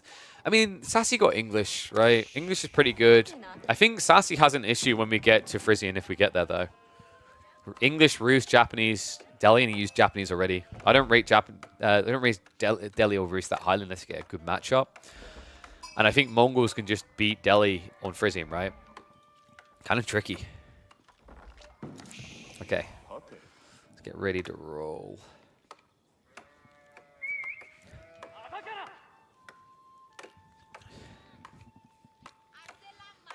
This is A tier? What, Malians? No, Malians are pretty good. Situational, but they're good. A new Civ pick for this map. We are on a tour. Welcome back to the first of 30 tournaments here. Midweek muster continues, and Malians making their first appearance on this map. Pretty intriguing. I wonder what this is going to be about, because Malians don't have a crazy water economy, right? They did get a buff recently where they get some gold when gathering food. You do have the transport ship shenanigans, but I have a feeling this is more about the hybrid nature of Atoll being not just about water, but about land as well. Sassy, on the other hand, is going to be going for the Japanese. This is crazy. I love some of the matchups we're getting in round of 32 because of the seeding process. So, for those who don't know, we invite 16 players based on ATR, 16 players based on pub ranks. And then, to make things interesting week to week with our seeding process, we've seeded 2 based on the tournament ranking, 2 based on the ladder ranking. And then we staggered back and forth 2, 2, 2, 2, 2, 2, 2. We thought this would be a cool way of doing it because it still keeps things very balanced, very competitive, but it gives a little bit of variance so that, for example, this week, Paul Hosen got Beastie. It doesn't necessarily mean he's going to get Beastie every single week on repeat with nothing changing. I thought that was nice because play styles do matter, and it twists the matchup slightly, but not to an extreme degree that it's like, welcome to round 1 of our tournament, and we have Beastie versus Marine Lord. I didn't want to do that. So, Japan on this map, I don't think we've seen them win so far, which is kind of sad, actually. I think Japan can make a lot of sense. The Shinobi feel really dominant. Actually, sorry, we did have 1 win. 1 win, 1 loss overall. Shinobi feel really strong here, but curious to see how impactful they're going to be against Malians. Malians that typically go Javelins are going to have a hard time against Shinobi because they won't get the bonus damage against them. We do have the Mansa coming, so no shenanigans around the Saharan Trade Network. I wondered if that was going to be a possibility here. Remember, if you go Saharan Trade Network, you get access to better outpost defenses, right? Instead of getting arrow slits, you get Javelin emplacements, which only cost gold to build. Big advantage for this particular Civ.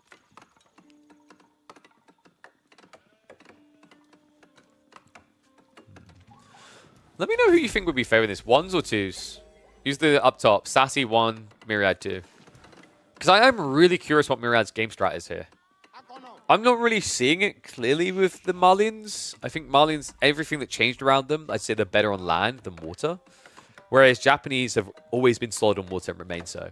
The Koka Township build, ever since this got buffed, I'm more and more convinced that these feudal all-in strats are just really scary for Japan. Remember, they buffed the Shinobi. They used to be 120 resources. They now only cost 100. Doesn't sound like a lot until you realize that's like a 15% cost buff.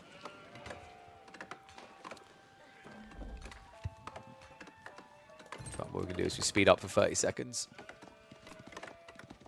Oh, it's been a fun day, though. I just realized we're in live 4 hours, but it's been breezing by. The only sad thing is I love live matches more than just like catching the recorded VODs afterwards, but we will have a lot of live matches coming, I think. This map looks like my toilet seat. Dude, we've called it toilet seat already. I've got a video. I think the first time I revealed it, I called it toilet seat gamers. But there's two types of toilet seats. There's Golden Pit, which is the terrible toilet seat, because the Stealth Forest looks like a toilet seat. And then there's this one, which is the golden toilet seat. Because we go for gold on this one, baby. For those wondering if you're going to get a lot of Atoll, you are. I wonder if that's why Myriad Lord decided to skip out on this one, because it's actually the default map. We will be looking to switch the default map every single week with Midweek Muster. I'm really happy with this approach. And it's also cool because we're looking to use not your standard, not like Dry Arabian Lipany. So it's going to be a great offering of new maps coming out and a great way for us to gather data on new maps. We won't just blindly punt maps that have never been tested before. I don't want to do that to players. But I'm already looking at things like Sarsgaard for week number 2, for example. So Sass, 2 Shinobi already in play. It's going to be moving across the map. Myriad has made the correct approach. Archer's coming out. Feels weird to see Mullins do it, but it makes a lot of sense here. So we'll have the block of the Shinobi. I'm curious now if Sass is going to keep pressuring in H2. Or just go for an H up. Oh wow, this is actually really annoying. Because the archers count the Shinobi, but the archer ship protects, right? So as long as you play deep, which he's doing. Oh no, that was almost sick, Sass. The Shinshin, of course, does not disconnect projectiles. I don't know why it doesn't. I actually...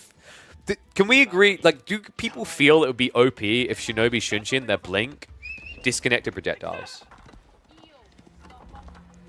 I feel like that would be okay. Maybe I'm wrong, though.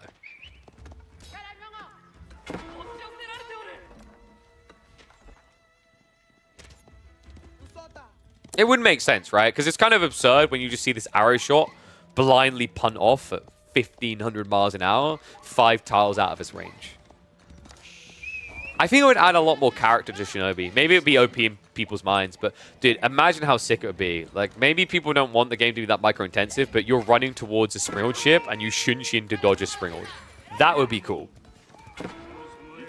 I guess the issue is readjusting the entire way that the projectile system works. That might be the issue. Scout just sniffing in here. Myriad has gone for the javelins in the end. I'm a little bit surprised because there's been no reason to do so. Sass now prepping the horseman. I get why Myriad went javs, by the way. It's the archer ships. Because now he can try to poke them and move out of range. But in reality, the amount of javelins you need to deal with these archer ships is going to be quite high. And it's going to leave you quite bare and vulnerable in the meantime. And also, alongside this, keep in mind Sass is prepping the castle. I don't know. The strat's looking a bit cooked here, folks.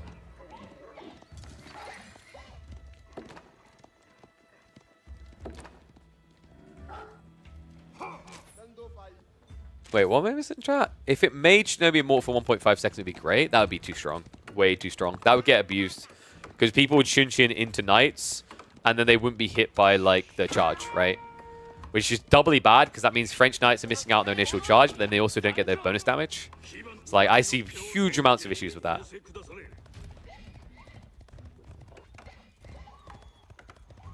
It's a cool idea in theory. It just, like, it doesn't work out when you expand it beyond its intent, right? This is always a challenge developers are dealing with. It's like, it's one thing to imagine, oh yeah, I really want to solve the archer ship issue, so I'll make this change. And then you're like, yeah, so archer ships are a problem, so I'm going to give Springald ships an extra 2 range. And then you see people using Springald ships to kill land units all the time. You're like, well, we have a problem.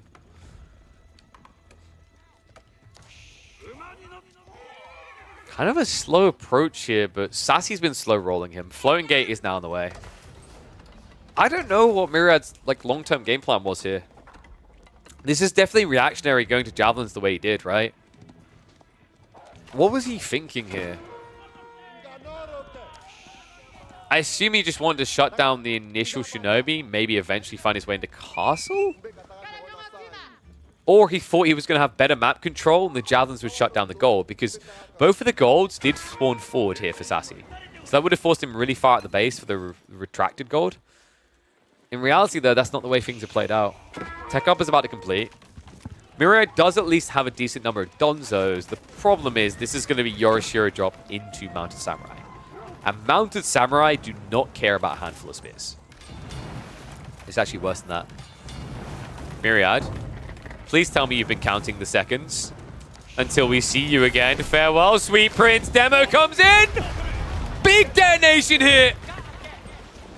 Myriad, what happened there?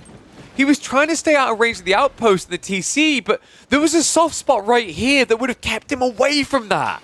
Such an unnecessary dive here by Myriad. Costs him dearly. Army in full retreat. Health bar is looking ugly for it, and now you want to build a ram. Okay, dude. This is like someone who tries to buy life insurance after they're queued up waiting to get into hell. This is like someone who gets textiles after they lost 15 villagers. This is too late.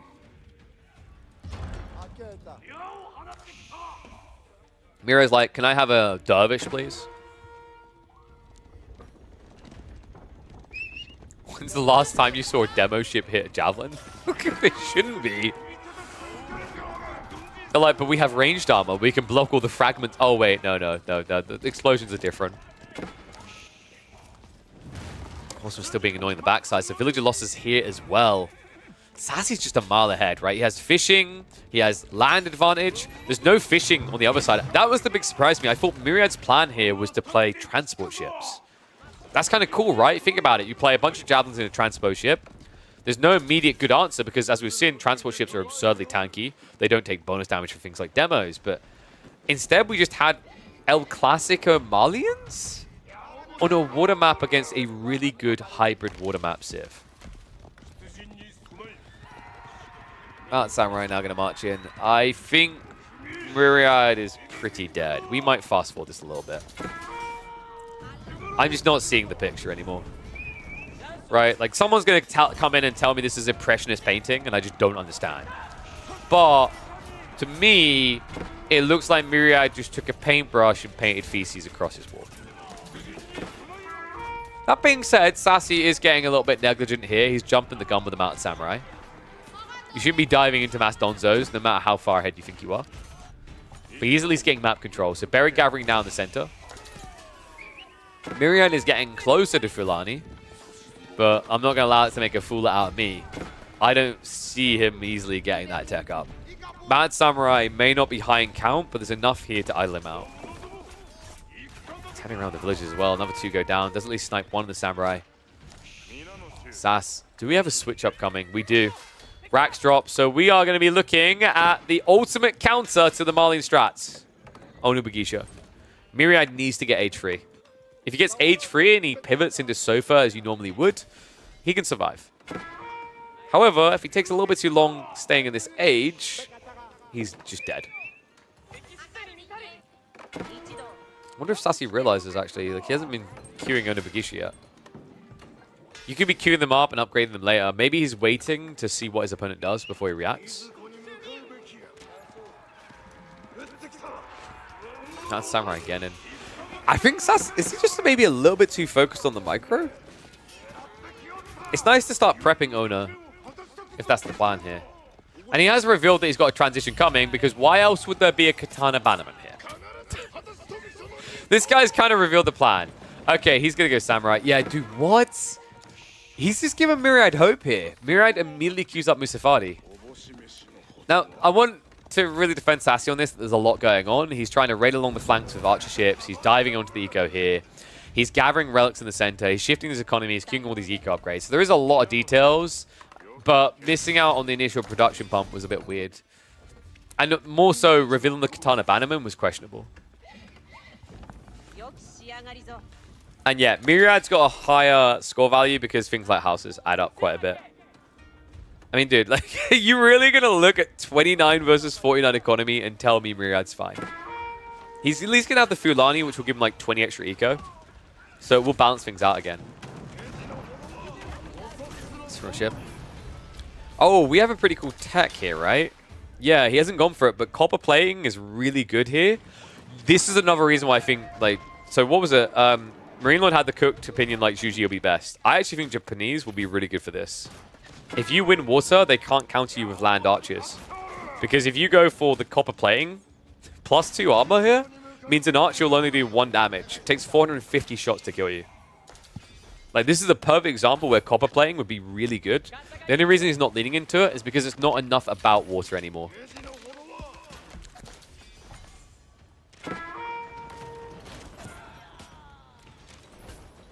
I believe we are close to the completion of the shellacking. Myriad is about ready to go for Lani. Sassy is prepping the one punch.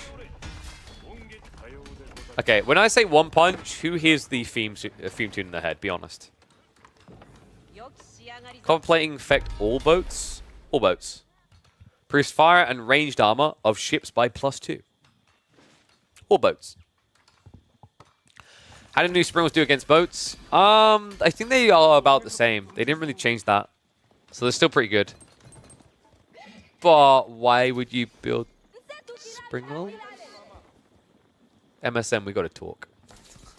If this is your plan for round of 16, I've got to stop you from jumping off of a cliff, buddy. So we are getting the wall up. Looks like Sass is going to try to confine things to one side of the map. Makes sense. If Myriad is teching up, you could be seeing either Musafadi or Sofas. Both of them are capable of sneaking around the flanks. You better just be wondering. I think what's happened here, MSN, is you've been awake too long without getting sustenance. Why don't you go ahead and order some protein work so that you actually are well fed and you don't have to step away from the keyboard. So you can keep playing AoE4 World. Exclamation mark, protein works. Yeah, highly recommend the banana. God tier, salted caramel. Also, the protein works. Protein bars are super cheap right now. They're on sale. And my code Killer Pigeon does work on top of all those. So I think we're finally ready to attack. Sassy moving in now with the Samurai. Myriad needs to buy time. The problem here is, sure, you do have Musafadi, but they're castle and they're also a Adachi'd. Lines are going to spread out here. A little bit of a weird shuffle. Like, why are you going this way when they're going? Okay. It's okay, though. The Samurai should still be able to win this fight. The Katana Bannerman effect adding in a lot as well. Tech up is about to complete, but Myriad might not have much of an army to upgrade here. Starts to retreat away. Best thing you do is shuffle the Javelins out the other side of the TC, but just continues to right-click the army behind. Sass, we have reached the overflow point. We've got additional amount of Samurai on the way. The Donzos have been deleted. Villagers are about to be in the mess as well. And the backstab comes in. Sass has been waiting, looming with the ponies. The Myriad, reluctant to wave that white flag, might not have a choice any longer. Army has been completely depleted. Cav is still alive. And game one will be going to the Turk.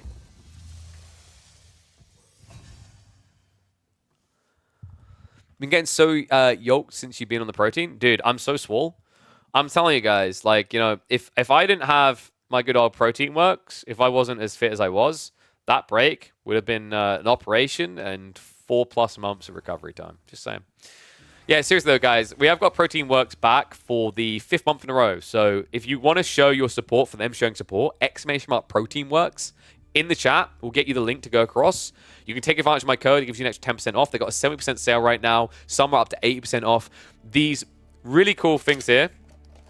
The cookies and cream are actually including this. They right now are super cheap. The individual bars are down to 99p each. Totally worth grabbing a stack of those because they're expiring at the start of December, so you can eat them up now. But my obligation to you guys, I've been saying, is like if we actually get renewed, if we get at least 10 sales this month, I will commit an extra $200 into show match funding for next month. That's what I promised you guys. So if they come back to the end of November, like, dude, we want to renew again, I'll find some people to invite to show matches and then put some buckaroos towards it. So plenty of reason to do it. !Protein Works if you want to go across now. But big shout out to you, Fassa. Thank you very much for the sub, mate. Appreciate the subscriptions coming through. Remember, guys, we are live 4 times a week. So if you like ad-free viewing experiences, that's a cool way to get there. So let me get game number 2 ready. So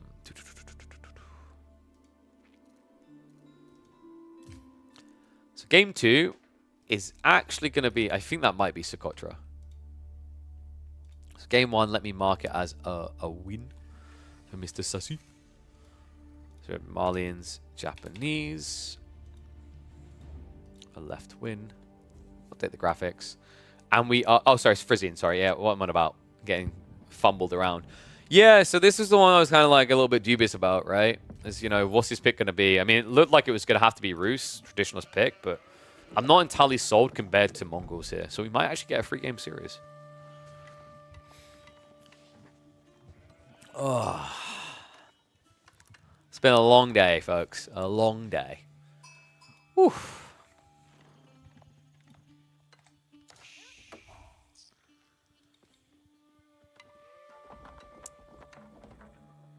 Wait, who's getting back to work what? The horses used by samurai before Europeans landed in Japan were not bigger than ponies. that is kind of funny to think about. Just this incy-wincy tiny little pony and a giant-ass man, like, covered in armor on top of it. Oh, lordy. Those poor, poor ponies.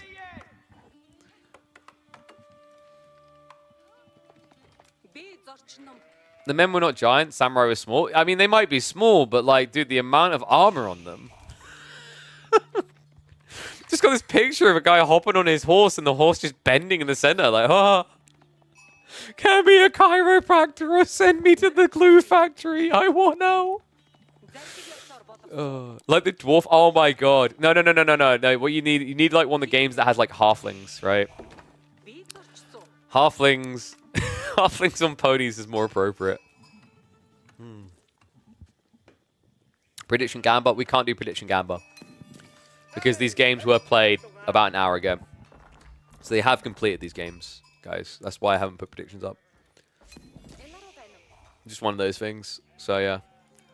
That's what's going to happen with the open scheduling, right? Is we are going to have series that, like, we'll catch some live, but some of them are going to be recordings. Oh.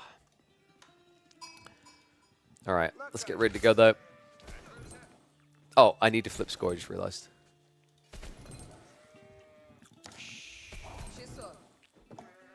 It's old school time versus new thoughts here on Frisian Marshes. Sass, a blast from the past. Roos, when this first came out, Frisian Marshes felt like the Dominion, but in recent times, nobody bothers anymore. Meanwhile, Myriad looking strong and firm, with a good chance of getting us to a deciding game in this single elimination series here with the Mongol pick. Yeah, Mongols have been looking sick, actually. Mongols, this is kind of probably the best map I think we have in the map pool for picking them on average. Really good blocker to a lot of civs, really good at trading on this map. And the early pressure points, right? Fort spawning golds is guaranteed 90% of the time on this map. So an outpost rush can do a lot of work. And I think, are we going to get that outpost rush? No. So Myriad doesn't bother, which is unfortunate because maybe he thought this was going to be a Kremlin to protect the gold. Sass got away with the greedy option here. He went with the Golden Gate. Yeah, so this is going to be a fast castle build. A little bit tricky up against Mongols because they still do have that pressure point. And I imagine we're looking at Silver Tree here, right? I don't think Deerstone provides that much value because you're not going to really play into Magadai. Not on such a corner campy map, right? Magadai are better on maps where your opponent has to spread out. So Silver Tree is going to be the bread and butter of it. In fact, what we'll do is we'll speed up 2 times this little bit of early game. We have Ultra Greed from Sassy, though. He's trying to play multi-TC. I thought this was going to be Fast Castle, which in my brain kind of felt a bit better. 2TC versus Mongol trade is tricky. It means your opponent is going to have enough Keshiks to block any raids. Khan Hunter's kind of useless. Depends on the map. And also, it's not just about the Khan Hunters. Deerstone is quite often better than Silver Tree because it inflates your economy, all your economy, straight away. And then you can play into traders on a delay. We've seen plenty of people play Deerstone into double marketplace, and it looks really good on this map. Looks really good in general. Sure, Silver Tree will get you traders cheaper, granted. I know, it's really tempting. But the cool thing that Deerstone gives you is flexibility. For example, if Sass had been 1 TC all in right now, Myriad would have a really big problem having gone Silver Tree. Deerstone would give him a lot of power to defend that is otherwise not there. So Myriad is, of course, going to be opening the Keshiks. Other side, Sass, what's the plan here? Second TC is giving the gold, so this looks like a fast castle build. I would be surprised if Sass tries to pose a threat to the trade. I think he's just going to try to accelerate past it. This might be an annoying start, Sass. Sir? Yes? Yes. Good, Anathan, good. hey, you don't have a parking permit. I'm going to need to see your license and registration for this vehicle. I don't think the driver's awake. Are you counting the seconds that Myriad hasn't noticed? He's building an outpost up now on the gold. He still doesn't know. And Keshik is now on the way. Myriad says, we're not playing this dancey game. I refuse to indulge it. So Keshik will be able to clear the way. Sass has to retreat. So trade will begin, but that's a big edge that Sass got there, right? TC was complete. He can now inflate his economy pretty quickly. Yes, these traders are going to be more valuable. Yes, you can produce them every 21 seconds, but this isn't too far behind at 20 seconds a pop, right? On top of that, he does have the Golden Gate to inflate his eco a bit as well. Pretty rough for Myriad. Although, not the end of the world because he'd put more resources into immediate Keshik spam. So now you can try to force him out of time on the other side. That's why it's really good that Sass is getting these walls in early. And look at that. Not one villager to build up an entire wall, guys. This is correct from Sass. Maybe a little bit overkill bringing, what was that, 6 villagers? 2 villagers probably would have been good enough. But what he's doing is appreciate the threat this has because these walls now take twice as long. We've seen already a few times today, people were greedy with the 1 villager pool. They failed to get their walls up in time. And failing to get a wall up here would have spelt doom, right? Because that would have hit your tree line that isn't protected by the TC. All right, 1s if you think the Mongols are going to win this. 2s if you think the Rus have got it. We're seeing the picture that's being painted by both sides now. Traders are starting to emerge. We're already 2 in, 3rd now popping. And it is going to be inflated. So this is what I was talking about with Deerstone, right? Like, yeah, you're getting these traders cheaper out of this one, in fairness. And you are producing them quicker.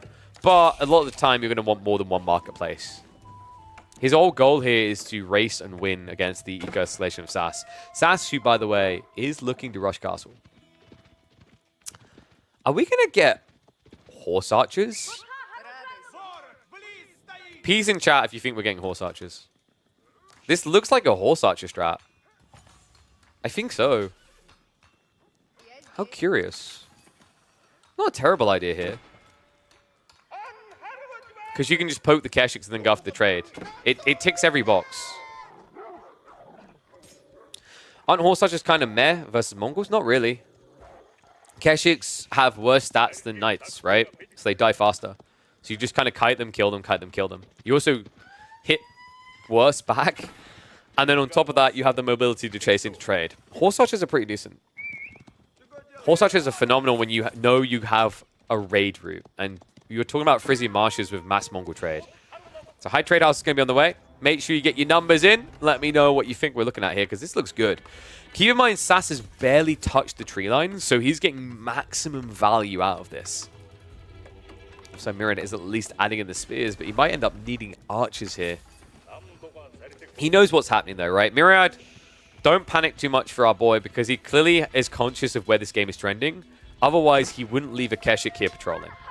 He fully knows this is turning into castle. Tricky part is he has to keep pressure on, because Mongols fall apart here if they have to start defending their trade.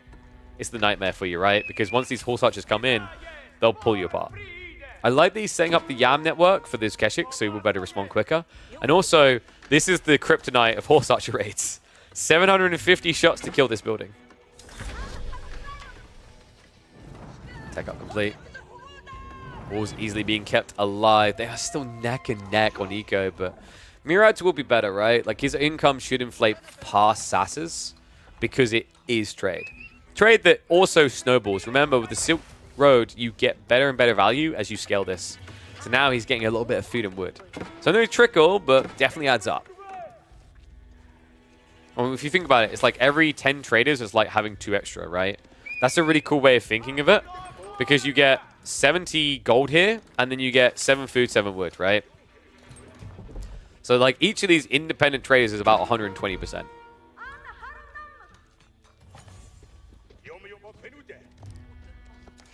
Still no breakthrough. It takes so long against the 4 or 5 Palisables. And Sass is going horse archers. Look at that. It's almost like I spend way too many hours watching Age of Empires 4. It's the only play that makes sense here on a map like Frizin. We'll see how impactful it's going to be.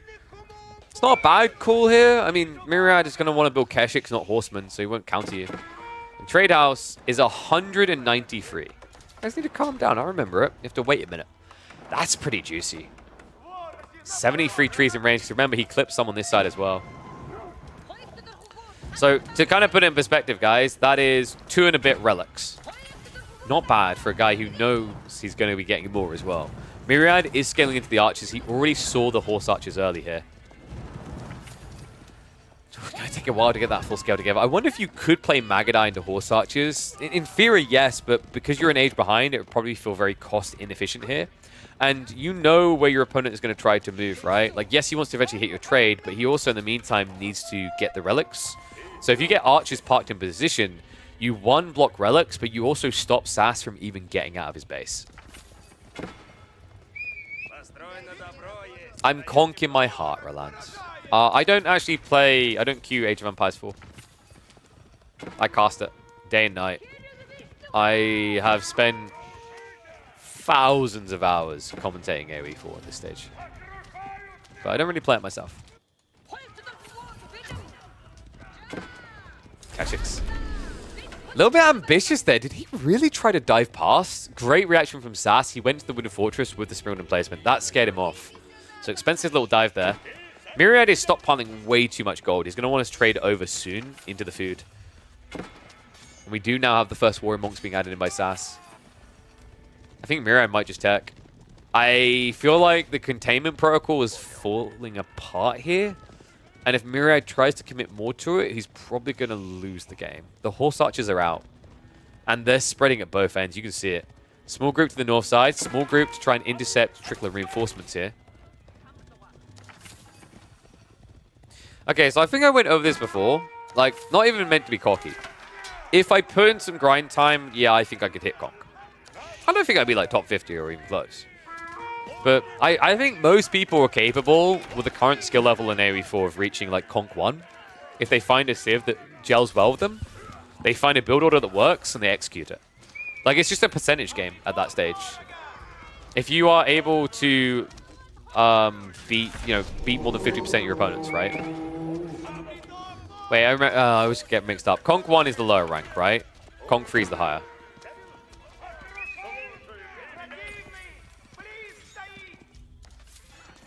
Anyone can reach Conk 1 with enough commitment. I mean, if you're committed to learning and improving. I think I shocked people. Like, I remember I had messages after I played Battle Aces, actually. People were shocked that I could play RTSs. They were like, oh, wow, you actually beat like a Grandmaster there. I was like, yeah, dude, I've played these since I was a kid. I'm a sweaty boy as well. I play and I improve. I do wish I could turn that off in my brain, that like improvement arc. You know what I mean? Like, people think it's a good thing. It's actually not. Because it can sometimes make games harder to enjoy, because once you realize you're semi-decent at a game, you focus on the micro improvements that take time, and it can burn you. I've had this in so many games, like MOBAs, RTSs, FPSs. I've grinded to the top 1 percentile. But the difference is I'm not trying to go pro or anything, so it's like, why did I work that hard to improve?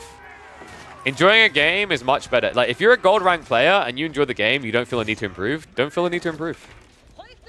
Like, who are you trying to prove someone to? Random guy on the internet who doesn't even know who you are, doesn't really care. He just wants, like, to take a cheap shot and laugh at your rank. Who cares? You're probably earning 4 times what that guy is. Sure, he's got a higher, like, E number in a game. He's probably also got a higher E number in his diet that's about to give him diabetes in 5 years. Who cares? Right? Do what makes it fun for you. Stab coming in. Nice block up. First relic. It's still no way. Dude, this is wild. Look at where the relics are. This is an easy grab now for Sassy on the follow-up, but it's definitely slowed him down. Myriad, in the meantime, has aged up, and we do have veterancy for archers and Keshiks on the way. Oi.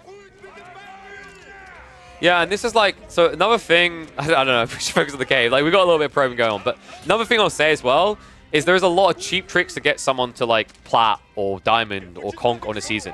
But then you see them fall back down 2 ranks because they aren't learning fundamentals that improve their game. They're learning cheesy strategies, right?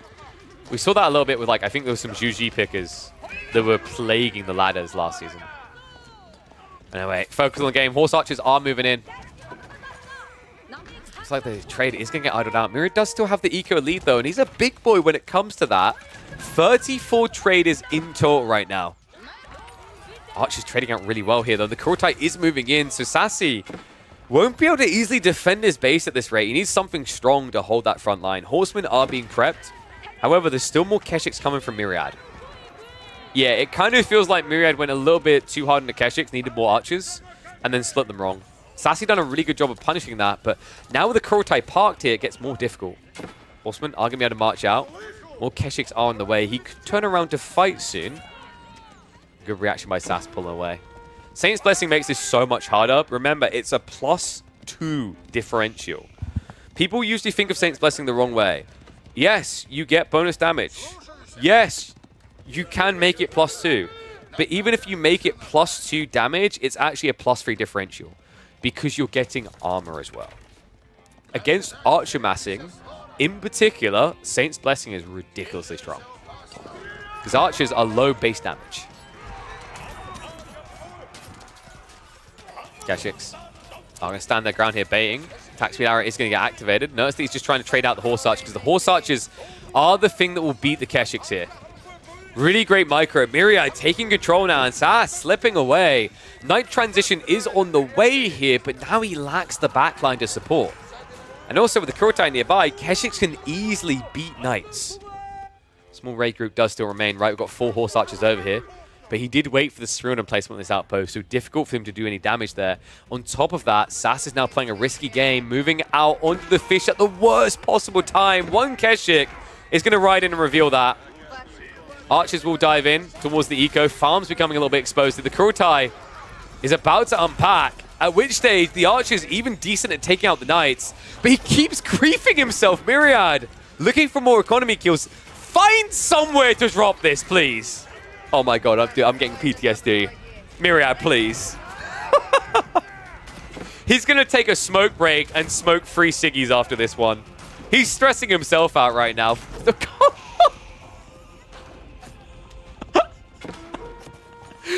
Every time you think it's going to deploy, an archer walks in the way again. Finally, he has the buff again. You know when you watch games where it's like, was it even worth moving it? That's this game. Guys, the Kurtai was here before.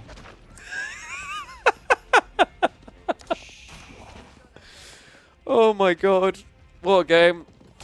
And even more so because I think, folks, we are getting a game 3. It's looking undeniable at this stage, right? Eco's neck and neck. Yes, it's 4 relics, but when I see someone build a Mangonel on Season 9, am I the only one who's not filled with a deep sense of inspiration? Oh, now, hold on, KP. We could always get the Saints Blessing Mangonels to make them good. Actually, I haven't thoroughly tested that.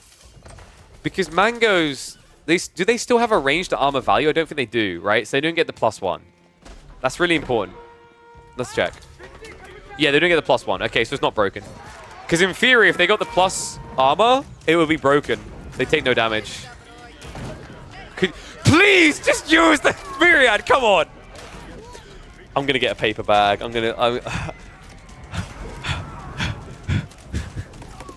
Deep breaths. Myriad is simply doing this on purpose to show how giga he is. He doesn't even need the Kurtai. Would it make the game easier? Sure. But Myriad's one of those guys who, like, he went to uni. He could have had, like, all of the hand-me-outs. He could have had the grants as well as the loans. He's like, I don't need no handouts. I'm my own man.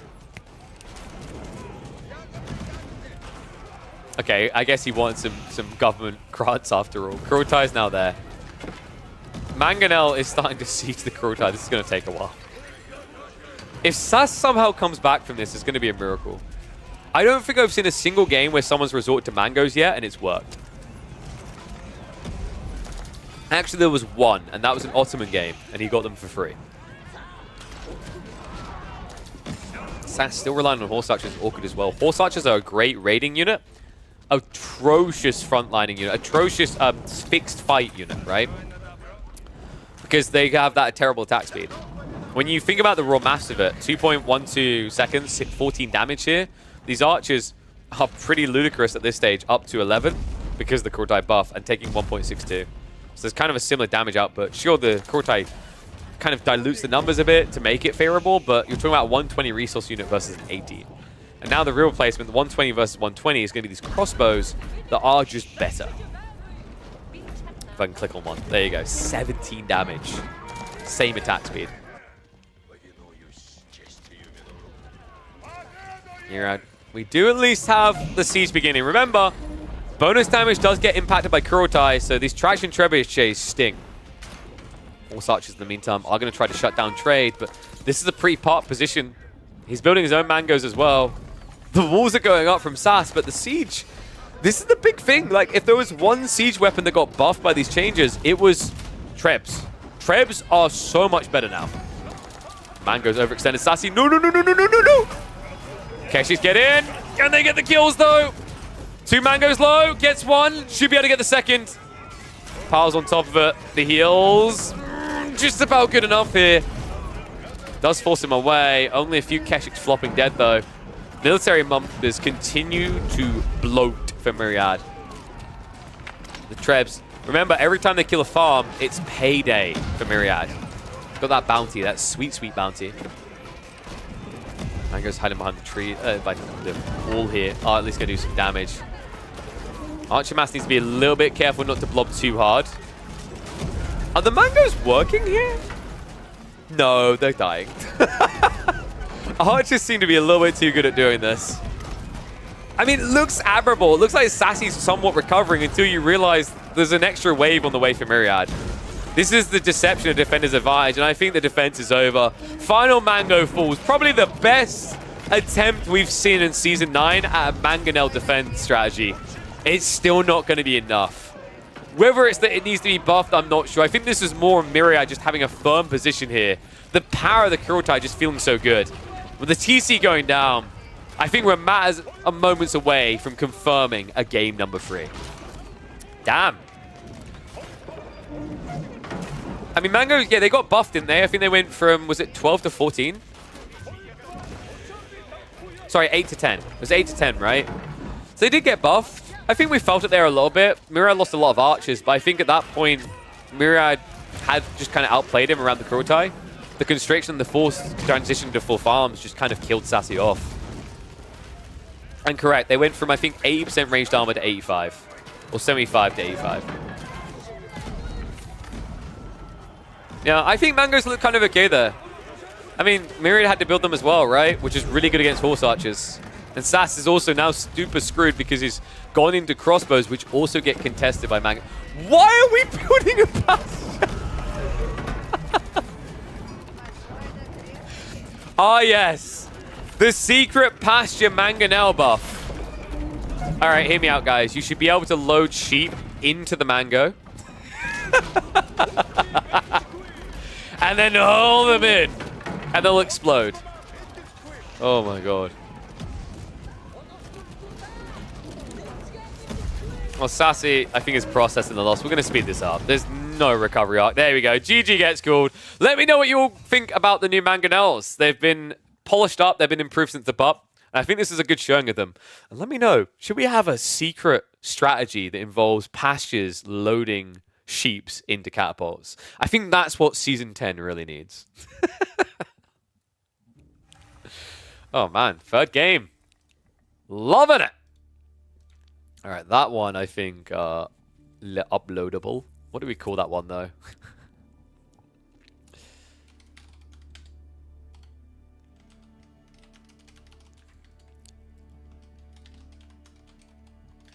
Mangonels are actually fun and useful now. Maybe?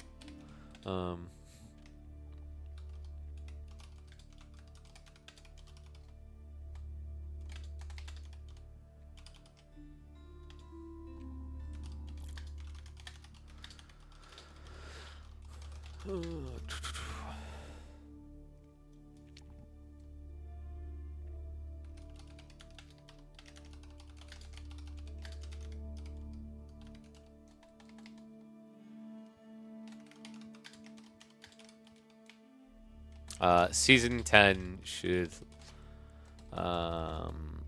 will let us catapult sheeps. Dude, I'm gonna like I need that video to go viral, and then Winston's gonna like send a message to me saying, "God damn it, I hate you," because now I have to allow people to catapult sheeps. That's what I want from life. Is that too much to ask for? I think that's a reasonable desire to have, you know? All right. Let's get ready for another. So we've got Myriad up next. Oh, my foot's a bit weird. Just give me a sec, guys.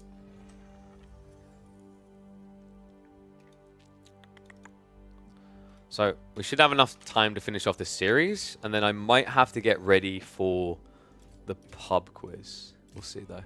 Push-ups. 1, 2, 3. Oh, I shouldn't do that. My foot's feeling rickety. We did have drugs recently, didn't we? God, I still feel rickety. It's not good when you're describing your ankle as rickety, right? That's a dodgy word. These are female dips. I would encourage you to come fight me, but I will swing my giant cast at you and then break my ankle more and then sue you. I think that's how that works. No excuse? Okay, you come here and I'll break your ankle. I want to hear you really commit to that after your ankle gets broken. You okay with that? Okay, retreat. Yeah, dude. I knew you back. Yeah. Like, you know what this is? Breaking an ankle and then having people like judge you and not doing what they want because you broke your ankle. I'm starting to get how. Oh god, no, dude, this is gonna go down wrong and get the judgmentalists. I'm starting to get but hear me out because it's fair. I'm starting to get how women feel when someone like tries to compare someone to pregnancy and they're like, you don't understand. You guys don't know. Now, I'm not comparing breaking an ankle to pregnancy, right? I'm not comparing breaking my ankle to pushing a giant watermelon out of my non-existent vagina. But you haven't, like, dude, if you haven't broken the ankle, if you haven't broken the talus bone, you don't know. All right. Coming Niagara Falls, maybe just an hour or so. Are you going to slinky down the Niagara Falls? Breaking your ankle is much worse. That's true. I mean, honestly, like there's this organic and expected to happen. You're not meant to break ankles, guys. It's not the way the bones are like the vagina is designed this way. The bones are not. How did you break it? So if you check my Monday VOD at the start, I think I go over it. I might upload it to YouTube actually. I need to go and download the VOD. But I basically was climbing. I was doing bouldering and I fell about 8 feet down a wall, 7 to 8 feet down a wall, with my foot still sliding on the wall, and then I hit a giant bracket at the bottom, and then it thumped my foot up towards my shin. So I broke this really complicated looking bone that sits at the bottom of the, like basically right in the middle of the ankle. It's a really weird shape actually. If you look up talus bone, Talus, you'll see it. All right, let's get ready to go though. That's why I need everyone to use their Prime subs. Thank you very much. If everyone unique here... Actually, that's an interesting thought. If everyone who's watching this was to subscribe themselves to this channel on Twitch, we would have enough subs to get the next tier of subbing, which would mean that Bezos would have to give us 70% of the money from subs. You guys know that's a thing?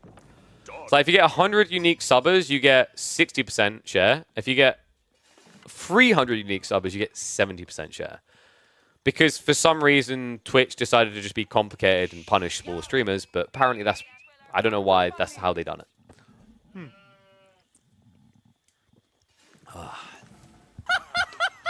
Hey! Thank you very much, worst case. Thank you, the resub, buddy. Welcome to Swarm. I mean, guys, like, you got 30 weeks of tournaments ahead of you, so you're going to want to have an ad-free viewing experience here. This is your go-to place.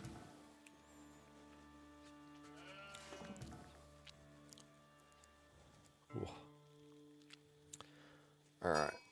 I think this will have to be the last series. Because, guys, I got a pub quiz in half an hour-ish. So we should be able to finish this one in time.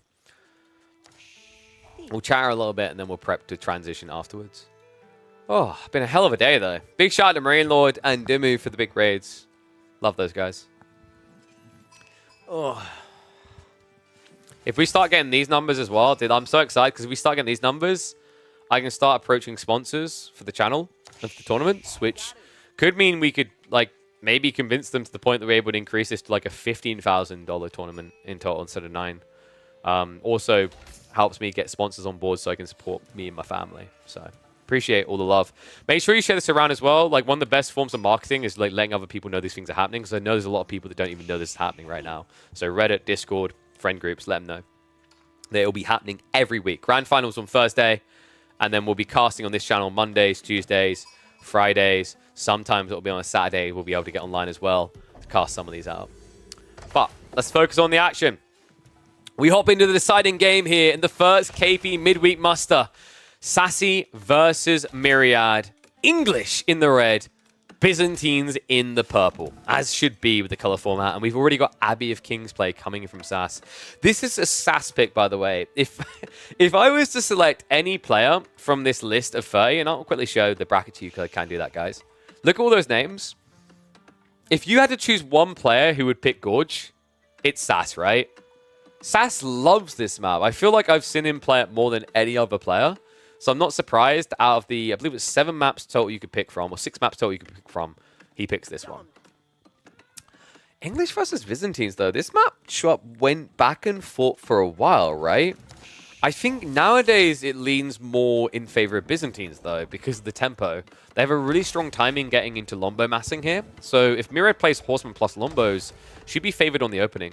What would be really cool from Sassy as an answer, though, yeah, he's going standard 2TC, so it might not be feasible now. But I was thinking Mass Horseman would be pretty sick. Gorge is a great map. Okay, so I was the first person... I'm going to like... I was the first person. Sounds so pretentious. Was the first person to really believe in Gorge. Because when we saw this back at Rebel Wallow, I was like, this map is incredible. This map should be in the base game. With time comes maturity. While Gorge is nice, I don't like too much Gorge anymore. I think Gorge has started to shrink on me a little bit. And what is up? Def Not Blot. Thank you very much for the Prime sub. Welcome to Swan, buddy. You won't regret it. So I think the problem with Gorge is it needs slight tweaks because I don't like how often the late game has started to come through on it. I feel like it's 80% of the games reach 25 minutes plus now, which I don't think is ideal. Part of it comes down to too much safe wood here. And I think another part of it is maybe how easily wallable it feels, which is weird because it shouldn't be easily wallable. So I think like the start of fixing this is like the walls changes for Season 9 would have fixed that issue. I think they just need to fix the amount of trees you have at the back. It's a bit too much. Like, if you cut a third off of this, I think it would be quite reasonable. Still a lot of wood to work with. You still have the nearby tree line as a backup. But it doesn't feel ludicrous. Maybe even a quarter. Like, I don't want it to reach Prairie, because then we just have Prairie 2.0. But there is maybe a little bit too much wood that allows people to play this hunkered down style.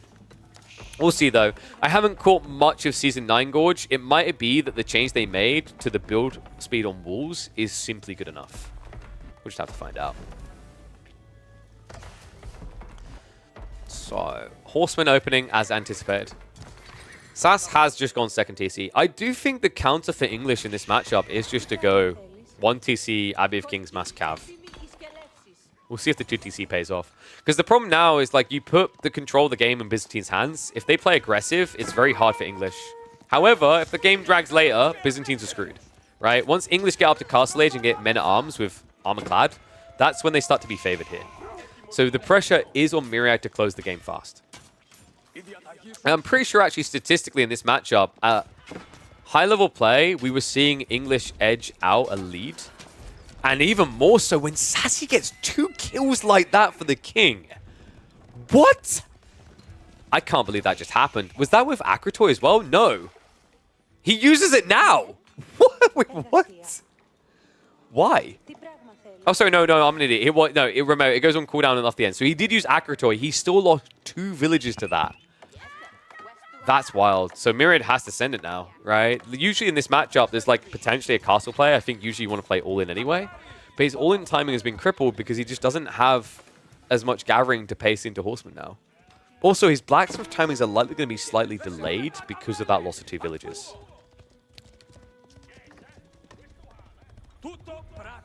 Hey, I appreciate the commitment, Def Not Blot.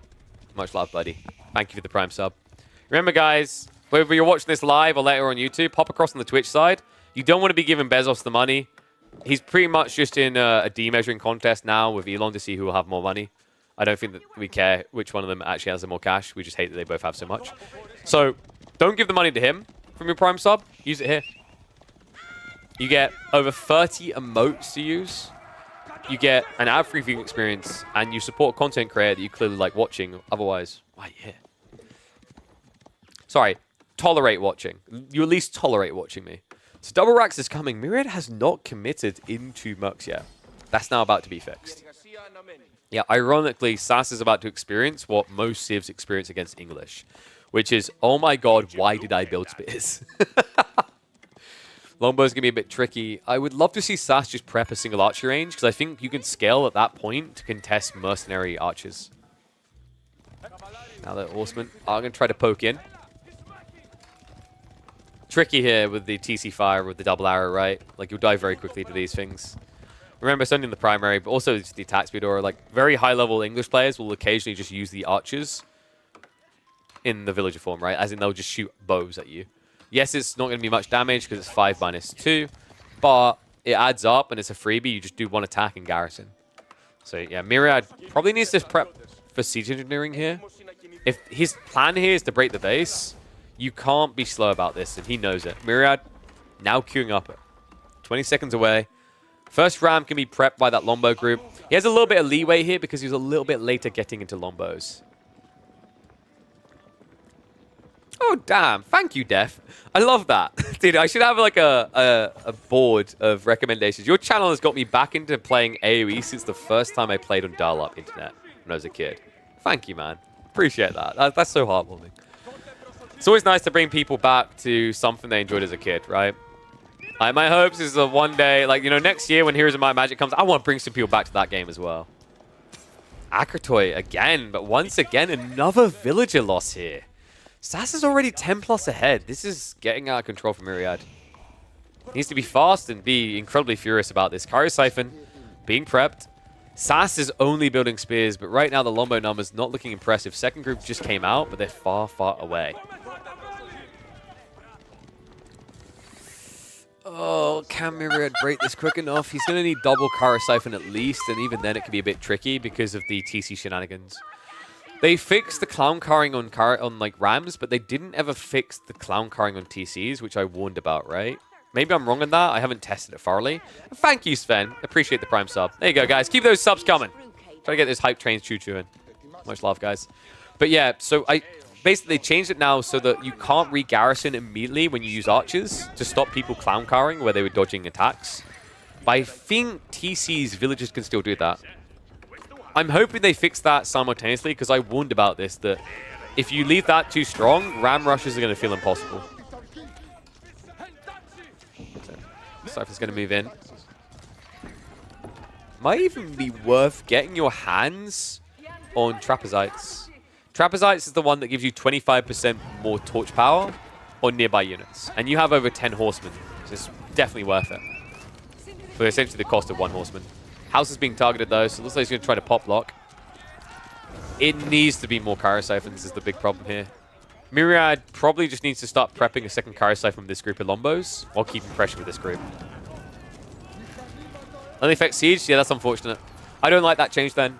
I know that it was necessary to make this ram change because it was kind of unnecessarily clowny, but TC's, the issue, folks, is TC's what you can do is when you see a ram, you can garrison out, hurl your torches and garrison inside before you've thrown the torches.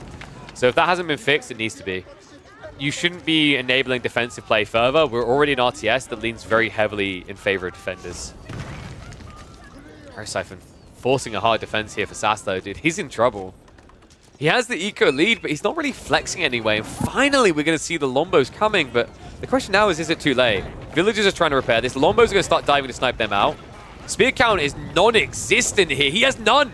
Villagers now being sniped. And he's completely ignoring the king. Finally, he's going to wail on him. Look at the health bar. Villagers dying. The king also surrounded. Is going to flop dead. Dive past. The Kyro Siphon doing enough. I question whether one ram would be good enough here. Myriad has provided the answer. Villagers in panic mode running away. Sassy fighting for his tournament life here. And Myriad Will not give him a chance. Economy lead completely gone.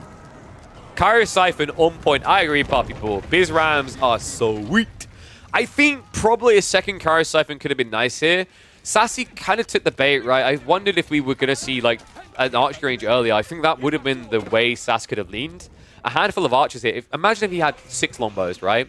6 longbows when these 5 longbows come in. Defended, right? And then spinmen behind it that aren't going to die. Instead, what happened here is Sass committed into a longbow line that killed him one by one, right? His spearmen just dying off in a very trivial fashion. I think this game would have been winnable for Sass if he'd made that adjustment. It wouldn't have been easy. The Byzantine timing is still vile in this matchup. But it would have given him a leg to stand on, at least in this game, that simply doesn't exist. So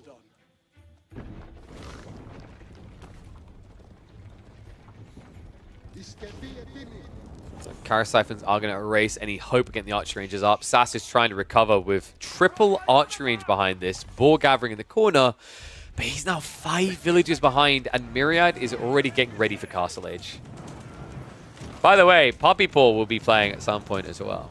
Wink, wink. We have got both the Canadian bros. Actually, I'm pretty proud of it. I think we got most of the absolute top players in AoE4 playing in this weekly. The main exceptions, I think Marine Lord obviously would pass on this one, but I'm sure we'll see him in the future. There aren't many holdouts.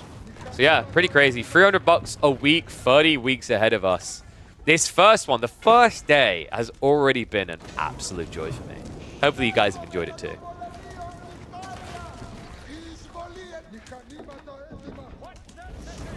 Oh, they scale terribly. What? Because the burn damage underneath overlaps? That's a fair point, actually.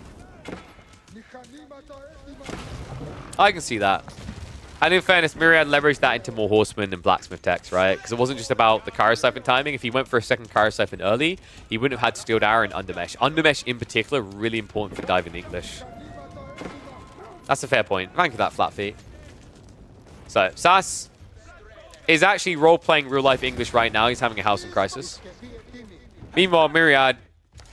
Well, I don't know if the Greek/Turkish economies are looking this good right now, but in the game, they're looking phenomenal. Golden Horn Tower is on the way. Extra system levels coming in. Kyro Siphon is continuing to get maximum value, maximum pain. I wouldn't blame Sass if he just GG'd the moment the tech came out. He's not in a position that he's getting out of his base at this stage. Instead, he's going to get dove. Horseman coming in. Yeah, because remember, Kyro Siphons have less health than a ram, so they die quicker to arrow fire. Another building down for Sass, though. Veteran Seaver Horseman on the way. Cataphracts steal. The amount of Cataphracts we're now seeing is kind of crazy. I don't think there was anything that drastically changed about Cataphracts. I think people just took a second look at them, was the reality check. They're pretty damn good for what they are. It's also the positional play. When players use these to charge through and get on the other side of, say, mass longbows, you block a easy retreat. They got buffed. It wasn't substantial, though, right? What was the change? I'm trying to remember. Cost is the same. Was it 320 or 300 to 360 health? Oh, sorry, it's a speed change, right? Wait, was that this patch or the... I thought it was the previous patch, because they used to be 1.52 or 1.56, right? And they put them up to 1.60. Yeah, it was a pretty decent buff. Yeah, sorry, yeah. So it wasn't... Yeah, that's what I was thinking. I was like, it wasn't pop, I'm pretty sure of that. It was before. But even then, like, people kind of still sleeping on them. But we're seeing more and more of it now. It's the positional play, right? In this retreat, for example, if he just tramples through, these lombos scramble around them. So they spend longer in range getting meleeed. That's the value. Melee struggle against range because you're able to kite away from them so they don't keep attacking. If the Cataphract's standing here and you're running away from it, you're running around it. So he's just standing still, clubbing you with a sword. That's what makes him so good. He isn't using trample right now because the spear's here. Otherwise, it would have already been committed. But Myriad now with the veteran longbows, this is done. Sass is trying to save up for a tech up. It would have to be White Tower in a game where he only has 1 TC. And I don't think he'd be able to build that White Tower anyway. Not with Cataphract spamming.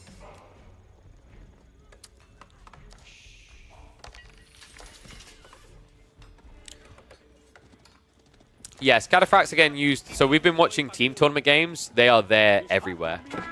This might be the first or second game we've seen a Cataphracts in tournament for 1v1 though. expect the numbers to grow. Even against English Spears, he doesn't care. Trample could be used. He's going to use it now. The cycle charge through. Does get pinched in the center, but it doesn't matter. Numbers are too high. That's going to be it. A farewell to Sassy. Commiserations, and thank you for hopping in for the first midweek muster. He'll have to grind on the ladder now to qualify for the second. Myriad, however, is through to the round of 16. Damn.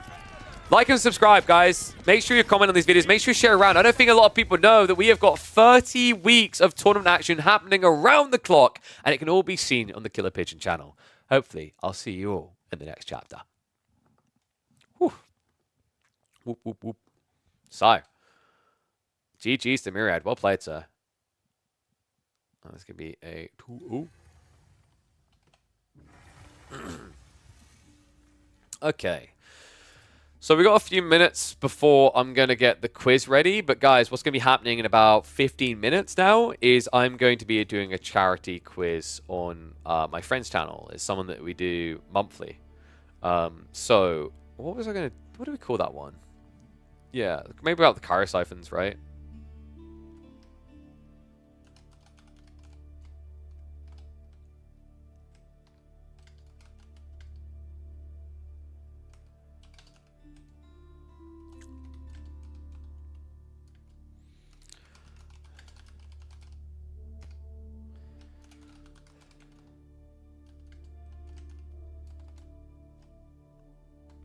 The one sieve that only needs one RAM.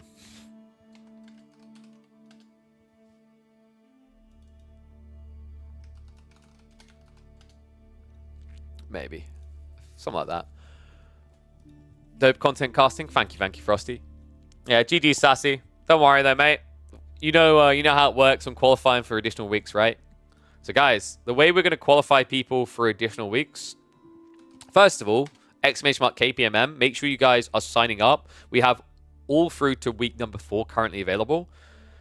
So do it early so you don't forget to do it later. It also makes Choom have less of a heart attack down the line. But we are going to qualify players through based on this. So this is the balance point. I really like this balance point. Instead of just inviting people based on the tournament elo, because the problem with using tournament elo is you create a gatekeep, right? Because if you use tournament elo, the reality is you're eventually just going to get the same cycle of players again and again because they're the only ones improving their tournament elo. So we use this for initial seeding, but we're going to use this for the 16 invites each week. So if you get eliminated early, your edge is these guys are still going to be scrimming and practicing playing these games. It's a chance to get on the ladder and climb up so that you can be invited. But the way you'll be invited is you need to make sure you're signing up on Start GG. I can't have Choom running around asking every single player every single week if they want to play. So the way we know if you guys want to play is !KPMM. And then you will go through. Dude, Choom and me at the exact same time. I love that. And then you'll go through here. And then you sign up to the weeks. And then people will be invited based on the seedings. Top 16? Yes, MSN. So top 16 in this tournament. So, wait, I'm trying to remember MSN. Dragan won, right? No, sorry, you won. So, MSN, as long as you sign up, you're in for the next one. That's fine. Remember to sign up, though. You've made it. You've made the cut. So, the top 16 are invited to week number 2 automatically. The remaining 16 slots, the 16 losers, are kicked. And the new 16 are invited based on people that signed up, based on their rank placement. And Choom has the timing, right? Choom, I think we're closing ladder seeding on, is it Wednesdays? I think. And yes, it was a Myriad win. So Myriad made it through, folks. Top 16 doesn't need to sign up. Okay, so you're fine there. But we will have check-in period, right? So guys, the reason that's important is if you were eliminated or you are high on the ladder and you want to potentially qualify, still recommend signing up because in the event that we have check-in and the top 16 players don't respond to a check-in, there might be an additional slot opening up because they aren't there. So like that's the way we're balancing this. We're going to have like cut-off points because it's okay that you've qualified, but if you qualified and you don't turn up to your match, it's going to get really awkward. So we're figuring that out now. I recommend always signing up to these. It's literally just a few clicks. It doesn't hurt. And then we'll look to do check-ins to make sure everyone is wakey, exit bakey. Oh, blimey, what a day. Marine cannot play unless he grinds ladder. Yeah, so can I get, like... That's worth 10 gifted subs, right? We've forced a format that requires Marine Lord to play ladder. Oh, where is he? There you go. Rank 20th right now. Oh, dear. Wait, were we sticking with the ATR ladder? Cheating, I thought that was just for the opening. I could have sworn we were just doing that for the opening, right? Or we... Oh, we'll talk about it. Oh, you mean seeding? Yeah, I was about to say. I'm pretty sure it was ladder. Yeah, so the way we done seeding, we want to be a bit creative here, guys. The seeding is this. So you get... So we're going to do it top 1 last edition, top 1 ATR, and then top 2, and then cycle through. The reason we done this is it's going to mix up the seeding a little bit, so you don't theoretically get what we're now going to call the Corvinus Elyona effect, which is every single time they're seeded into each other straight away. I thought this was nice because people are going to get really exhausted and tediously bored of if, like, for example, Hosen had a repetition of Beastie 15 weeks in a row as torture. Thank you, Free Lick. Appreciate this Prime sub. You rock. Oh, appreciate it, bud. So yeah, this was to provide a reasonable level of variance that didn't feel like it was gift horsing, right? It's a nice way to give people potentially different matchups week to week. Because I think for some people, although it's like you can look at it as an improvement arc that you keep practicing against Marine Lord or whatever, it also can get frustrating because different players, different play styles, right? And I want to give people a little bit of variance to have a shot.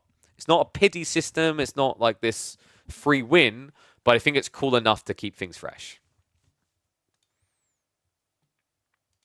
Can't go live from here? Mate, I'm going live in a few minutes, chill. I said I was going to be tight to 7. That is the way the cookie is going to crumble. So, top 16 for today are qualified, and other 16 next week is ladder. Yes. Yeah. Cheem can fill you in the extra details. If you've got any questions, I'm sure he's happy to take them. But the general gist is that you will qualify based on your ladder. And then make sure you come here and sign up, Sassy. So go through now.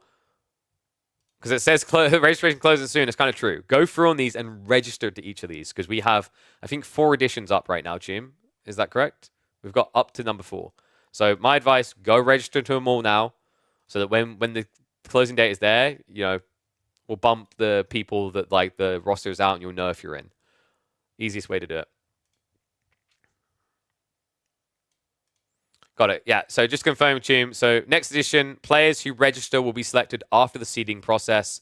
As some players don't play at all, they don't care about being rank 1. Got it.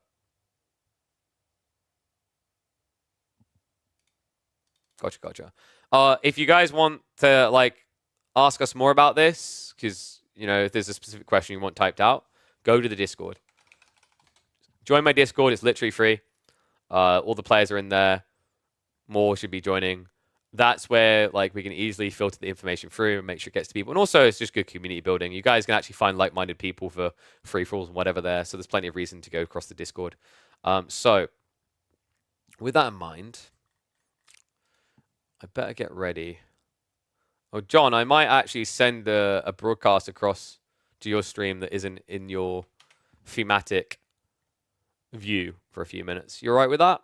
Because I have a solution that allows me to push across the multiple channels. So it might show my stream for a bit. Hi, YouTube. You guys have been quite quiet. Bless you all. I'm going to end the YouTube and Twitter streams, guys. I will definitely be back on Monday, possibly it's Sunday, but I'm not going to promise anything yet. We might be able to catch some more games live on Sunday. If not, we will be catching up a lot of the round of 32s, round of 16s, possibly round of 8s on Monday. So make sure you've got notifications turned on and expect those broadcasts.